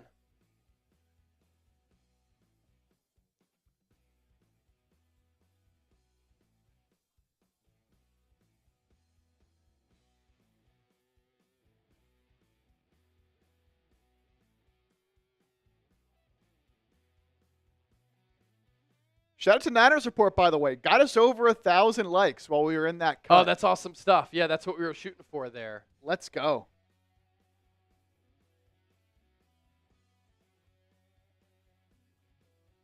All right, so coming up,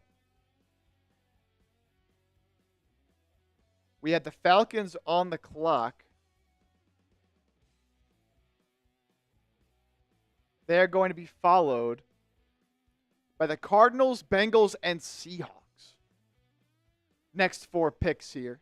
All right, Jalen Walker is going to Atlanta at number 15.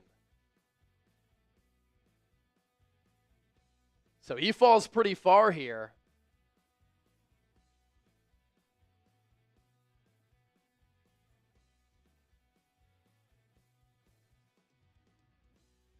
A player who I would have liked to see go to the Niners at number 11. Instead, the Niners go with his teammate in Michael Williams. In Atlanta, they scoop up Jalen Walker.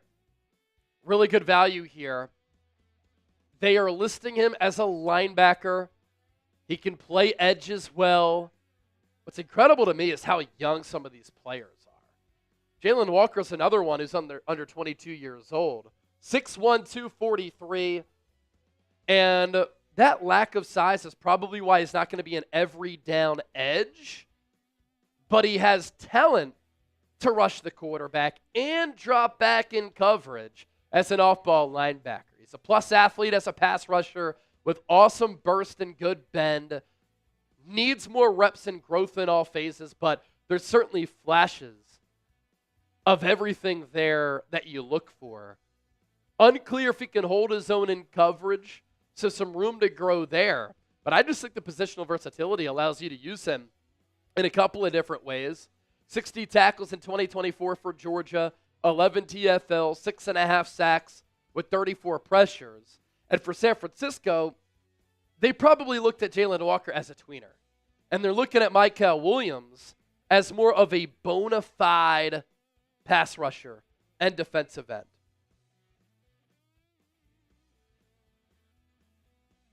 And I'm going to tweet out what Brian Baldinger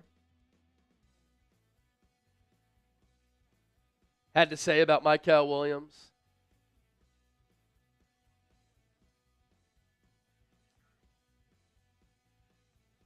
In the meantime, what team do you think has made the best pick so far? We're almost halfway through the first round now with the Cardinals on the clock at number 16.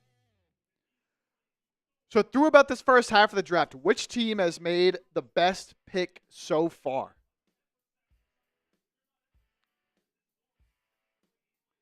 I mean, when you think about value, Tyler Warren at 14? Yeah, that's probably where I was going to go. Tyler Warren at 14. Especially considering he was the second tight end drafted. Yeah. Everything else kind of falling in line. I mean, Jalen Walker at 15, compared to where some people thought he might go. Yeah. Pretty good there. I'm just sitting down here for a few moments. Cardinals on the clock at 16. Very interested to see where Arizona goes here. They have 5 minutes to make their pick.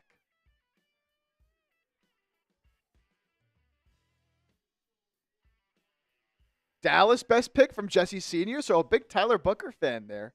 Peter Thurman says Colts. Andrew K. Colts as well.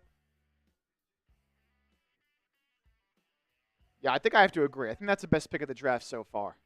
Yeah, Tyler Warren to Indianapolis. You're getting a top 5 player at 14. You lost Kylan Granson in free agency. You don't have a clear-cut number 1 tight end. It could be a quarterback's best friend to bring in a player like that. You can use him anywhere around the field. So dynamic, picking up yards after the catch in the red zone. He can use him as a blocker. So I think Tyler Warren to the Colts at 14, my favorite pick as far as value so far. I think I have to agree. I'm going to put my instant reaction to Michael Williams going to the Niners in the chat. Whoever gives me a retweet, I'm going to give you a shout out.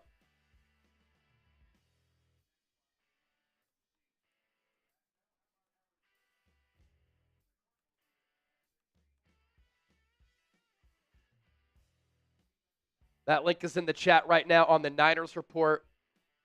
And then for those of you watching on Eagles Now, I'll say this. We're getting to a point here where some really good players could fall to Philadelphia, either at number 32 or within range for Howie Roseman to trade up. By the way, for Elijah Stovall's big-time super chat a little bit earlier, let me take down another Shambong for Elijah. Some people making some good points, even if you don't think that the pick of Mason Graham was necessarily the best pick. The fact that they traded down, got extra picks, and got Mason Graham, certainly you could consider that as the best I like that pick. thought process. Yeah, I like that thought process. Lewis Iyer, a $5 super chat on Eagles Now. We're up to $729 on Eagles Now, $564 on the 49ers report.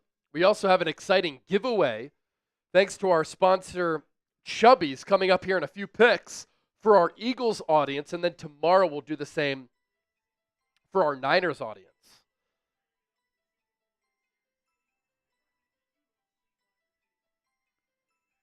Let's see, here's that 5 from Lewis.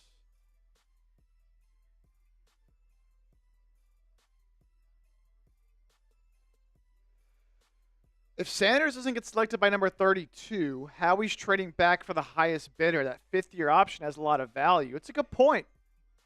Teams will want to have that fifth year of control in the quarterback, and if he's still there at 32, could be something to think about. Although I think if a team wants him, they try to get in before 32. Oh, Walter Nolan goes to the Cardinals at 16. Oh.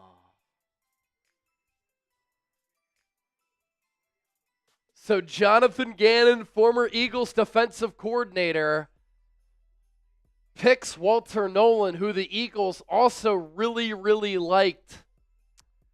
Gannon runs a similar attacking defensive scheme as Vic Fangio. And Walter Nolan becomes the first Ole Miss first-round pick since 2017. Wow. Evan Ingram was the last one, the tight end picked by the New York Giants. I love Nolan as a player. Almost 6'4", 300 pounds. Former 5-star recruit who still has the potential to develop, get better, and hit his ceiling. He really checks the boxes as far as size and length, with the burst to be a dangerous gap shooter. Struggles to shed his blocks in the run game. His tape against Georgia was highly disruptive, very impressive. He was making plays against the Georgia offensive line that is going to have multiple offensive linemen taken here in the draft.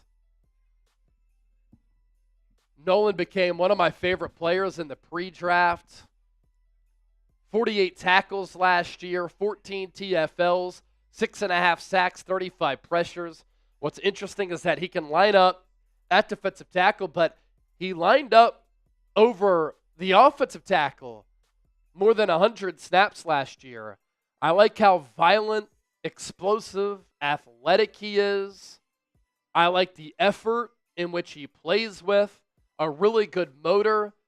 Did have some character concerns as he went to a couple of high schools and Texas A&M, Ole Miss, 2 stops in college. Some people wonder if he has a love for football. He walked off the practice field out of frustration a time or two. He took a big NIL bag from Ole Miss, but he goes to Jonathan Gannon and the Arizona Cardinals at 16 overall. Not within range for Howie Roseman to trade up. The Eagles were said to really covet him. Johnny Bottles, $8 super chat. Chase, if I drop down to 300, can you guys get me the Super Bowl game jersey with the game patch? Let's go. You know, I can't make any promises with that, but if you drop 300, Johnny, we can get you any Eagles jersey you want as far as the player. I'm not even sure if those jerseys are still available. But whatever Eagles jersey you want as far as player goes, we will get that jersey for you, Johnny Bottles, if you send in that $300 super.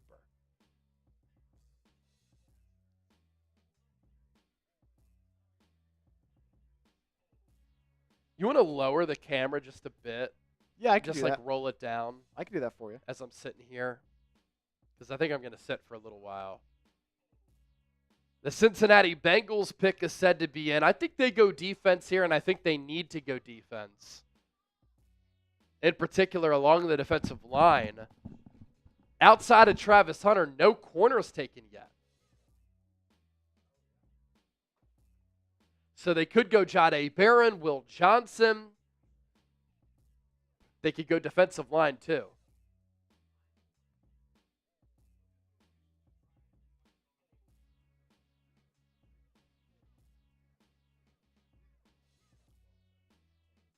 Yeah.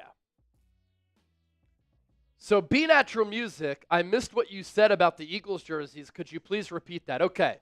So for anybody watching the show on Eagles Now or on the 49ers Report, if you send in a $300 super chat, you automatically win an Eagles jersey of your choice. So you automatically win an Eagles jersey of your choice if you send in a $300 super chat.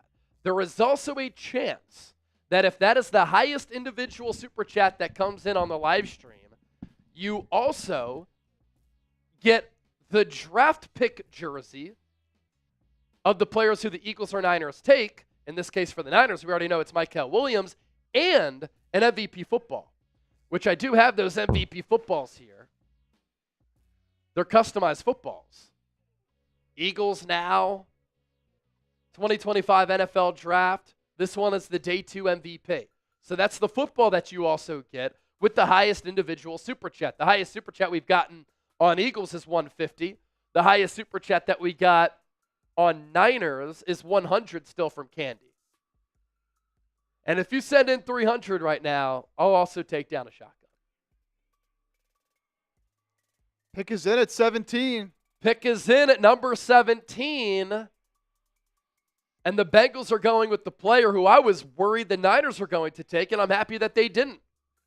Shamar Stewart, the edge rusher out of Texas A&M. This is a Cincinnati team that badly needed to get better and improve on the defensive side of the ball.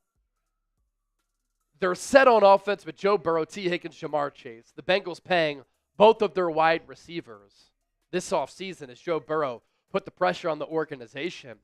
And in talking about Shamar Stewart, no concerns about the athlete. He's physical, massive size at 6'5", 267. He has speed, burst, physicality. He's among the most divisive prospects with this fantastic size, speed, and length combination. Steps forward as a run stopper. He can set the edge. Gives him a good floor in the NFL. But my gosh, a serious lack of production as far as sacks and finishing as far as his missed tackle rate. He had 1.5 sacks in each of the last 3 years. If you're that big, you're that physical, that gifted, why only 1.5 sacks the last 3 years? Now, the pressure numbers were good. That led Texas A&M. But I need to see more. And when I watch Shamar Stewart time and time again, I was waiting for him to make a big play. And I watched him so much and didn't see him make highly impactful plays. So the Bengals, this is a boomer bust selection for Cincinnati. And I think there's a better chance that he busts compared to him booming. Cool.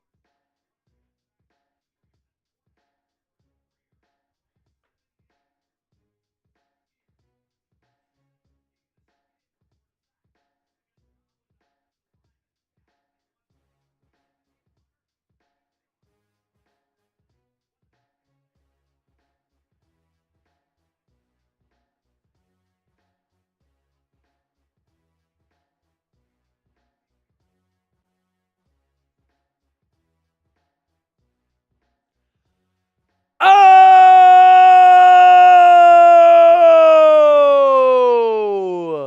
Be Natural Music, a $300 super chat. Be Natural, that's the automatic jersey, and now that puts you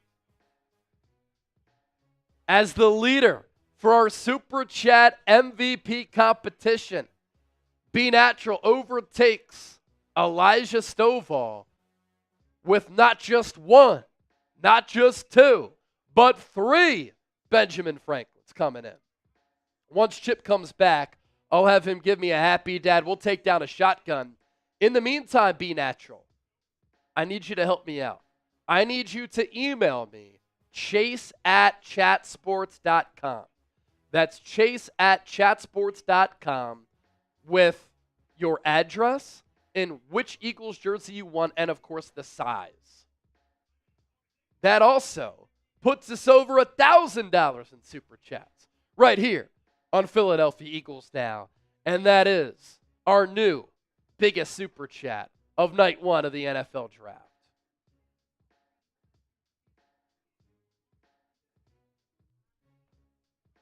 AA with the $20 Super Chat.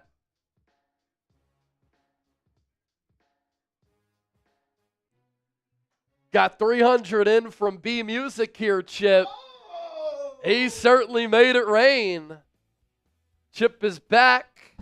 He'll pop that Super Chat up, and I'm going to put my email down at the bottom of your screen as well so that you can send me an email there, B Music. Let us know which Eagles jersey you want. That's the first person tonight who's going to get an Eagles or Niners jersey to send in that $300 Super Chat. Are you kidding me? Are you kidding me? Be Natural Music. $300. He makes it rain. Hand me over a happy dad when you get a chance there, Chip. $300. Because we got to take down the shotgun here. I think we both got to take something down for this. This is monumental. Chip is going to as well. That sets the record for night one of the draft. Be Natural becomes the Super Chat MVP. Now, Be Natural, we're going to have that jersey sent here. Could take a little bit from our distributor, but I also want to get it sent here so that I can include a thank you note to you, which I will sign for you because I just want to show my appreciation for your support of the program. In the meantime here, Be Natural. Thank you so much, brother. Come on. Take down a shotgun. Chip is going to take down that Mirabanga.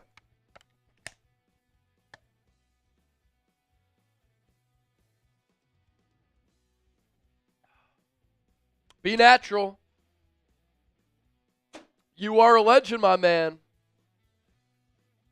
$300 Super Chat. You see the email at the bottom of the screen, too. Email me so we know which jersey you want, where to send it. chase@chatsports.com. Let's go. Be Natural. Cheers. Oh, let's go.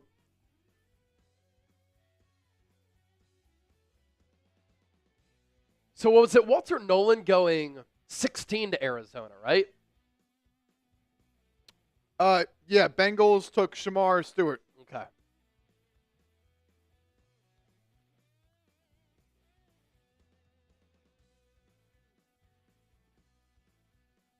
We're live for round one of the 2025 NFL Draft, so come join us on Eagles Now. In the meantime, some bad news for Philadelphia as far as how the draft board is shaking out. One of my favorite players for Philadelphia in this draft class was defensive tackle Walter Nolan.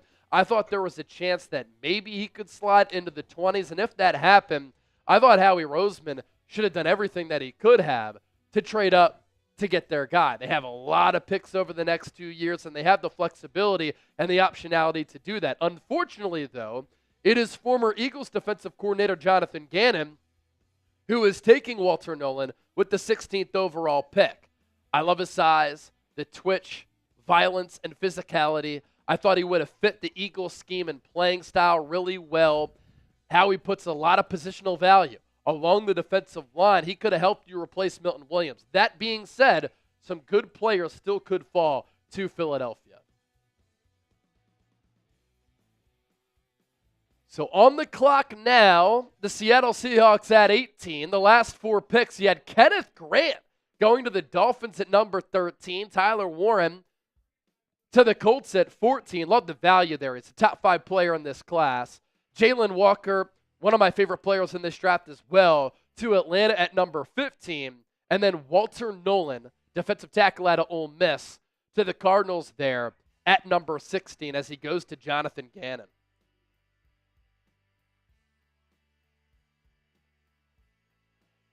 Pretty icy grill, too, for Walter Nolan. Oh, man. Hoping he would fall. So after Nolan, we had Shamar Shamar Stewart. Shamar Stewart. Yep. Shamar Turner is his teammate who could go in round 1 if it's a surprise, most likely round 2.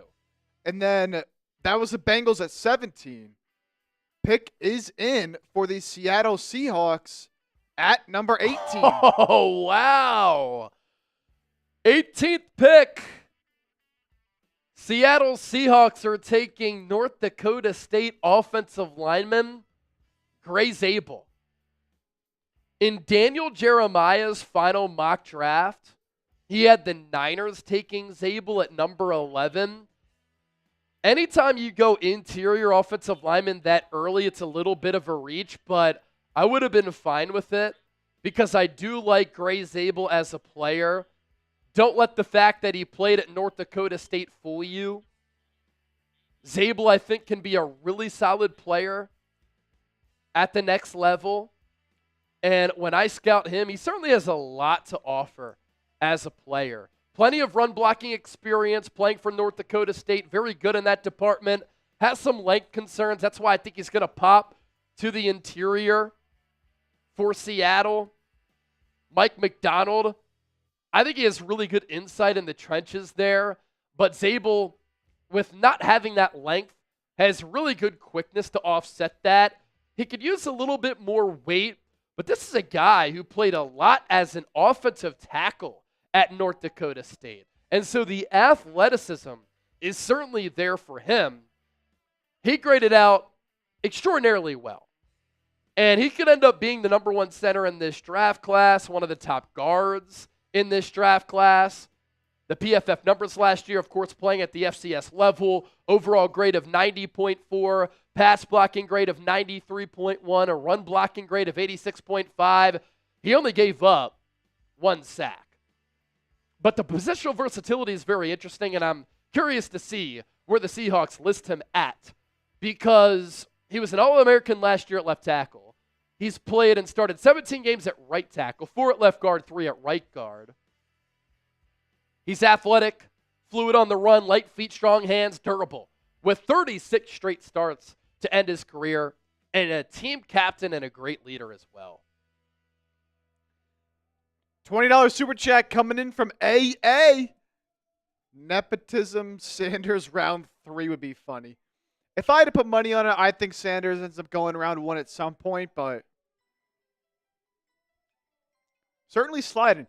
Look, I think Sanders knew he was going to slide coming in here today because he tweeted out some earlier today. He was like, I'm built for whatever happens today. Yeah. So I think he kind of knew he would slide. But look, I mean, Bucks at 19 won't take him. At 20, Denver won't. Pittsburgh is a team to watch at 21. Yeah, 20 Broncos won't take him, but you're right. Steelers at 21, certainly a team to watch. And then, I mean, even at like going down the board at 26, the Rams are a team who have been mocked to take a quarterback in the first round. But then, of course, you got to consider, could a team like the Browns, who now hold number 33 and number 36 at the top of the second round, they could certainly use those picks to entice a team like the Steelers, the Rams, the Vikings to move down, to go up and get Shedeur Sanders. Yeah. So some stuff to watch there. AA, that $20 gets you into the draft hat raffle. As we wait for the Bucks at 19 to pick, very common pick for them is Jahad Campbell. So we'll see if they go that route.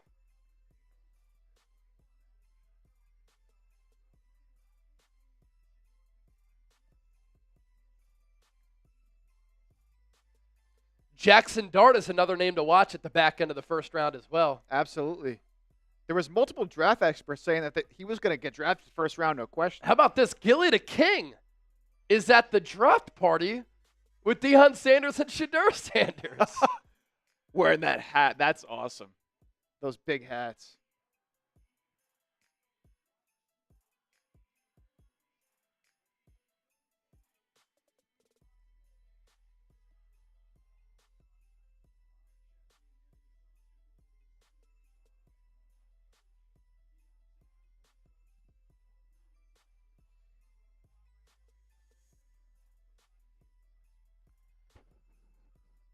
Tampa Bay Buccaneers, with their pick coming in here,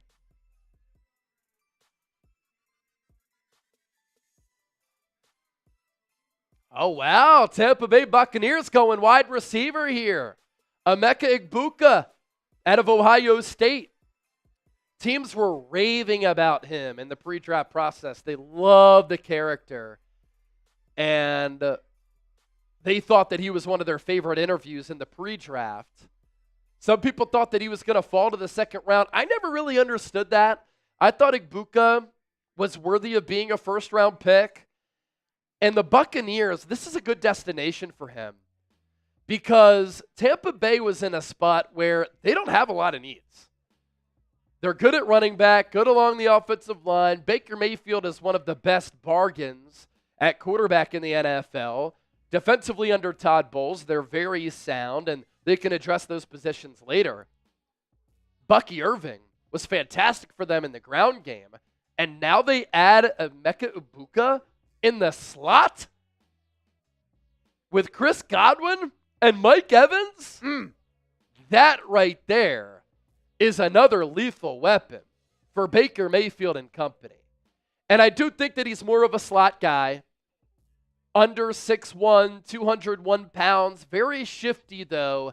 Excellent, excellent college production. Last year for the national champion winning Ohio State Buckeyes, 81 catches for more than 1,000 yards and 10 touchdowns. He's a very fluid and smooth route runner with solid hands. He has a willingness to block. He's tough in that area. Might not have an elite defining trait, but he's also a clean player. What I mean by that, not a lot of glaring holes. And I think that he could really thrive as a number 2. How about him potentially being more than that over time? And he doesn't need to be a number 2. He's the number 3 for Tampa Bay. Targeted 106 times last year. Playing on a loaded offense with several NFL players. And that production's very telling. More than 1,000 yards. Chip Kelly loved going to him. 10 touchdowns, 12.5 yards per catch. Great, that pick. I think that's an A for Tampa Bay. Yeah, it's a great pick. It's funny because I didn't see this a whole lot, them going receiver a few weeks ago, but then over the past couple of weeks, I did see this idea floated out a decent amount that with Chris Godwin and his injury concerns, had that nasty, what was it, ankle injury? It just went the other way. It was gruesome. Dak Prescott-esque injury. And then with Mike Evans, it's funny because he's been in the league, I think, for 12 years, but he's still not that old because he came in the league at such a young age, but still, past 30, I believe. People floated up the idea of them getting their future at the wide receiver spot. And I like the pick. Yeah. You know what's crazy, though? Emeka Egbuka going over Matthew Golden. Yeah. Yeah, Matthew Golden now falling. Luther Burden as well. Luther Burden. I wonder if the Chiefs now might go wide receiver at 31 and then offensive line after that. By the way, Be Natural Music with the $300 super chat. Are you still here? I have not gotten your email yet. Need to have that email so we know where to send that jersey.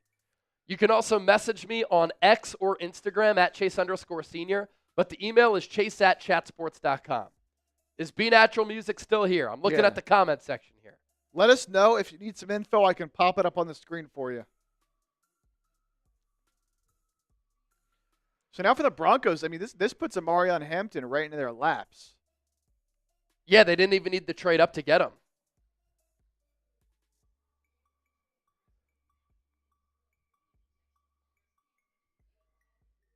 Oh, he said, I'm still here driving to work currently, but I got you. Okay, awesome. Cool. Totally understandable.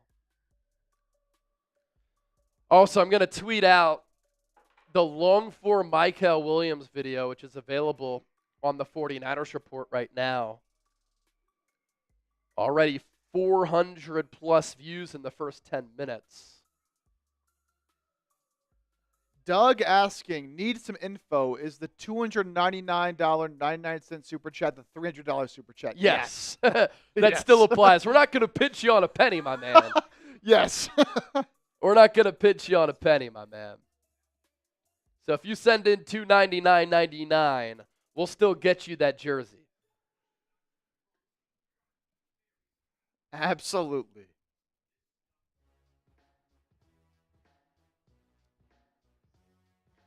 Jahad Campbell now falling a little bit. He was a popular pick for the Bucks. Yep. After he fell past them, I think was it Daniel Jeremiah that had him going to the Eagles at 32? It was one of the draft experts. I can't remember exactly who it was, but I don't know what other team would be going linebacker round 1. Yeah, maybe the Eagles. Yeah, he could fall right into the Eagles' laps.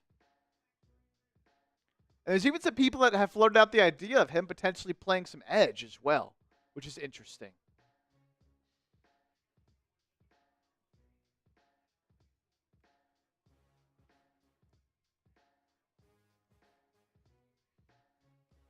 Will Johnson sliding. Let's take a look at some of these top players available because a lot of players have kind of slid down the board here. So the top 2 corners, Will Johnson and Jahdae Barron sliding. Mike Green sliding. Maybe those character concerns a little more concerning than we thought initially. Yeah. I know that Howie Roseman had said we won't take players who have a domestic violence history.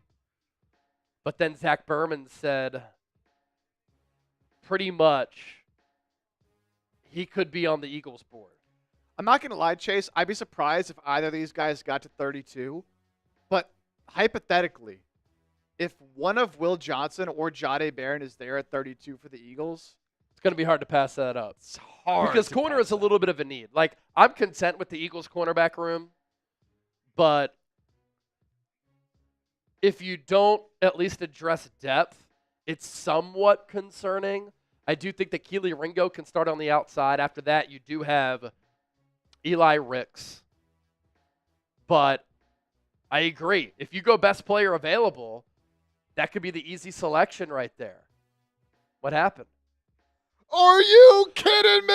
Oh!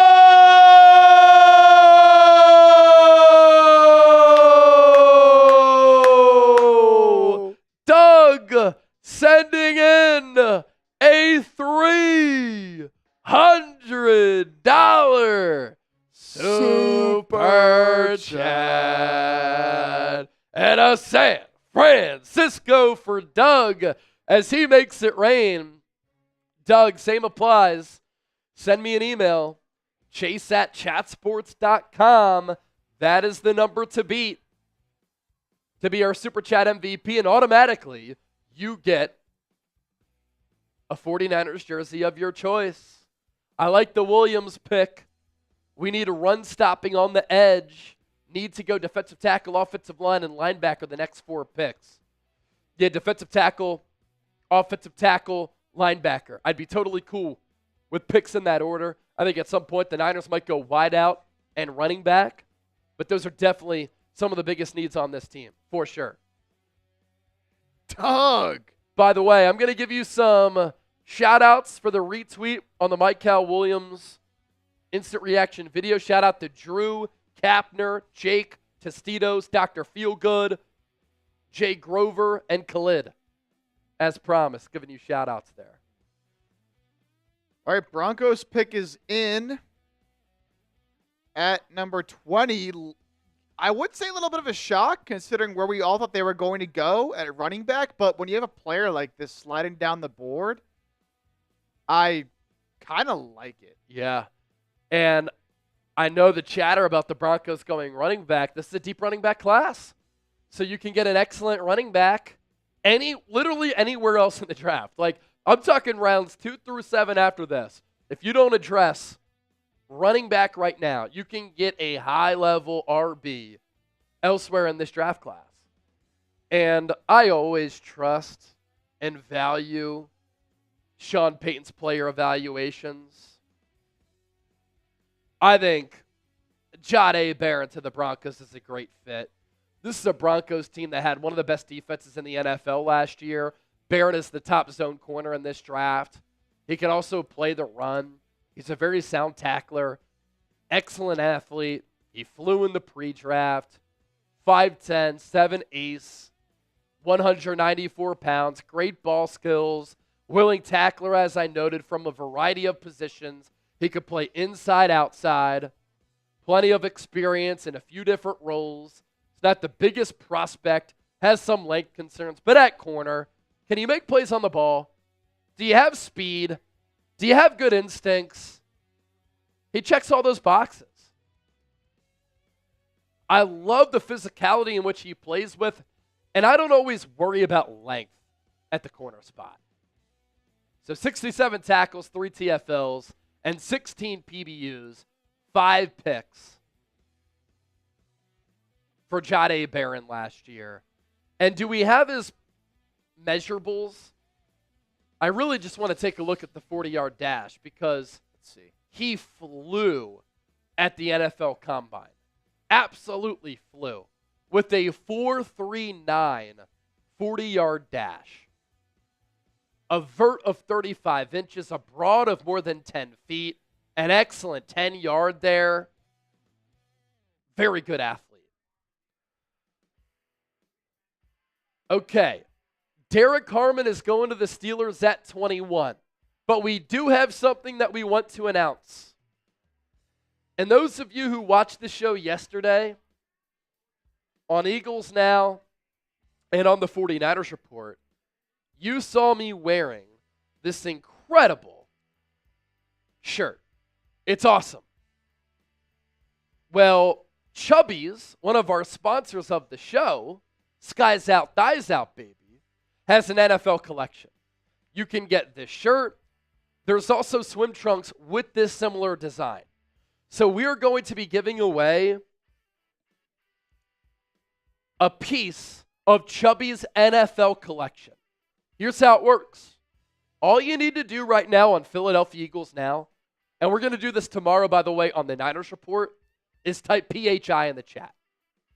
And we are going to pick a winner who gets a Chubby's NFL collection item. So look, I need everybody right now, with more than 500 people watching, to spam PHI in the chat. And we're going to pick a winner here in a moment. And you're going to get an NFL collection item from our friends at Chubby's. Great deals, by the way, if you check them out at chubbyshorts.com/chat.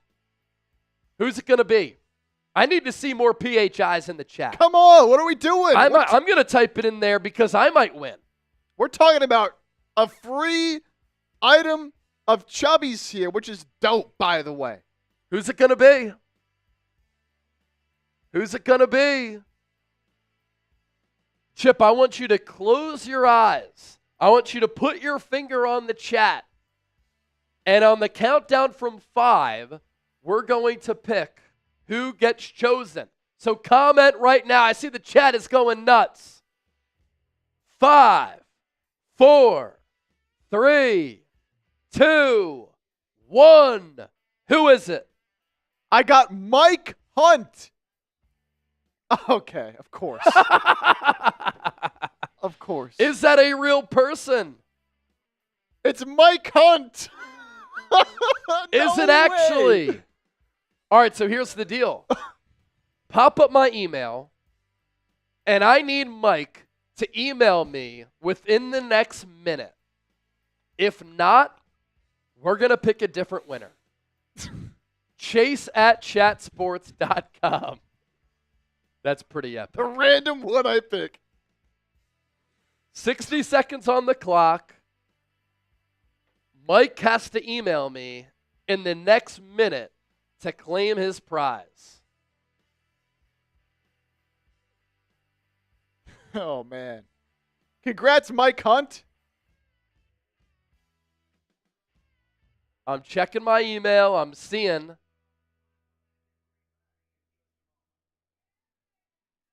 If Mike is going to send me that email.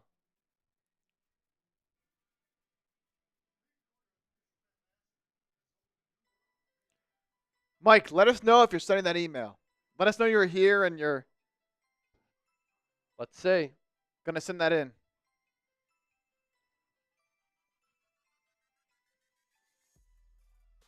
He said sent. He said sent.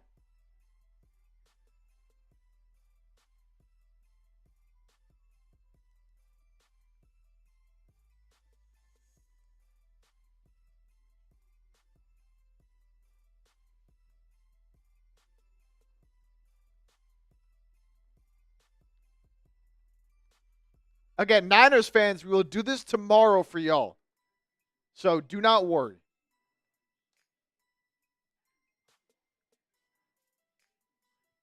Niners fans, we will do this tomorrow for you guys.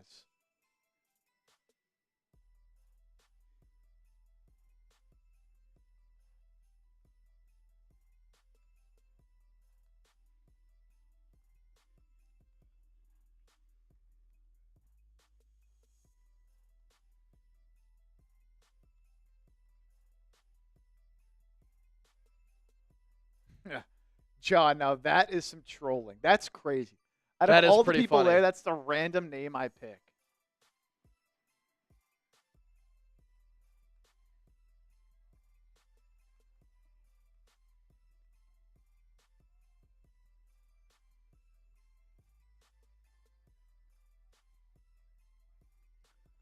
All right, while we wait for Mike to send that email, did you get a $5 super chat from Paul? Paul C. Now, Mike Hunt is claiming that his name is Grant. Grant Hurlburt. So we'll take his name for it. Should we take his name for it? You know, I'd be surprised if his name really was Mike Hunt. Me too.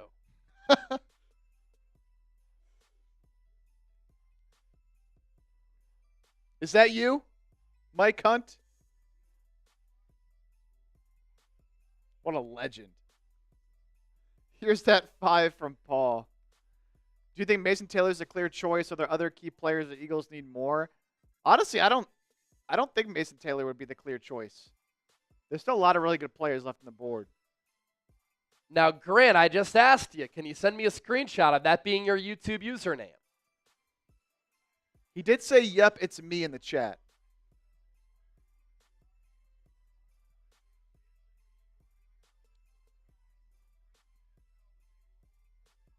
Now, Doug Johnson was the most recent big-time super chat, right?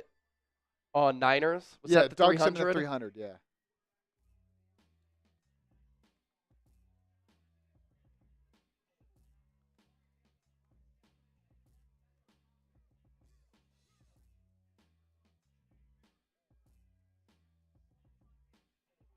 All right, Mel Kiper's best available. Shadur Sanders, Will Johnson, Omarion Hampton, Josh Simmons, and Matthew Golden. I'm very scared of Josh Simmons because of the patellar tendon injury. So I'm very fascinated to see where he goes. Paul C., do you think Mason Taylor is the clear choice as of right now? I think he's more of a second-round guy, Paul. I think that tight end is not a position that the Eagles will go in round 1. At least I'd be surprised. But the more that Malachi Starks falls, I find that interesting. Now, Walter Nolan and Derek Harmon are off the board. Nick Scorton is a player at defensive end. Donovan Ezaraku is a player at defensive end that I would pinpoint for the Eagles here.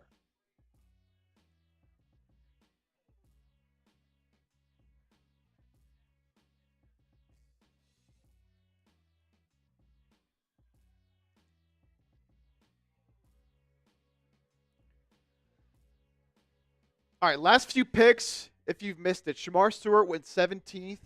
Edge rusher out of Texas A&M to the Bengals. Gray Zabel going to the Seahawks. Bucks go wide out. Emeka Egbuka out of Ohio State at 19. And then Jahdae Barron falls into the Broncos' laps at 20. And then we had the Steelers pick come in as well at 21. So they did not go quarterback. They actually ended up going the route that our Steelers host Jack Sperry thought they would go. So kudos to him. They went with Derek Harmon, defensive tackle out of Oregon, who I think, Chase, you had going in your mock, if I'm not mistaken, to the Niners. Who? Derek Harmon. Yep. Had him going to the Niners with my final mock.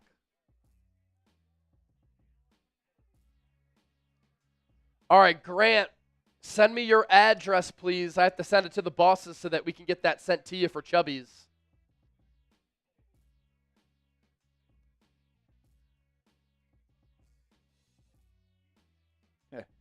Big Dom in the chat.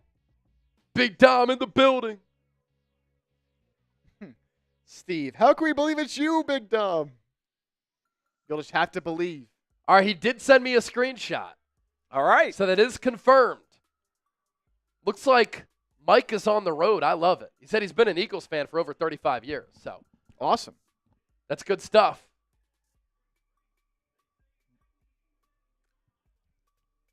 Everybody shout out Mike, also known as Grant, the winner of our Chubbies NFL collection item.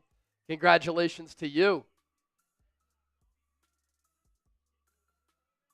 Just send me your address there, Grant, and our bosses will connect with you.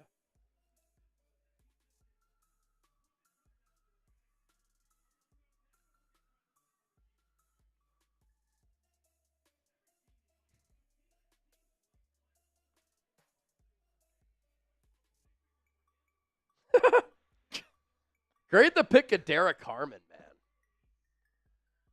I thought that the Steelers were going to go Walter Nolan if he was there, and I thought Derek Harmon was a very good possibility.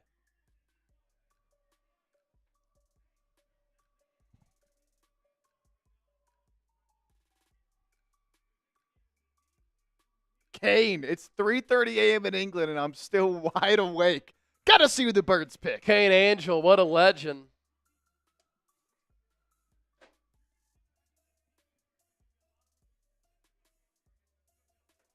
Gino and Joseph, how am I doing? I'm doing awesome.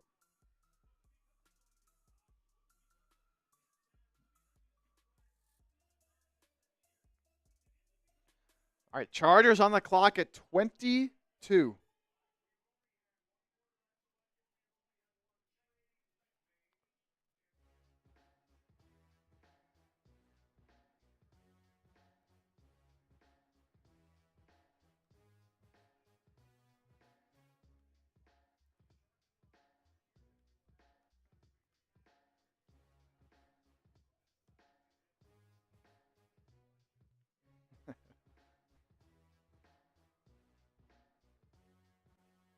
Pick us in for the Los Angeles Chargers here at number 22.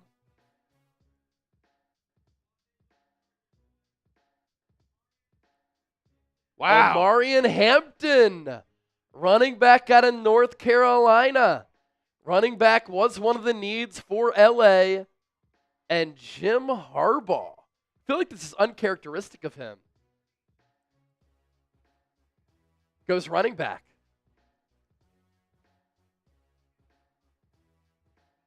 Just turned 22 years old. I think he's an excellent running back. Number 2 behind Ashton Genty in this class. Really good size at 5'11", 221. Now, I didn't quite run for 2,600 plus yards and nearly 30 touchdowns like Ashton Genty, but he's an excellent player. 281 carries, more than 1,600 yards last year, 15 touchdowns. He can break tackles, pick up yards after contact. Once he gets going, has some really good speed, powerful runner. Fits best in his zone scheme.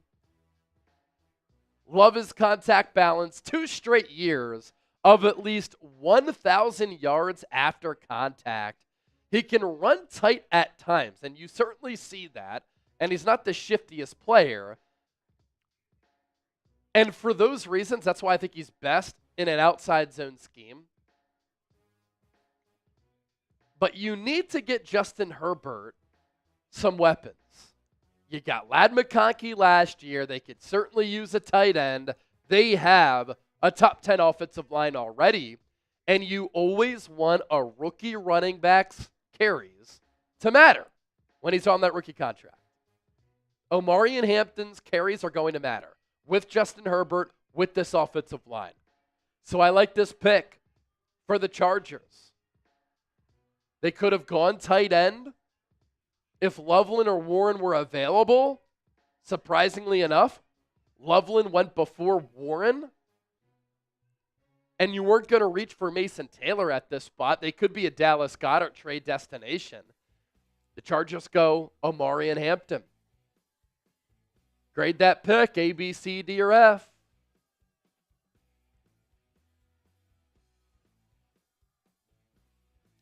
Approaching 40,000 views for our Night 1 coverage here on the Niners Report. 20,000 views Night 1 on Philadelphia Eagles Now.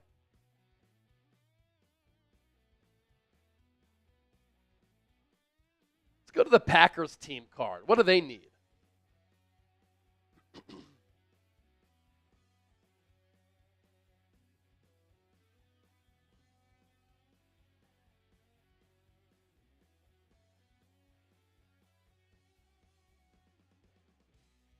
Here we are. So the Packers offseason profile here.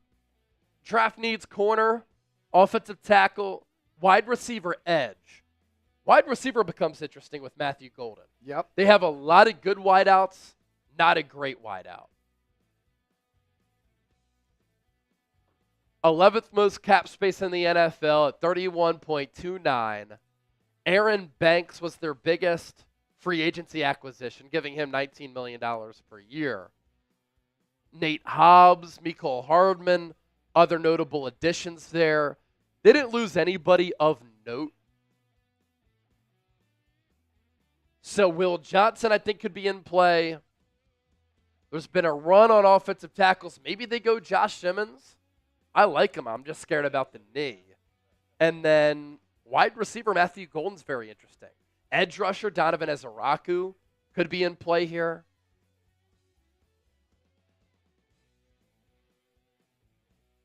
Yeah, James Pierce falling still.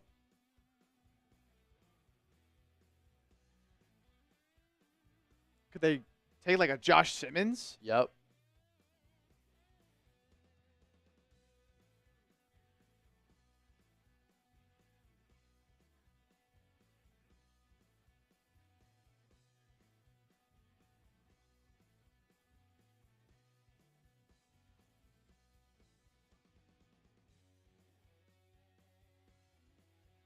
Some of our best available. Will Johnson. Mike Green is still on the board. Mike Green. Wow. If they need an edge rusher.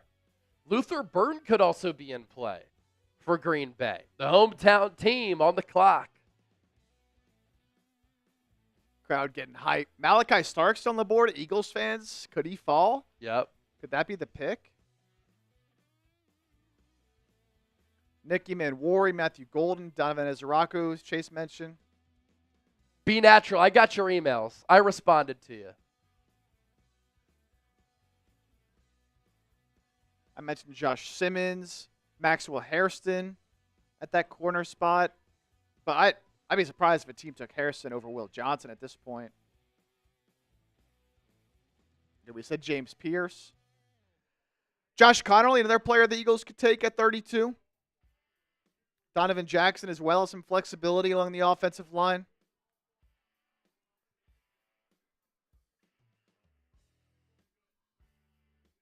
We're also getting to that point in the draft where it gets interesting. Could a team trade up to select Shedeur Sanders? Minnesota only has 4 picks in this draft. So that's a prime team that could trade back. You also have Xavier Watts, Josh Connerly, Donovan Jackson, James Pierce. James Pierce is another player who the Eagles could take at 32. He fits the mold of what they look for in edge rushers.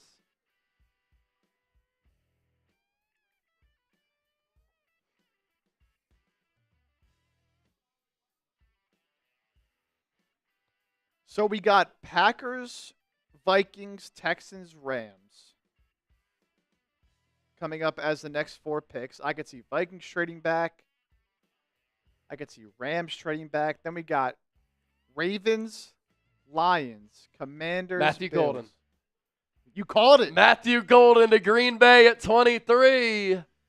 They get a wide receiver who's a very dynamic player. And I like the thought process here for Green Bay. Hometown fans going nuts. What a scene in Green Bay, Wisconsin tonight. More people here for the draft than people live in Green Bay normally.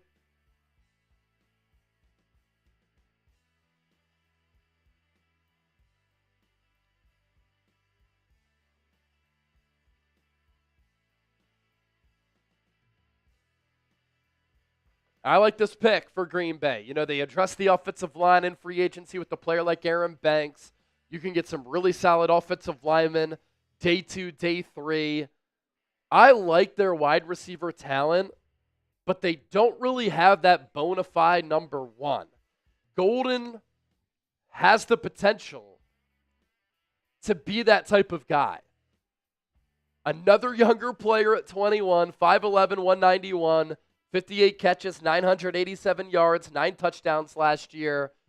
He's a very patient route runner with fluidity, ability to change direction, short area quickness, and change route speeds. He has good body control, especially in the red zone. The production hasn't necessarily matched the potential, but then that happened last year, and you're like, okay, now we start to see it. And Golden is a player with good enough size and excellent speed. Sub 4.3, 40-yard dash for his testing numbers at 4.29.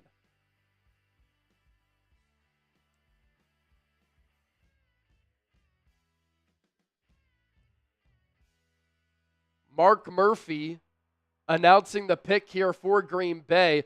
This is the man that wants the brotherly shove banned. Type boo on Eagles now. Said it's not a football play. Boo. All right, so the NFL draft up to this point. Let's run through everything that has happened. Cam Ward going number 1 to the Titans. Travis Hunter, number 2 to the Jags after they trade up. Abdul Carter to the Giants at number 3. Will Campbell to the Patriots at 4. Browns take Mason Graham at number 5. Ashton Genty to the Raiders at number 6. Armand Membu to the Jets at 7. Tet McMillan, Panthers at 8. Calvin Banks, number 9 to the Saints. Colston Loveland goes ahead of Tyler Warren to the Bears at 10.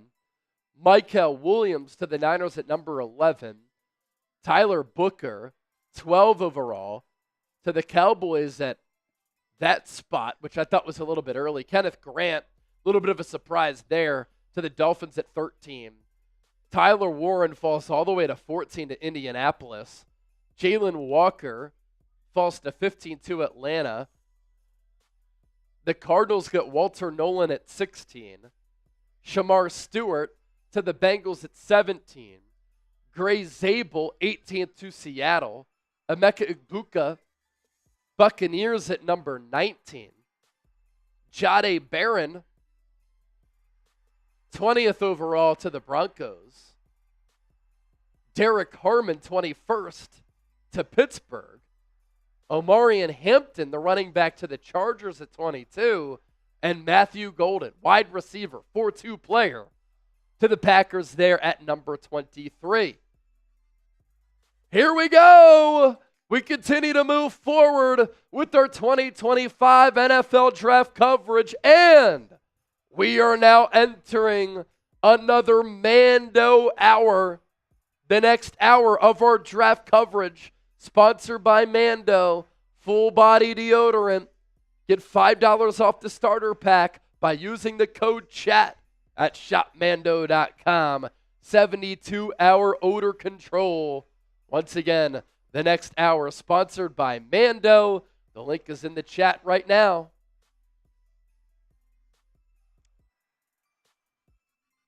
John Cromwell, did the Eagles score another lockdown corner? Not yet. And we'll see if Howie decides to trade up or if he trades out of 32. Also, with that $300 super chat that came in a little bit earlier, we'll give you a little bit of a shambong here.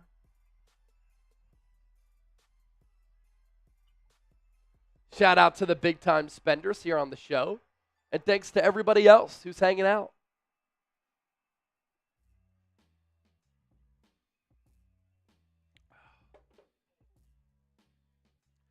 We're up to 864 in Super Chats on the Niners report. Over 1,000 on Philadelphia Eagles now. You love to see that.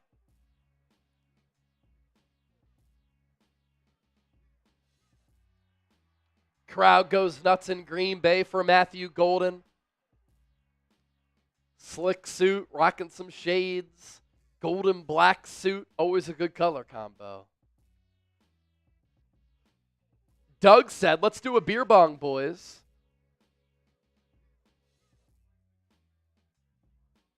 Another $100 super chat. You know what? I'll do it again. Woo!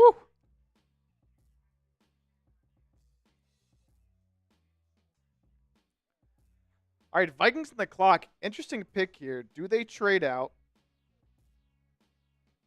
Oh, and here it is. Howie Roseman is working the phones, trying to trade up with several top players available.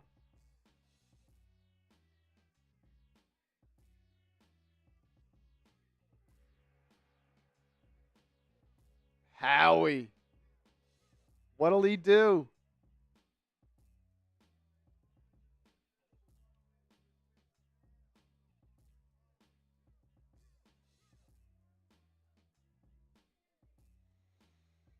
Shad figured it was coming. That's the tweet from Ian Rappaport. I'll take a screenshot of that, Chip, and I'll send you the link here. Yep.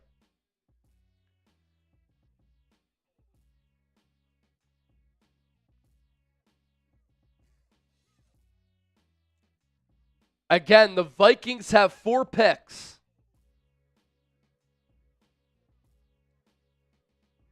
And so they could trade back to get some more draft capital.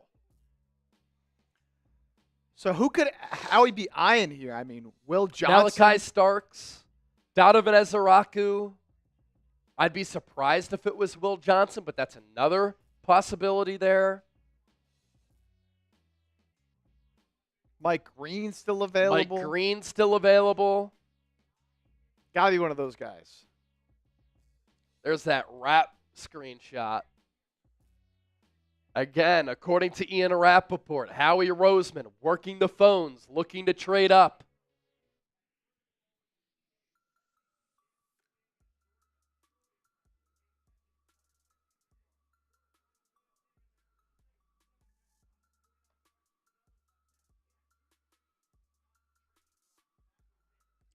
Yeah, Golden is a player, too, had 2 or 3 concentration drops last year for Texas. So, very sure-handed player.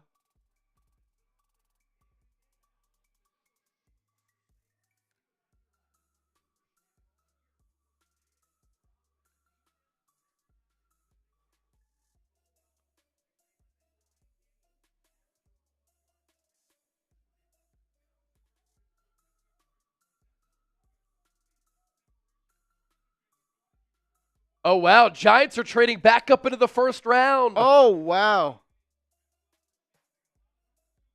The Giants have traded to number 25. Here's a report from Ian Rappaport that Eagles general manager Howie Roseman working the phones, trying to trade up. Several top players still available. The Giants are about to take Shadur or Jackson Dart, I think. Yeah, so they're trading up to 25. Here was the Vikings It has to be pick. for a quarterback. Here's a selection for Minnesota. They wanted to get physical in the trenches. They go Donovan Jackson, offensive tackle / guard from Ohio State. Once Josh Simmons got hurt, he stepped in very nicely at offensive tackle. Of note, the Vikings are listing Donovan Jackson as a guard, not an offensive tackle. 6'3", 5'8", 317 pounds, 2 sacks allowed. Good size and play strength at guard. Filled in well at tackle. Lower body power. Very evident on film. His quickness is good. Not great. He can have issues recovering at times. But I think that's why he's going to be a better guard.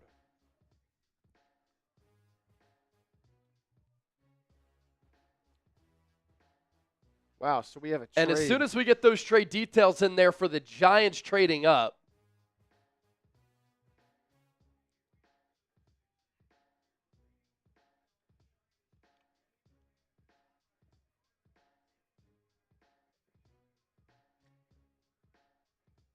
we could show those trade details. It's the Giants trading up with the Rams. Yeah. At 26. Here it is. No, it's showing that they're on the clock at 25. It's a trade with the Texans. Oh, it's a trade with the Texans. Yeah, it's a trade with the Texans. So let's go to the trade graphic and take down that L3. Here's the trade. Giants receive 25 overall. They give up 34, a 2025 third, and a future sixth.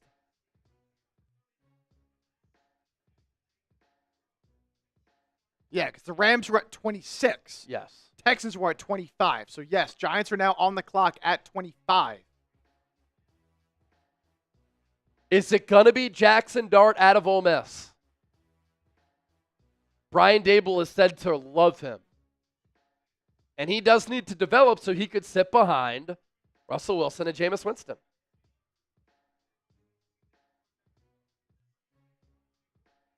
Jackson Dart is dapping some people up. Most wins by a quarterback in Ole Miss history. And it's going to be Jackson Dart. Oh! Jackson Dart to the New York Giants. The Giants don't go Shadur. Shadur Sanders still on the board. The Giants go up to 25, and they take Jackson Dart. Holy shit. Wow.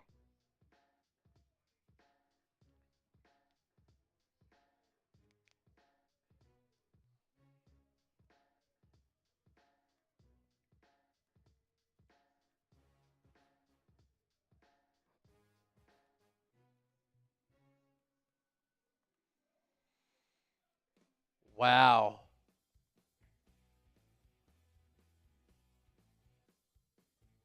Brian Daboll gets his guy. He's been said to really like Jackson Dart.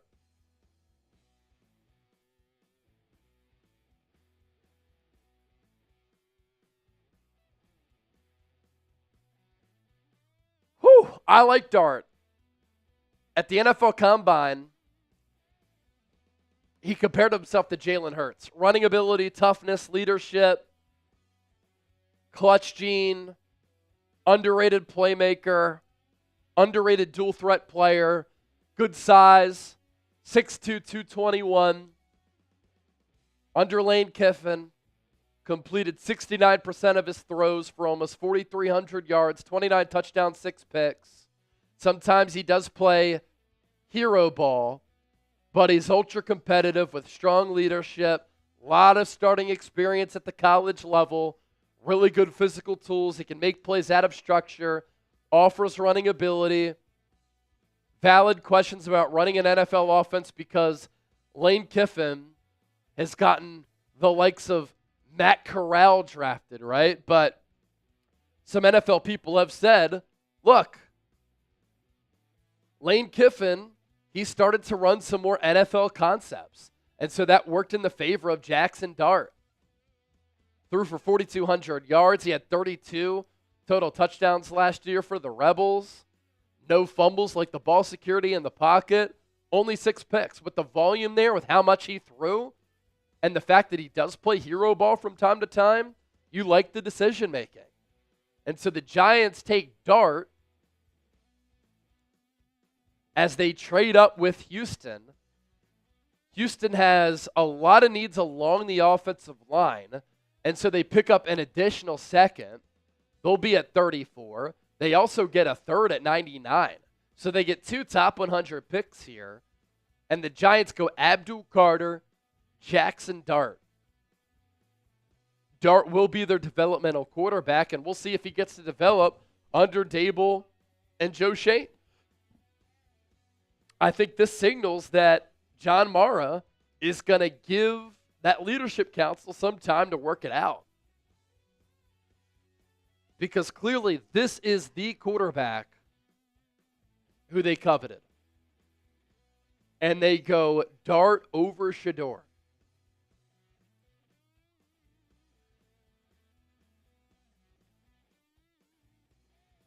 We have another trade. Another trade. I identified the Rams as a team that could trade.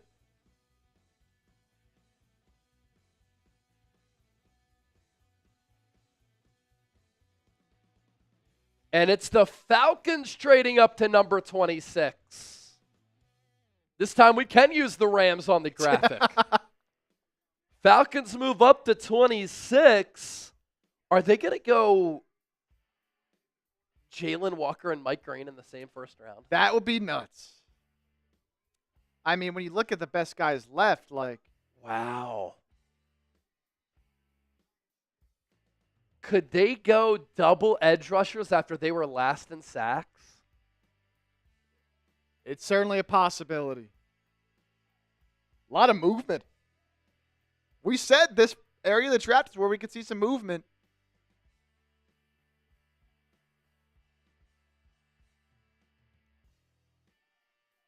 Man, I wonder what Shadur Sanders is thinking right now. Sitting back there seeing Dart go ahead of him. Yeah.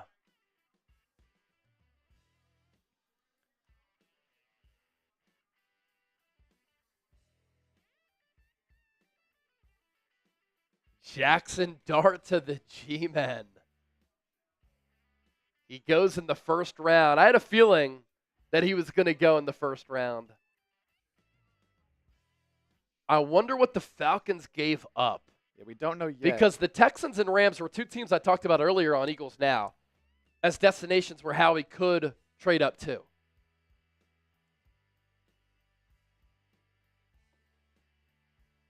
I mean, certainly Mike Green's in play. Davin Ezeraku's in play. James Pierce. Do they just say, you know what? Will Johnson's still sitting there? I'd be surprised if this isn't Mike Green. I mean, Jalen Walker and Mike Green in the first round for one of the worst defenses in the NFL would be quite the haul. Certainly could be Malachi Starks as well. Could be Malachi Starks if you want to go safety. Looks like Justin Simmons is going to move on. We'll see if Howie still wants to trade up. But look. Oh, wow. They could still go Nick Scorton. They could still go Malachi Starks if he's available. Donovan Ezeraku's a player who they're high on. We have the trade details. Wow, here are the trade details.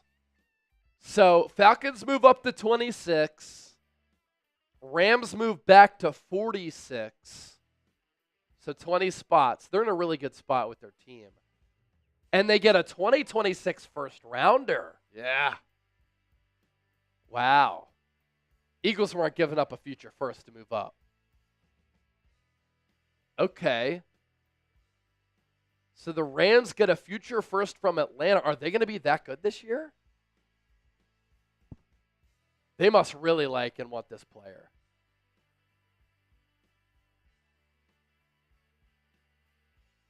A future one to move up here. A future one to move up into the first after already taking Jalen Walker out of Georgia.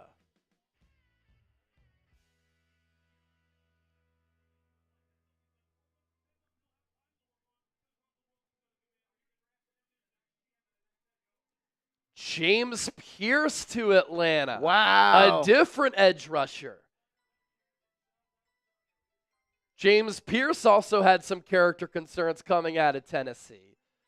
The Falcons double up on defense. I like the strategy. The defense was a joke last year. I like it.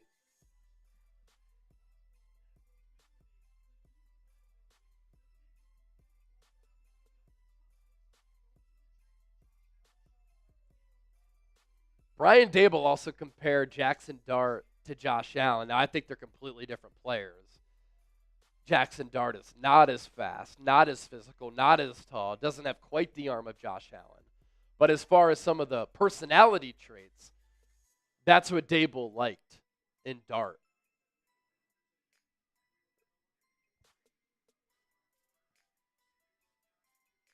Giants first-round quarterbacks. Phil Simms, Phillip Rivers, Daniel Jones, and now Jackson Dart. Buddy Bear, $5 super chat on Eagles. Buddy Bear. Buddy Bear said insider info. Hearing that the Chiefs are leaning towards drafting a referee with their first-round pick, they have a need there after that Super Bowl loss. They have a need after the Eagles went belt to ass. In the meantime, we'll pop that super chat up here in a bit. Falcons going 2 defensive players here in round 1. Jalen Walker, linebacker and edge rusher, and then James Pierce at 26, moving up and trading away a first-round pick next year. I like Pierce. He is long and wiry. There's not a lot of room for him to add weight. 6'5" and a quarter, 245.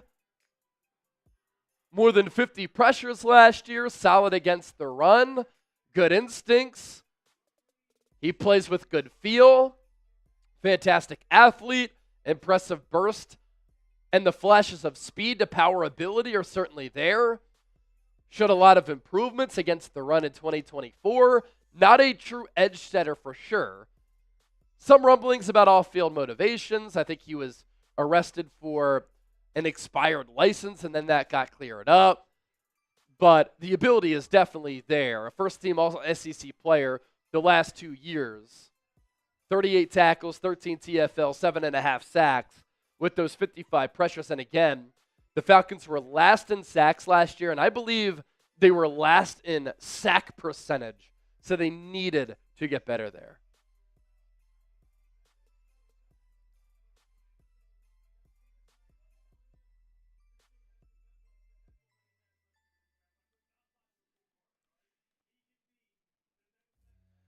Buddy Bear the 5. Chase read that out. Chiefs taking a referee.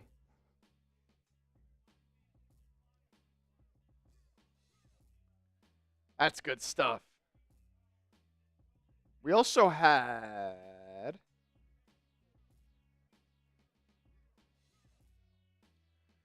there's that 5 from Lord Buddy Bear. And then Justin Valenti. I think the Eagles will trade Goddard before the draft ends. What do you think? Also, what are your thoughts on a new kicker? Jake Elliott had a down year, and then what does he do? Comes through in the Super Bowl, and he was awesome. So, I'm not worried about him. Rick Lovato was the long snapper. They moved off of him. Maybe the Eagles thought that long snapper was an issue. It was also his first full season with Braden Mann as the holder. But look, when he needed to come through in the Super Bowl, he was money. As far as Goddard, I do think he does get traded. What hurts the Eagles as far as a Goddard trade, the Colts taking Tyler Warren at number 14. You had the Shane Steichen connection, and now that takes a destination away for Goddard there. Falcons as well, moving right above the Ravens, who, our Ravens host, Joey Peterson, very vocal on wanting the Ravens to draft James Pierce, a Tennessee guy, but maybe a little bit planned there and intentional by the Falcons to get ahead of Baltimore. And maybe, the Rams too were like, look, Ravens are going to take him. You guys know it. Yeah. Made them give up that future first, because that is a lot.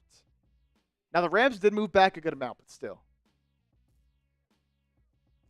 So, can we take a look at the draft order? Yeah, the upcoming picks? Yeah, let's take a look at the upcoming picks. Because are we even getting to a point where Howie is going to trade up? Ravens at 27, Lions at 28, Commanders at 29, Bills at 30. And then after that, you have the Chiefs in front of the Eagles. So I don't know if there's a trade-up spot. Yeah. I don't see one at this point. Yeah, Chip, why don't you take a look at the best players available. I'm going to use the bathroom one more time before that Eagles pick. Yep. And I will be right back. Chip's got you. I got you. All right, so taking a look here as we get closer to the Eagles pick at 32 with the Ravens on the clock at 27. Will Johnson is still on the board. Mike Green is still on the board.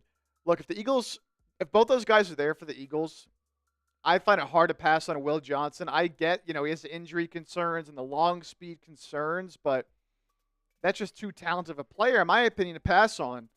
You have your cornerback trio of the future set. For the next 10 plus years with Will Johnson potentially on the outside with Quinyon Mitchell and Cooper DeJean in the slot, that would be disgusting. I also like Mike Green. I think could be a good pick there. I get, he has his concerns as well, his off-field concerns, but by all accounts, everyone who's talked about him as a person has raved about him. So I think either of those two guys, those are probably the two most surprising players that I think have still fallen. But look, Luther Burden's still there. I don't think the Eagles will go that route at receiver. Jahad Campbell could certainly be a pick with questions about Nakobe Dean. When will he come back from injury? Malachi Starks is still there as well, along with Nicky Manwari. So, look, if I had to pick, I think the Eagles' top three guys would be Will Johnson, Mike Green, and Malachi Starks. Man, I might be tempted to go Mike Green and get that edge rusher. Because you still have somebody like Keely Ringo and Eli Ricks on the outside to potentially play corner. You brought in Adoree Jackson. And I was just talking about Malachi Starks.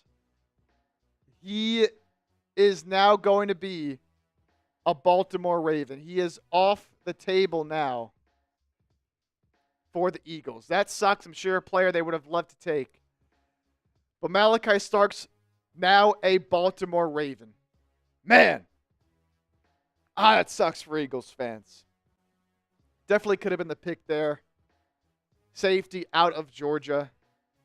Just under 6'1", 197. Didn't have, the best year production-wise last year, but look, he has the speed, the athleticism at the safety spot, a willing tackler. He can play deep safety, but he can also play in the nickel, in the slot, if he maybe wanted to slide DeJean outside and play Starks a lot in the slot. I like this pick for the Ravens. Obviously, you have Marlon Humphrey who plays in the slot a lot, but he can also play outside as well.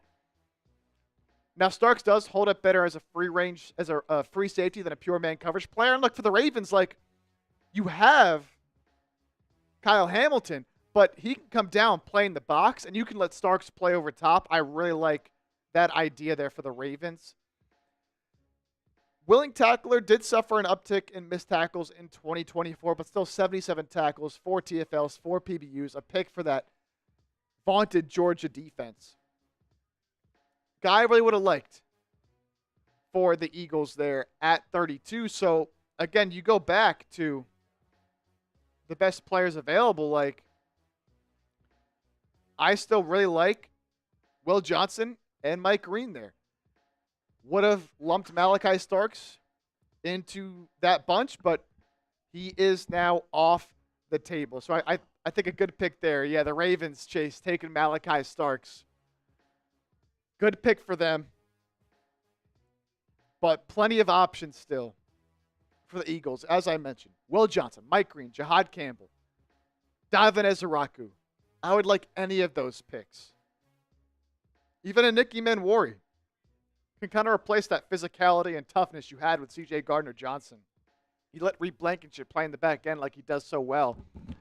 And then you have Manwari. In that middle of in that box area, very physical player, though I think either Ezeraku or Mike Green should be the pick for the Eagles if they are both still available. Certainly Josh Simmons, Maxwell Harrison, got to consider them as well with Josh Connerly.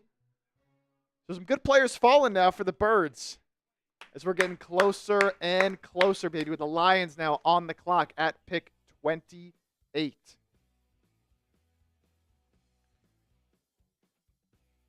So grade that pick. Look, I'd have to give it an A. That's a great pick there for the Ravens. Man! Sidney Brown time, I guess, says Seb Sharp. They like him. They like him.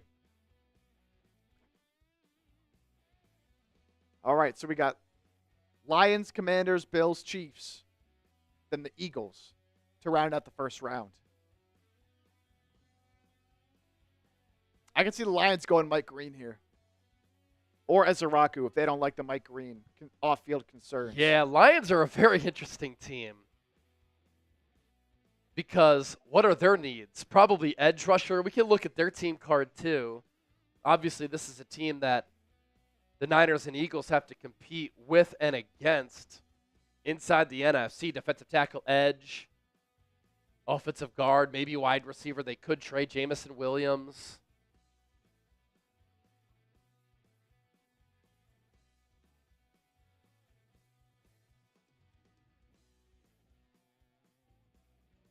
The Eagles had interest in both Kyle Hamilton and Malachi Starks, and now the Ravens have both of them on that back end.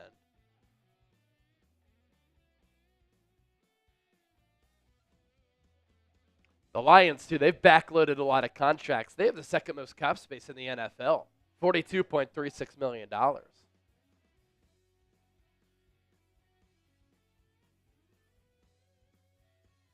Here's the thing. I know people are frustrated that Howie Roseman didn't trade up. I think other teams have just boxed the Eagles out. Like, they don't want to make a move with the Eagles. According to Jordan Schultz, Howie was trying to trade with the Packers to move up.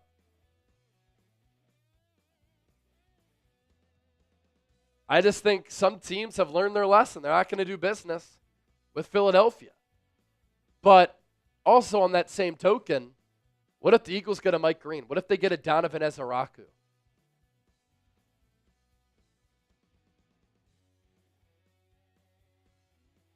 Yeah, that being said, the Lions definitely could go edge here and take one of those guys.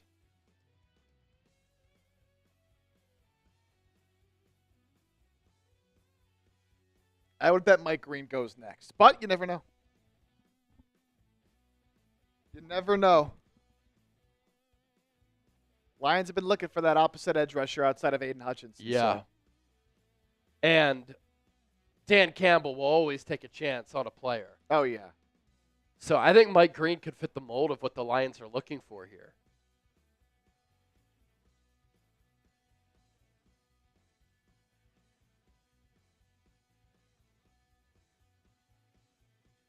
Oh, Lions go interior here. They won't take an edge rusher. And this is a little bit of a surprise Interior as well, I defensive think. lineman. I'm trying to think who it could be. Derek Harmon, Walter Nolan, Kenneth Grant, Mason Graham, all off the board. Yeah, I'm curious if you can guess who this pick is. Not a guy that a lot of people had going round one, so. I'll pop this up here. Not Texas. It is a Big Ten school.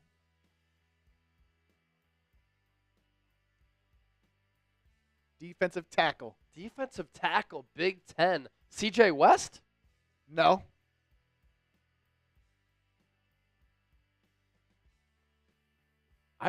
Who is it? Who are the Lions going with? Pop it up. Oh, wow. Tyleik Williams out of Ohio State to Detroit at number 28. Didn't have him as a first-round guy. Had him more as a second or third.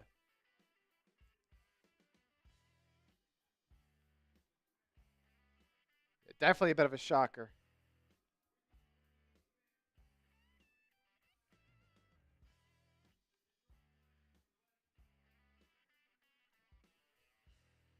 Mike is sweating, baby. Yeah, so this is a big body here, 6'3", 329 pounds. Part of that Ohio State team that, of course, won the national championship. Large and athletic with interesting flashes. Has the power to push the pocket, explosive burst, hand power to move offensive linemen. Hasn't quite put it together as a pass rusher, but man, sometimes he can just move very fast in a blink. The production, not really what you want from a first-round pick, another one of those projections, but hey, sometimes that's what you see in the first round. 46 tackles, 8 TFLs, 2.5 sacks with 21 pressures. So I thought Detroit could be in play here for Mike Green. Instead, they go Tyleik Williams here at 28. And so now you have Washington, Buffalo, and Kansas City before the Eagles at 32. This is also one of the quicker first rounds that I can remember in recent memory. Yeah. Maybe, if ever. They're wasting no time. Shedeur Sanders, probably not going to be a first-round pick, man, unless one of these teams at the back end trades out.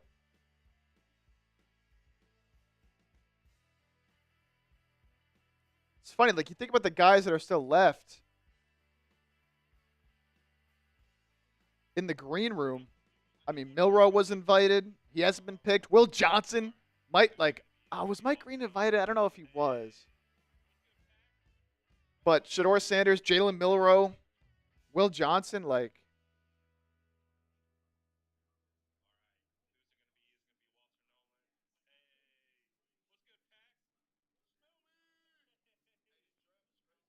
so still some of these edge rushers fall into the Eagles.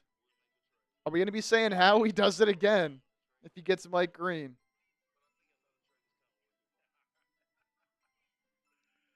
I'm interested to see what the grades are on this pick. Donovan Ezaraku, Mike Green, and Maxwell Hairston are the players who I think the Eagles could look at 32. Washington is on the clock. What'd you say? Washington is on the clock. Yeah, here. Washington on the clock. 29. Yeah, these picks are going so fast. How about the best players available here? Take a look at that.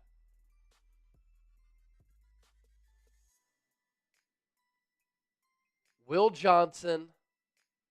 Washington could use a corner. Mike Green. I would hate to see Mike Green go to Washington, but that fits a Dan Quinn system. Luther Burden, they traded for Debo, and they have Terry McLaurin. What a wide receiver 3 that could be, though. Jahad Campbell. I'm also wondering if the Eagles trade out. It's possible. It's possible.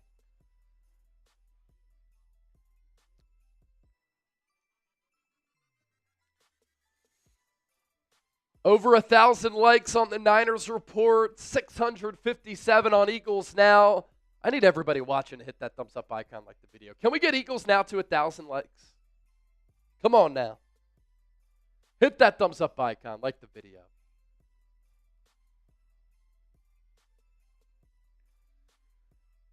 Washington could go offensive line.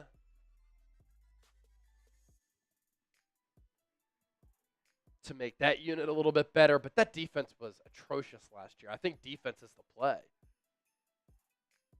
Gotta be for them.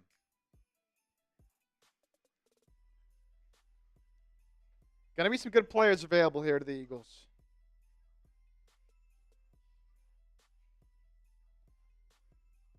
It's gonna go offensive line here for the Commanders. Josh Connerly out of Oregon. Okay. So the second Oregon player taken in this first round.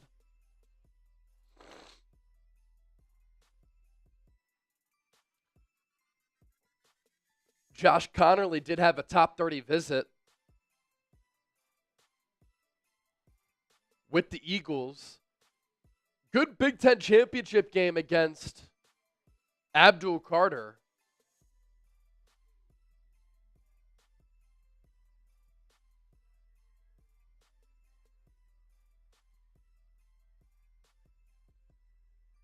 Slick Rick is reporting that the Eagles tried to trade up with the Packers to get Jahad Campbell, and it fell through. Let's see if he falls to them at 32. That could be interesting. Slick Rick's always on it, man. Josh Connerly, though. Interesting player, good player. Good size. Really flashes of good play at times. Flashes in which you're like, is he going to be a first-round player? Almost 6'5", 311 pounds. Gave up 1 sack of Dillon Gabriel last year. 2-year starter. Showed a lot of growth at left tackle for sure, protecting the front side of Dillon Gabriel. And then the back side of Bo Nix the year before that. And for Connerly, fluid mover, really good athlete.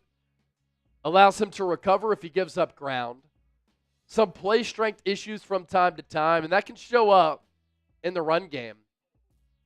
Overall Pro Football Focus grade in 2024 of 78.1, pass blocking grade 83.5, run blocking grade of 72.5, but gave up that one sack. So the Commanders don't go defense. They instead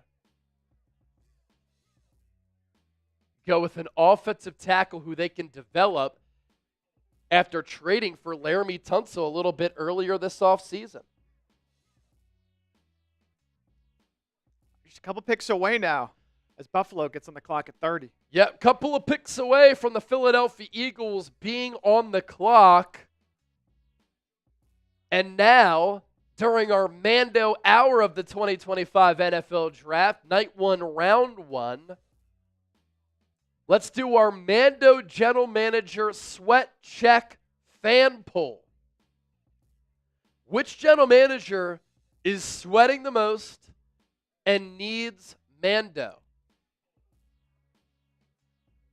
You're watching our NFL Draft coverage here. I'm Chase Sr.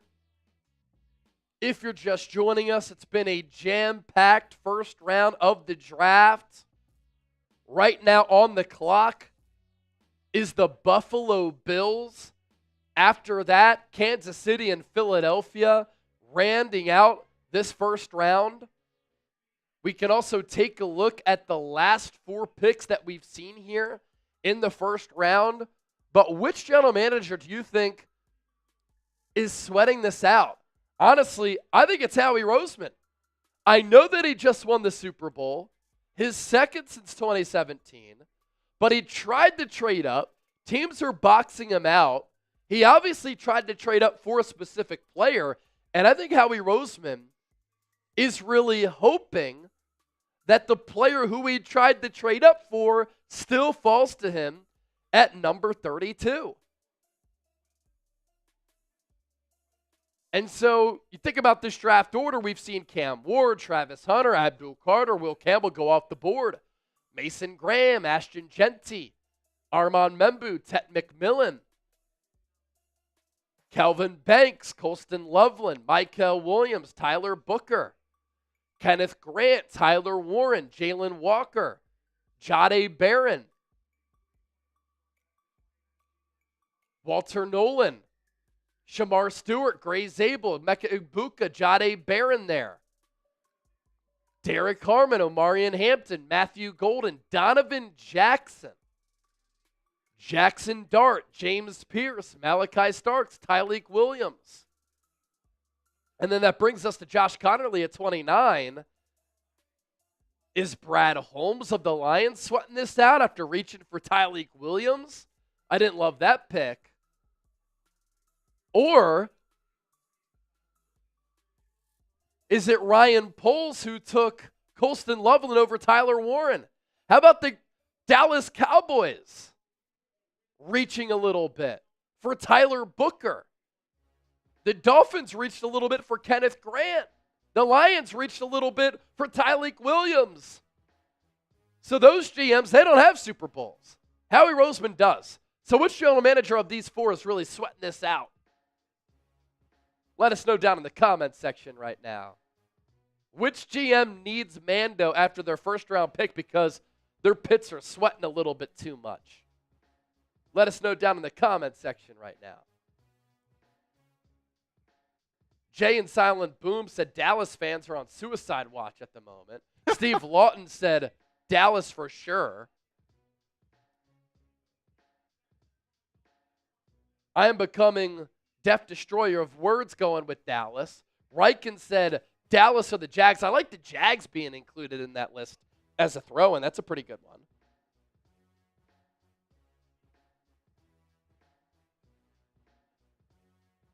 And those last four picks, you see it. Giants trade up into the first for Jackson Dart. Falcons traded away a future first for James Pierce. Malachi Starks and Tyleek Williams. The other two of the most recent four.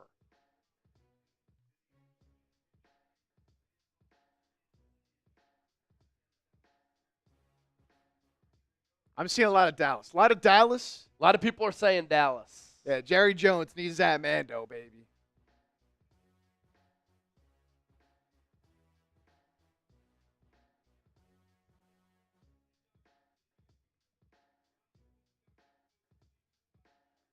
The Eagles move up one spot. Oh! We have a trade. Oh! Stacey Davis, $316 super chat. That becomes the biggest super of the night, overtaking Be Natural. Now, Be Natural, you will still get that jersey of your choice. Stacey Davis will now get the jersey of her choice. Woo. Oh!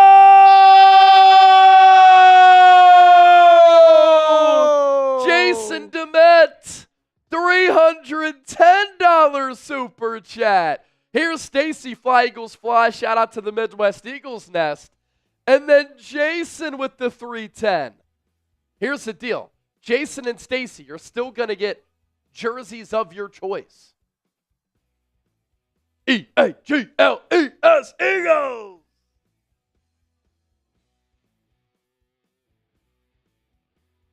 Maxwell Hairston to the Buffalo Bills at 30. And so the Eagles and the Chiefs flip-flop. Jason Dimmitt with that 310.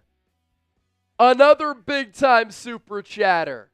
We're up to 1,600 in supers on Eagles, only 864 on Niners. Where's everybody at? Uh-oh. Can we get to 1,000 on Niners? In the meantime, Eagles are on the clock. A beer bong for those big-time super chats. FYI, pop my email up at the bottom. Jason and Stacey, email me right now, chase@chatsports.com, so that I can get your address and which jerseys you want. It's at the bottom of your screen. Email me, chase@chatsports.com. So it just cost the Eagles their 5th-round pick, one of their 4 5th-round picks this year. That's it. To move up one spot. Okay. So here are the trade details here. Eagles move up from 32 to 31. Chiefs get 32. They move back a spot. And then that 164. The Eagles also have 161, 168, and 165. So who does Howie Roseman want here with the 31st overall pick? I mean, you take a look at the top guys left. With the Eagles now on the clock. I think the Eagles like Maxwell Hairston for sure. I mean, Will Johnson and Mike Green, both still there, and Jihad Campbell. Fascinating. Man, Will Johnson's really sliding. Yeah, I think it's because of the injuries.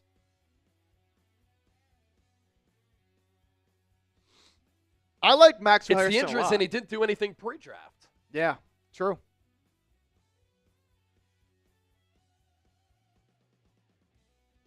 Not going to lie, I kind of hope this is Mike Green. I hope it's Mike Green. That would be absolutely electric.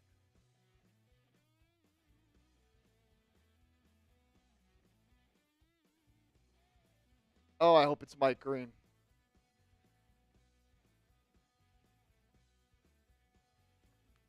All right, Eagles fans, grade the trade without knowing who they're selecting yet. I want you to grade the trade for me. Down in the comments section.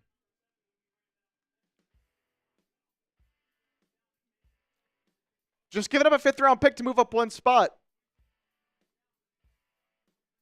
B, B, A, A, C. Again, it depends who they take here. But, I mean, you give up a late 5th where you have 4 picks, now 3 in the 5th round. Who's it going to be for Howie Roseman and the Eagles?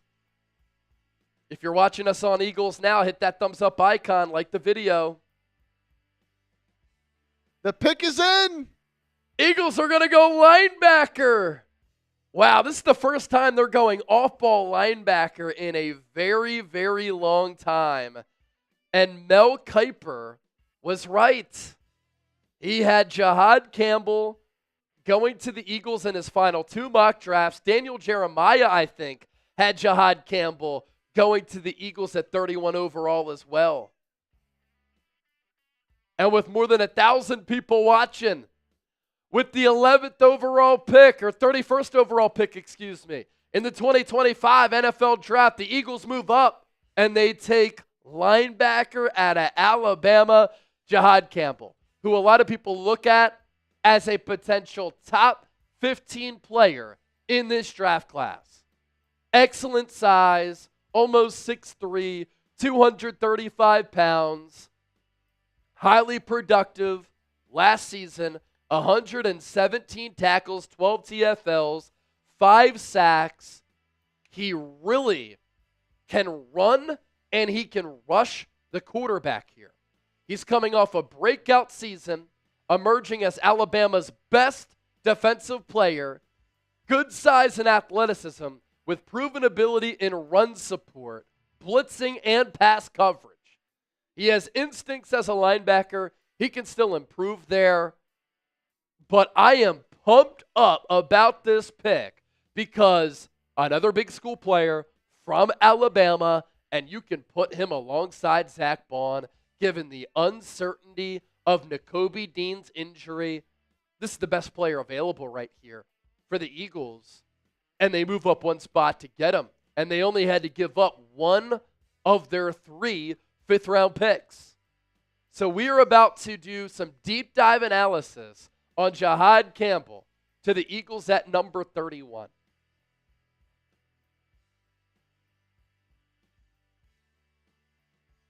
Wow. Some mixed opinions from our Eagles fans here.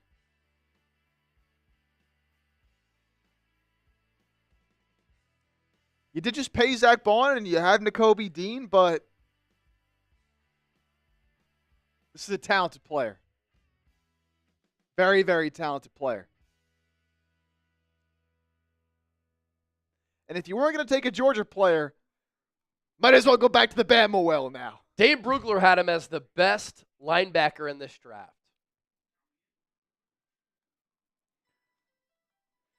And you should keep adding the well now. I mean, Hurts, Devontae Smith. You have now Jahad Campbell. I'm missing someone from Bama. On the team? Yeah. Tyler Steen. Yes, Tyler Steen. Yep. That's what I was thinking of.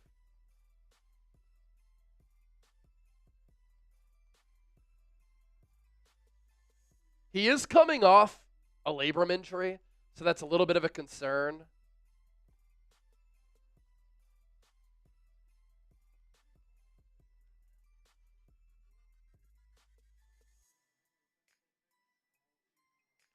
.452 40-yard dash. Oh, you don't want me to put the camera back up for this? Or are you cool sitting there? I'll probably just sit for this. Cool.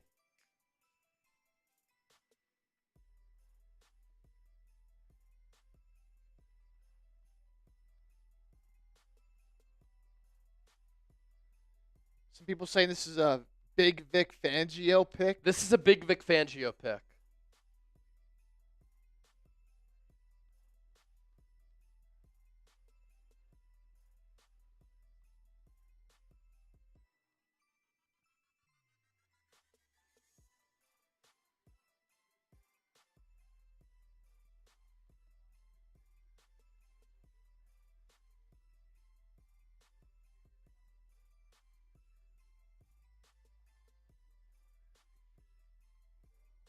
Yeah, Eagles almost traded up for Campbell even more. And they trade up 1 pick to ensure they get him here.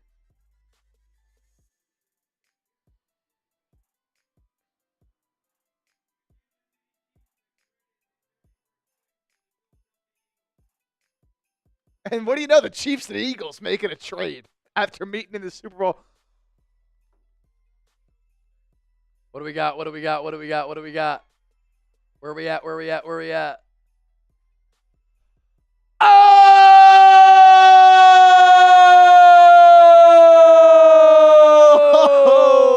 Johnny Bottles, $332 super chat. He makes it rain. He becomes the super chat MVP and the biggest super chat that we've gotten here tonight. Johnny Bottles making it rain. Are you kidding me? $333 super chat. That's back to back to back. $300+ super chats. We're up to $2,000 on Eagles. Wow. Show some love to Johnny Bottles.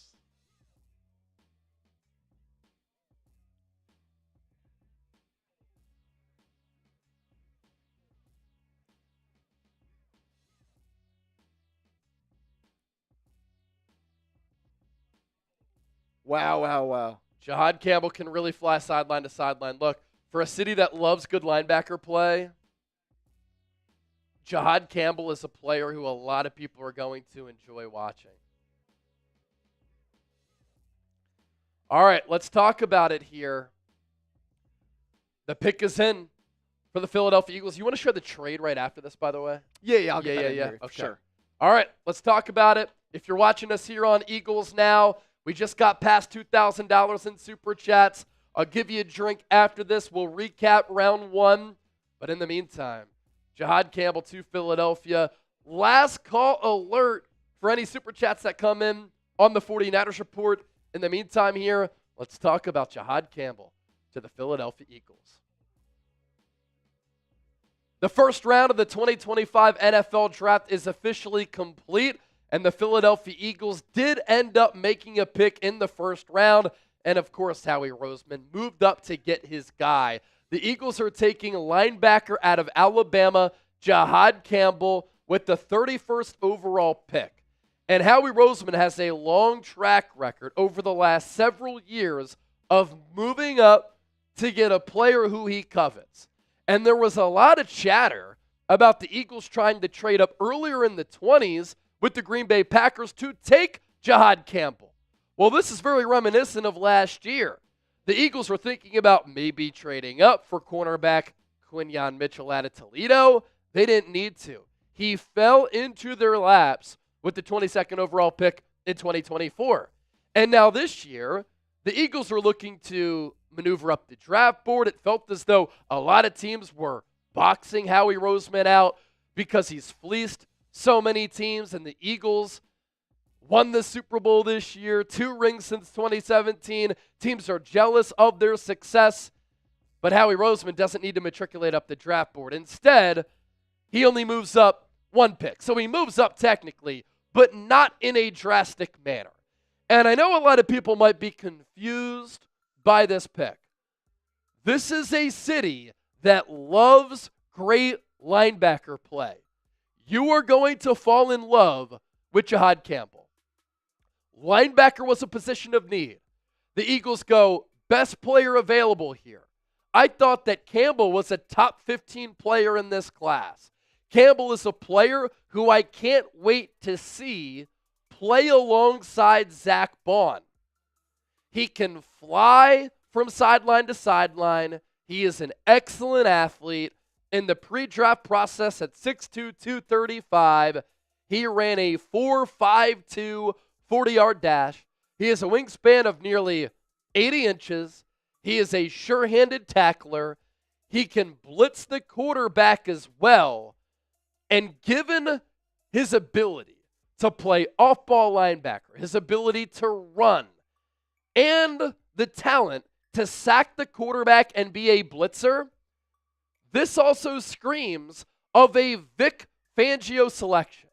Campbell is coming off a breakout year. He emerged as Alabama's best defensive player in 2024.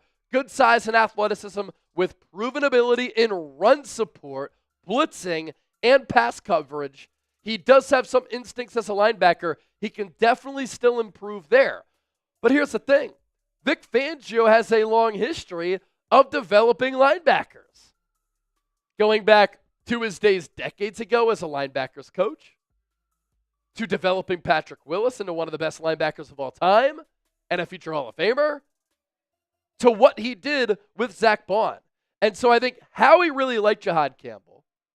But then Vic Fangio was like, oh, if Jahad Campbell is still on the board, yeah, if we have to move up one pick, let's definitely do that because he has traits and a foundation that we can certainly work with. A lot more to get to in talking about this selection for Philadelphia because it's interesting for so many reasons. But let's go to our sponsor, and that's our friends at Mando, the best whole body deodorant on the market. And we have a great deal for the Bird Gang. $5 off the Mando starter pack by using the code chat at shopmando.com. Look, the draft is here. It's underway. Round 1 is over. You know what the end of April means? Spring is in the air. The weather is warming up. I can't wait to get in some runs outside, go on some hikes, hang out by the pool, go golfing, have some summer beers outside, and just enjoy the beautiful outdoors. Well, I'm a busy guy too, and I'm looking forward to all of that even more because I've started using Mando whole body deodorant. Unlike some other deodorants I've tried, it can actually handle anything. Safe to use anywhere on your body, pits, balls, thigh folds, belly buttons, butt cracks, and feet. It was created by a doctor who saw firsthand how normal BO was being misdiagnosed and mistreated. Clinically proven to block odor all day and control odor for up to 72 hours. It's incredible. And you can get a silent deodorant stick formulated and powered by mandelic acid to stop odor before it starts. There's spray deodorant, which is aluminum free. And you can find Mando, the #1 whole body deodorant in America, at places like Walmart, Target, and other retailers across the country. So here's the deal. As a special offer for our listeners and our viewers, new customers get $5 off the starter pack with our exclusive code. That equates to over 40% off your starter pack by using the code chat at shopmando.com. That's shopmando.com. Please support our show. Tell them that Chase Sr., Eagles Now, and Chat Sports sent you. Smell fresher. Stay drier. Boost your confidence from head to toe with Mando here today. More on Jahad Campbell here. One of the concerns I do have coming off a shoulder injury and with a linebacker who plays physical, you do worry about that.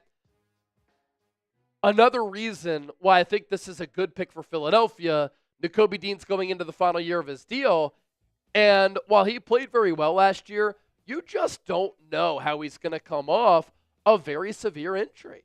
Patella tendon is nothing to play around with. It's nothing to joke about, and sometimes the rate of people being able to come off that injury is concerning.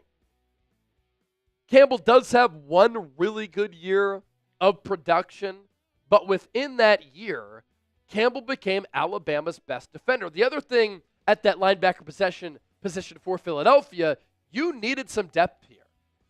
The Eagles said they're going to use Ben Van Sumeren in the running back room to be a fullback and a special teamer. You have Jeremiah Trotter Jr. Outside of that, you have Dallas Gant, and that's it. And again, you're not sure when Nakobe Dean is going to be able to come back. So we could see Jahad Campbell play alongside Zach Bond week 1 as a rookie right from the jump. And, of course, Howie Roseman is tapping in to the big school pedigree here with another player from the SEC and another player from Alabama. And so to round this out, I know some people don't like this pick. I don't see why. Campbell is a player who fits the mold of what Philadelphians love in their football players. Big athlete who can run and cover ground. He led all linebackers at the combine in shuffle sprint at 19.45 miles per hour and wave drills at 11 miles per hour, works well laterally as a run defender. He can redirect and drive. He's an excellent tackler in the open field. He's physical in the hole with the ability to stop ball carriers in their tracks.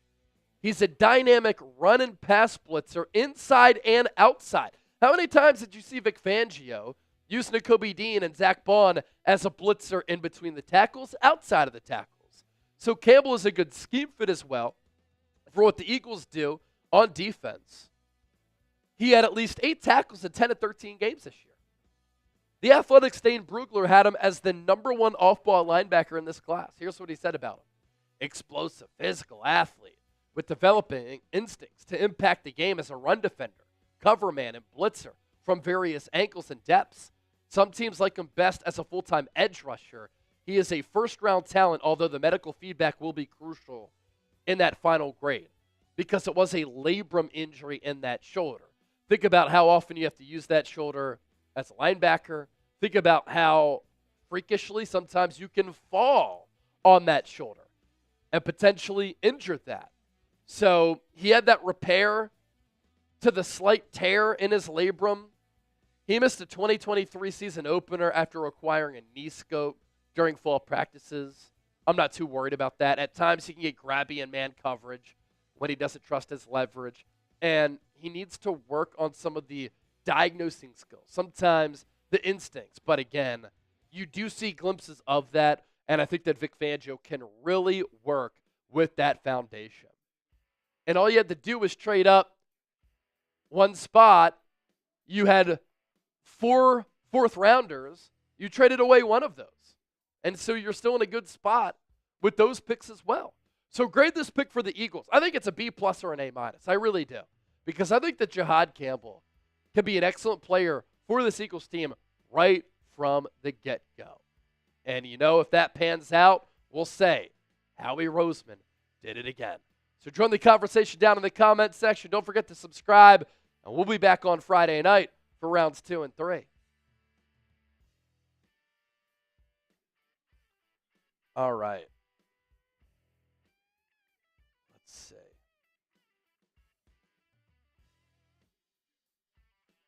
We have a couple of things to do here. We're going to raffle off our draft hats.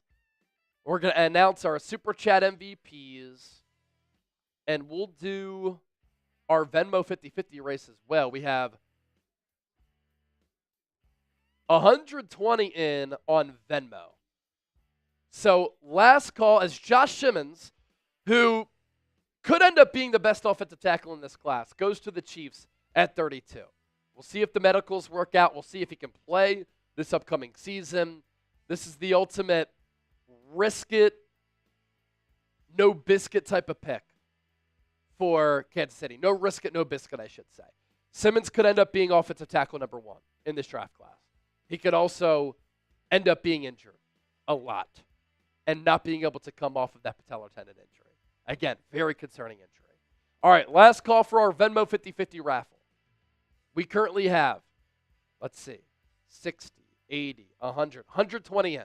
So the winner comes away right now with 60 on a $20 buy-in. Let's try to get the winner $100. Let's get it to $200. $20 to enter. Scan the QR code. Venmo me at Chase_senior. That's Venmo at Chase_senior. Or scan the QR code. $20 to enter our Venmo 50-50 race. Last call for that. You have 2 minutes. The first round of the draft is complete. I could film a YouTube short in the meantime.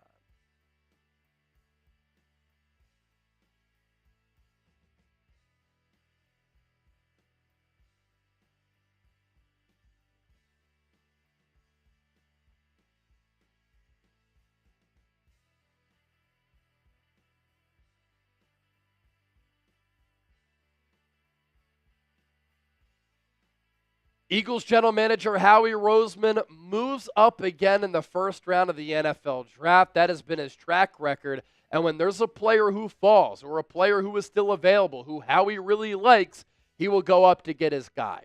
What's interesting about the Eagles' selection of Jahad Campbell with the 31st pick, linebacker out of Alabama, is that there were reports that the Eagles were trying to trade up earlier in the 20s to take him. Instead, they only move up one spot. They give up a 5th-round pick when they have multiple, and they get arguably the best off-ball linebacker in this class. Some people might be confused by this. You don't know when Nakobe Dean is going to come back. The linebacker depth is a concern, and Campbell is a really good player.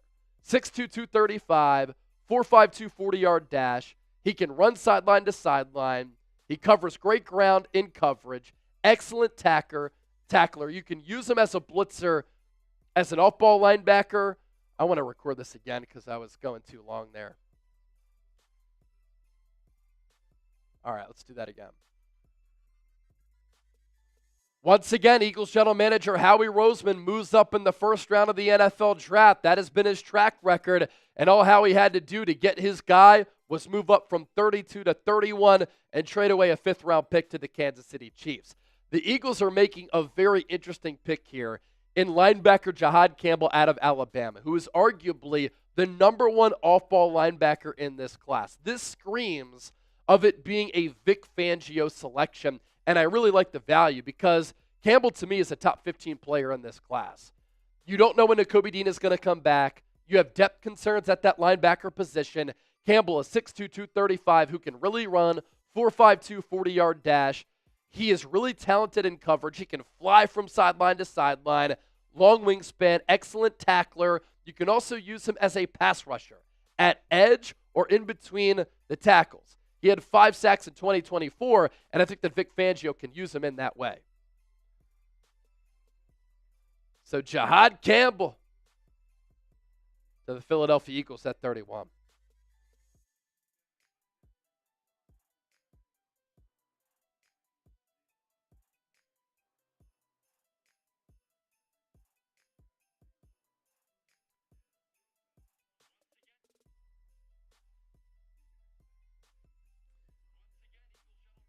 So that's round 1, baby. That's round 1.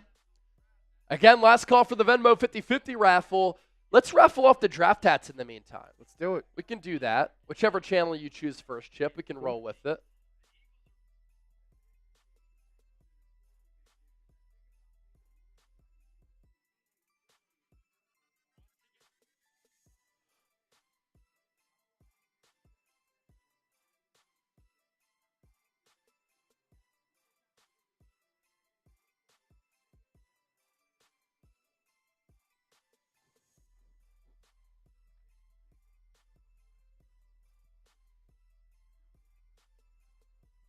We also saw that $20 super chat come in from Romeo. Good to hear from Romeo once again. All right, speaking of Romeo on Eagles, let's give away our Eagles draft hat. Who's going to win it? You have to be here to claim your prize. So spin that wheel in 3, 2, 1. Who's it going to be? 90 entries. And it's going to be Johnny Bottles. Johnny!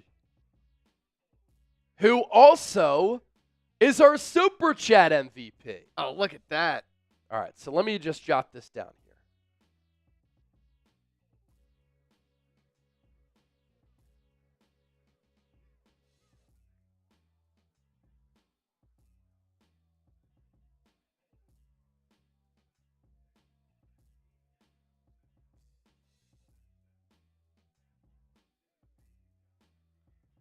All right, so let me just write this down here. We've got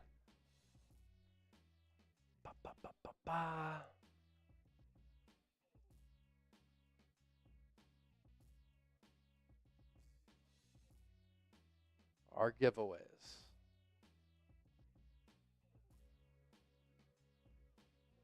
Johnny Bottles gets the hat, football,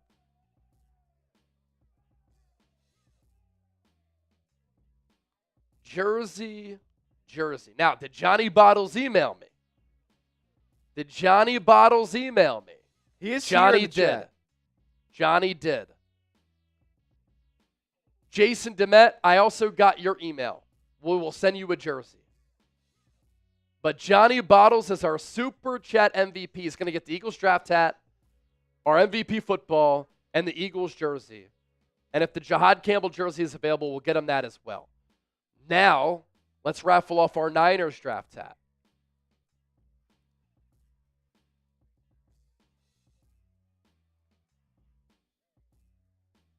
$41 entries here. Let's see who the winner is going to be on Niners in 3, 2, 1.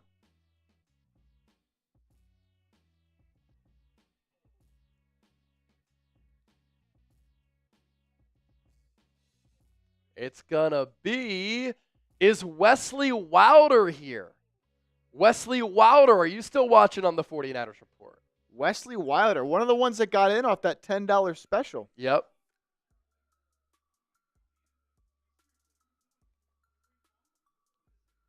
And then our other jersey winners, Jason Demet, Stacey Davis, B Natural,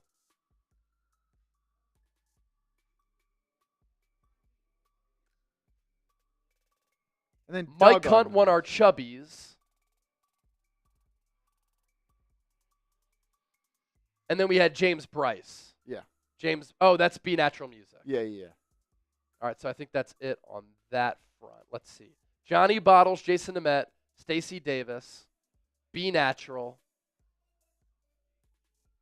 Did you get Doug on Niners? Well, we're going to do that. I'm just getting Eagles for now. Gotcha. Okay, that's it on Eagles. Okay, Wesley Wilder. Is Wesley Wilder still here? Oh, he's here. Did you see him in the chat? Yeah, he's right here. Oh, there he is. All right, Wesley, can you please shoot me an email? chase@chatsports.com so that we can get you that draft hat.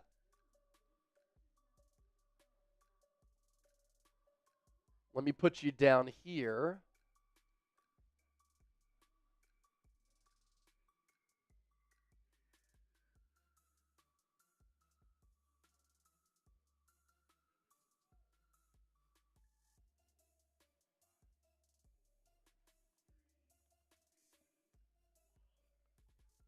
Wesley Wilder gets the draft hat. And then is Candy Winslow the jersey winner, or did we get something bigger than that? No. Doug. We had Doug. Okay. Doug gets the jersey. All right. Doug gets the jersey, the football, and a Michael Williams jersey if it's available. And Wesley Wilder gets the draft hat. All right. Awesome stuff. That's it, right? Yep. All right. Let's take a look at the Venmo here. 20, 40, 60, 80, 120. Winner comes away with 60. So I can just read these off for you. Yeah, 1 sec here.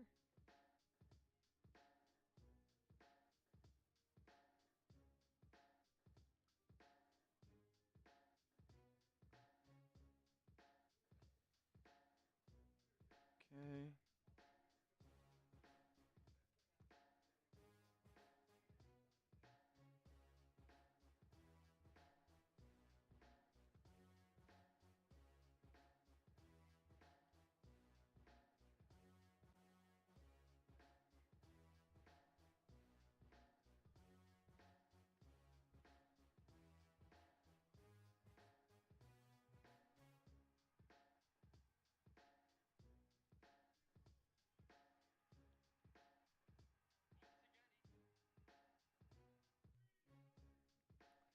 See, is there a football one? That'd be electric. Oh, football race. That would be cool.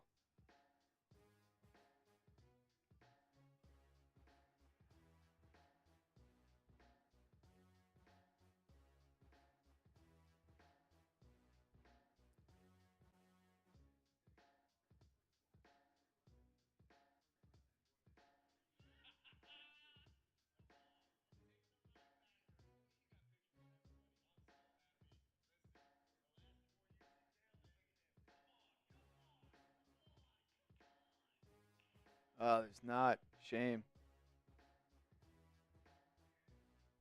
We got our regular, good old-fashioned duck race. All right, I am ready for the names. Somebody threw Pat McAfee a weed pen, and he just hit it while doing his draft coverage. Oh, my God. That's incredible. Wow.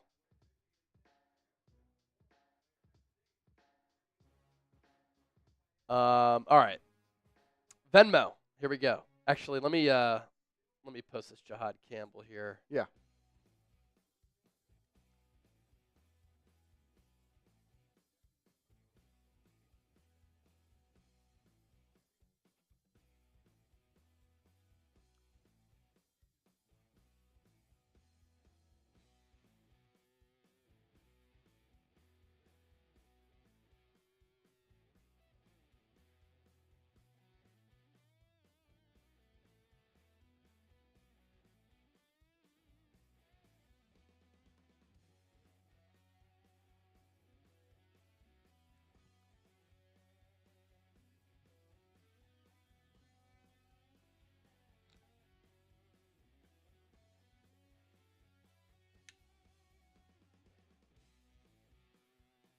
All right. So we've got 2 submissions there for Candy Winslow. She sent in 2 20s. Cool. We've got Ava with a submission. That's Ava Valencia? Yep, Ava Valencia, yep. EVA. Yep. Michael Berry with a duck. Ken Bowles with a duck, Boles. And then Kelly Knock with a duck. Cool.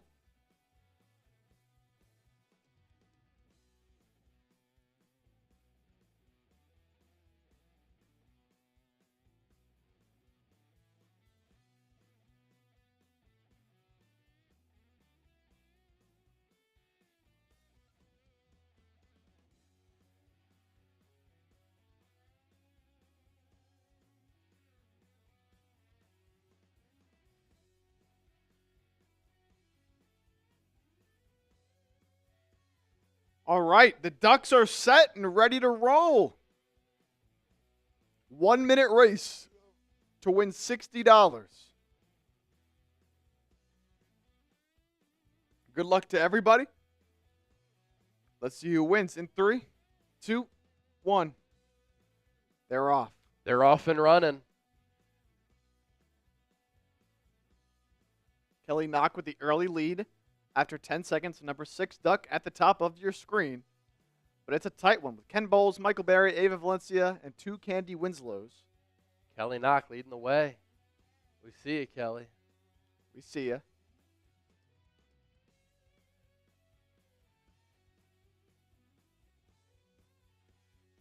Kelly Knock and Ken Bowles halfway down. Halfway to go. It's a tight one. It's a tight race. What do we say? Winner's going to come away with 60. Here comes Ava. She's newly pregnant. Will she hold on to win? Ava starting to drift. Here comes Michael Berry. And Michael Berry gets the victory. All right, Michael. I'm going to send you that Venmo right now, Michael.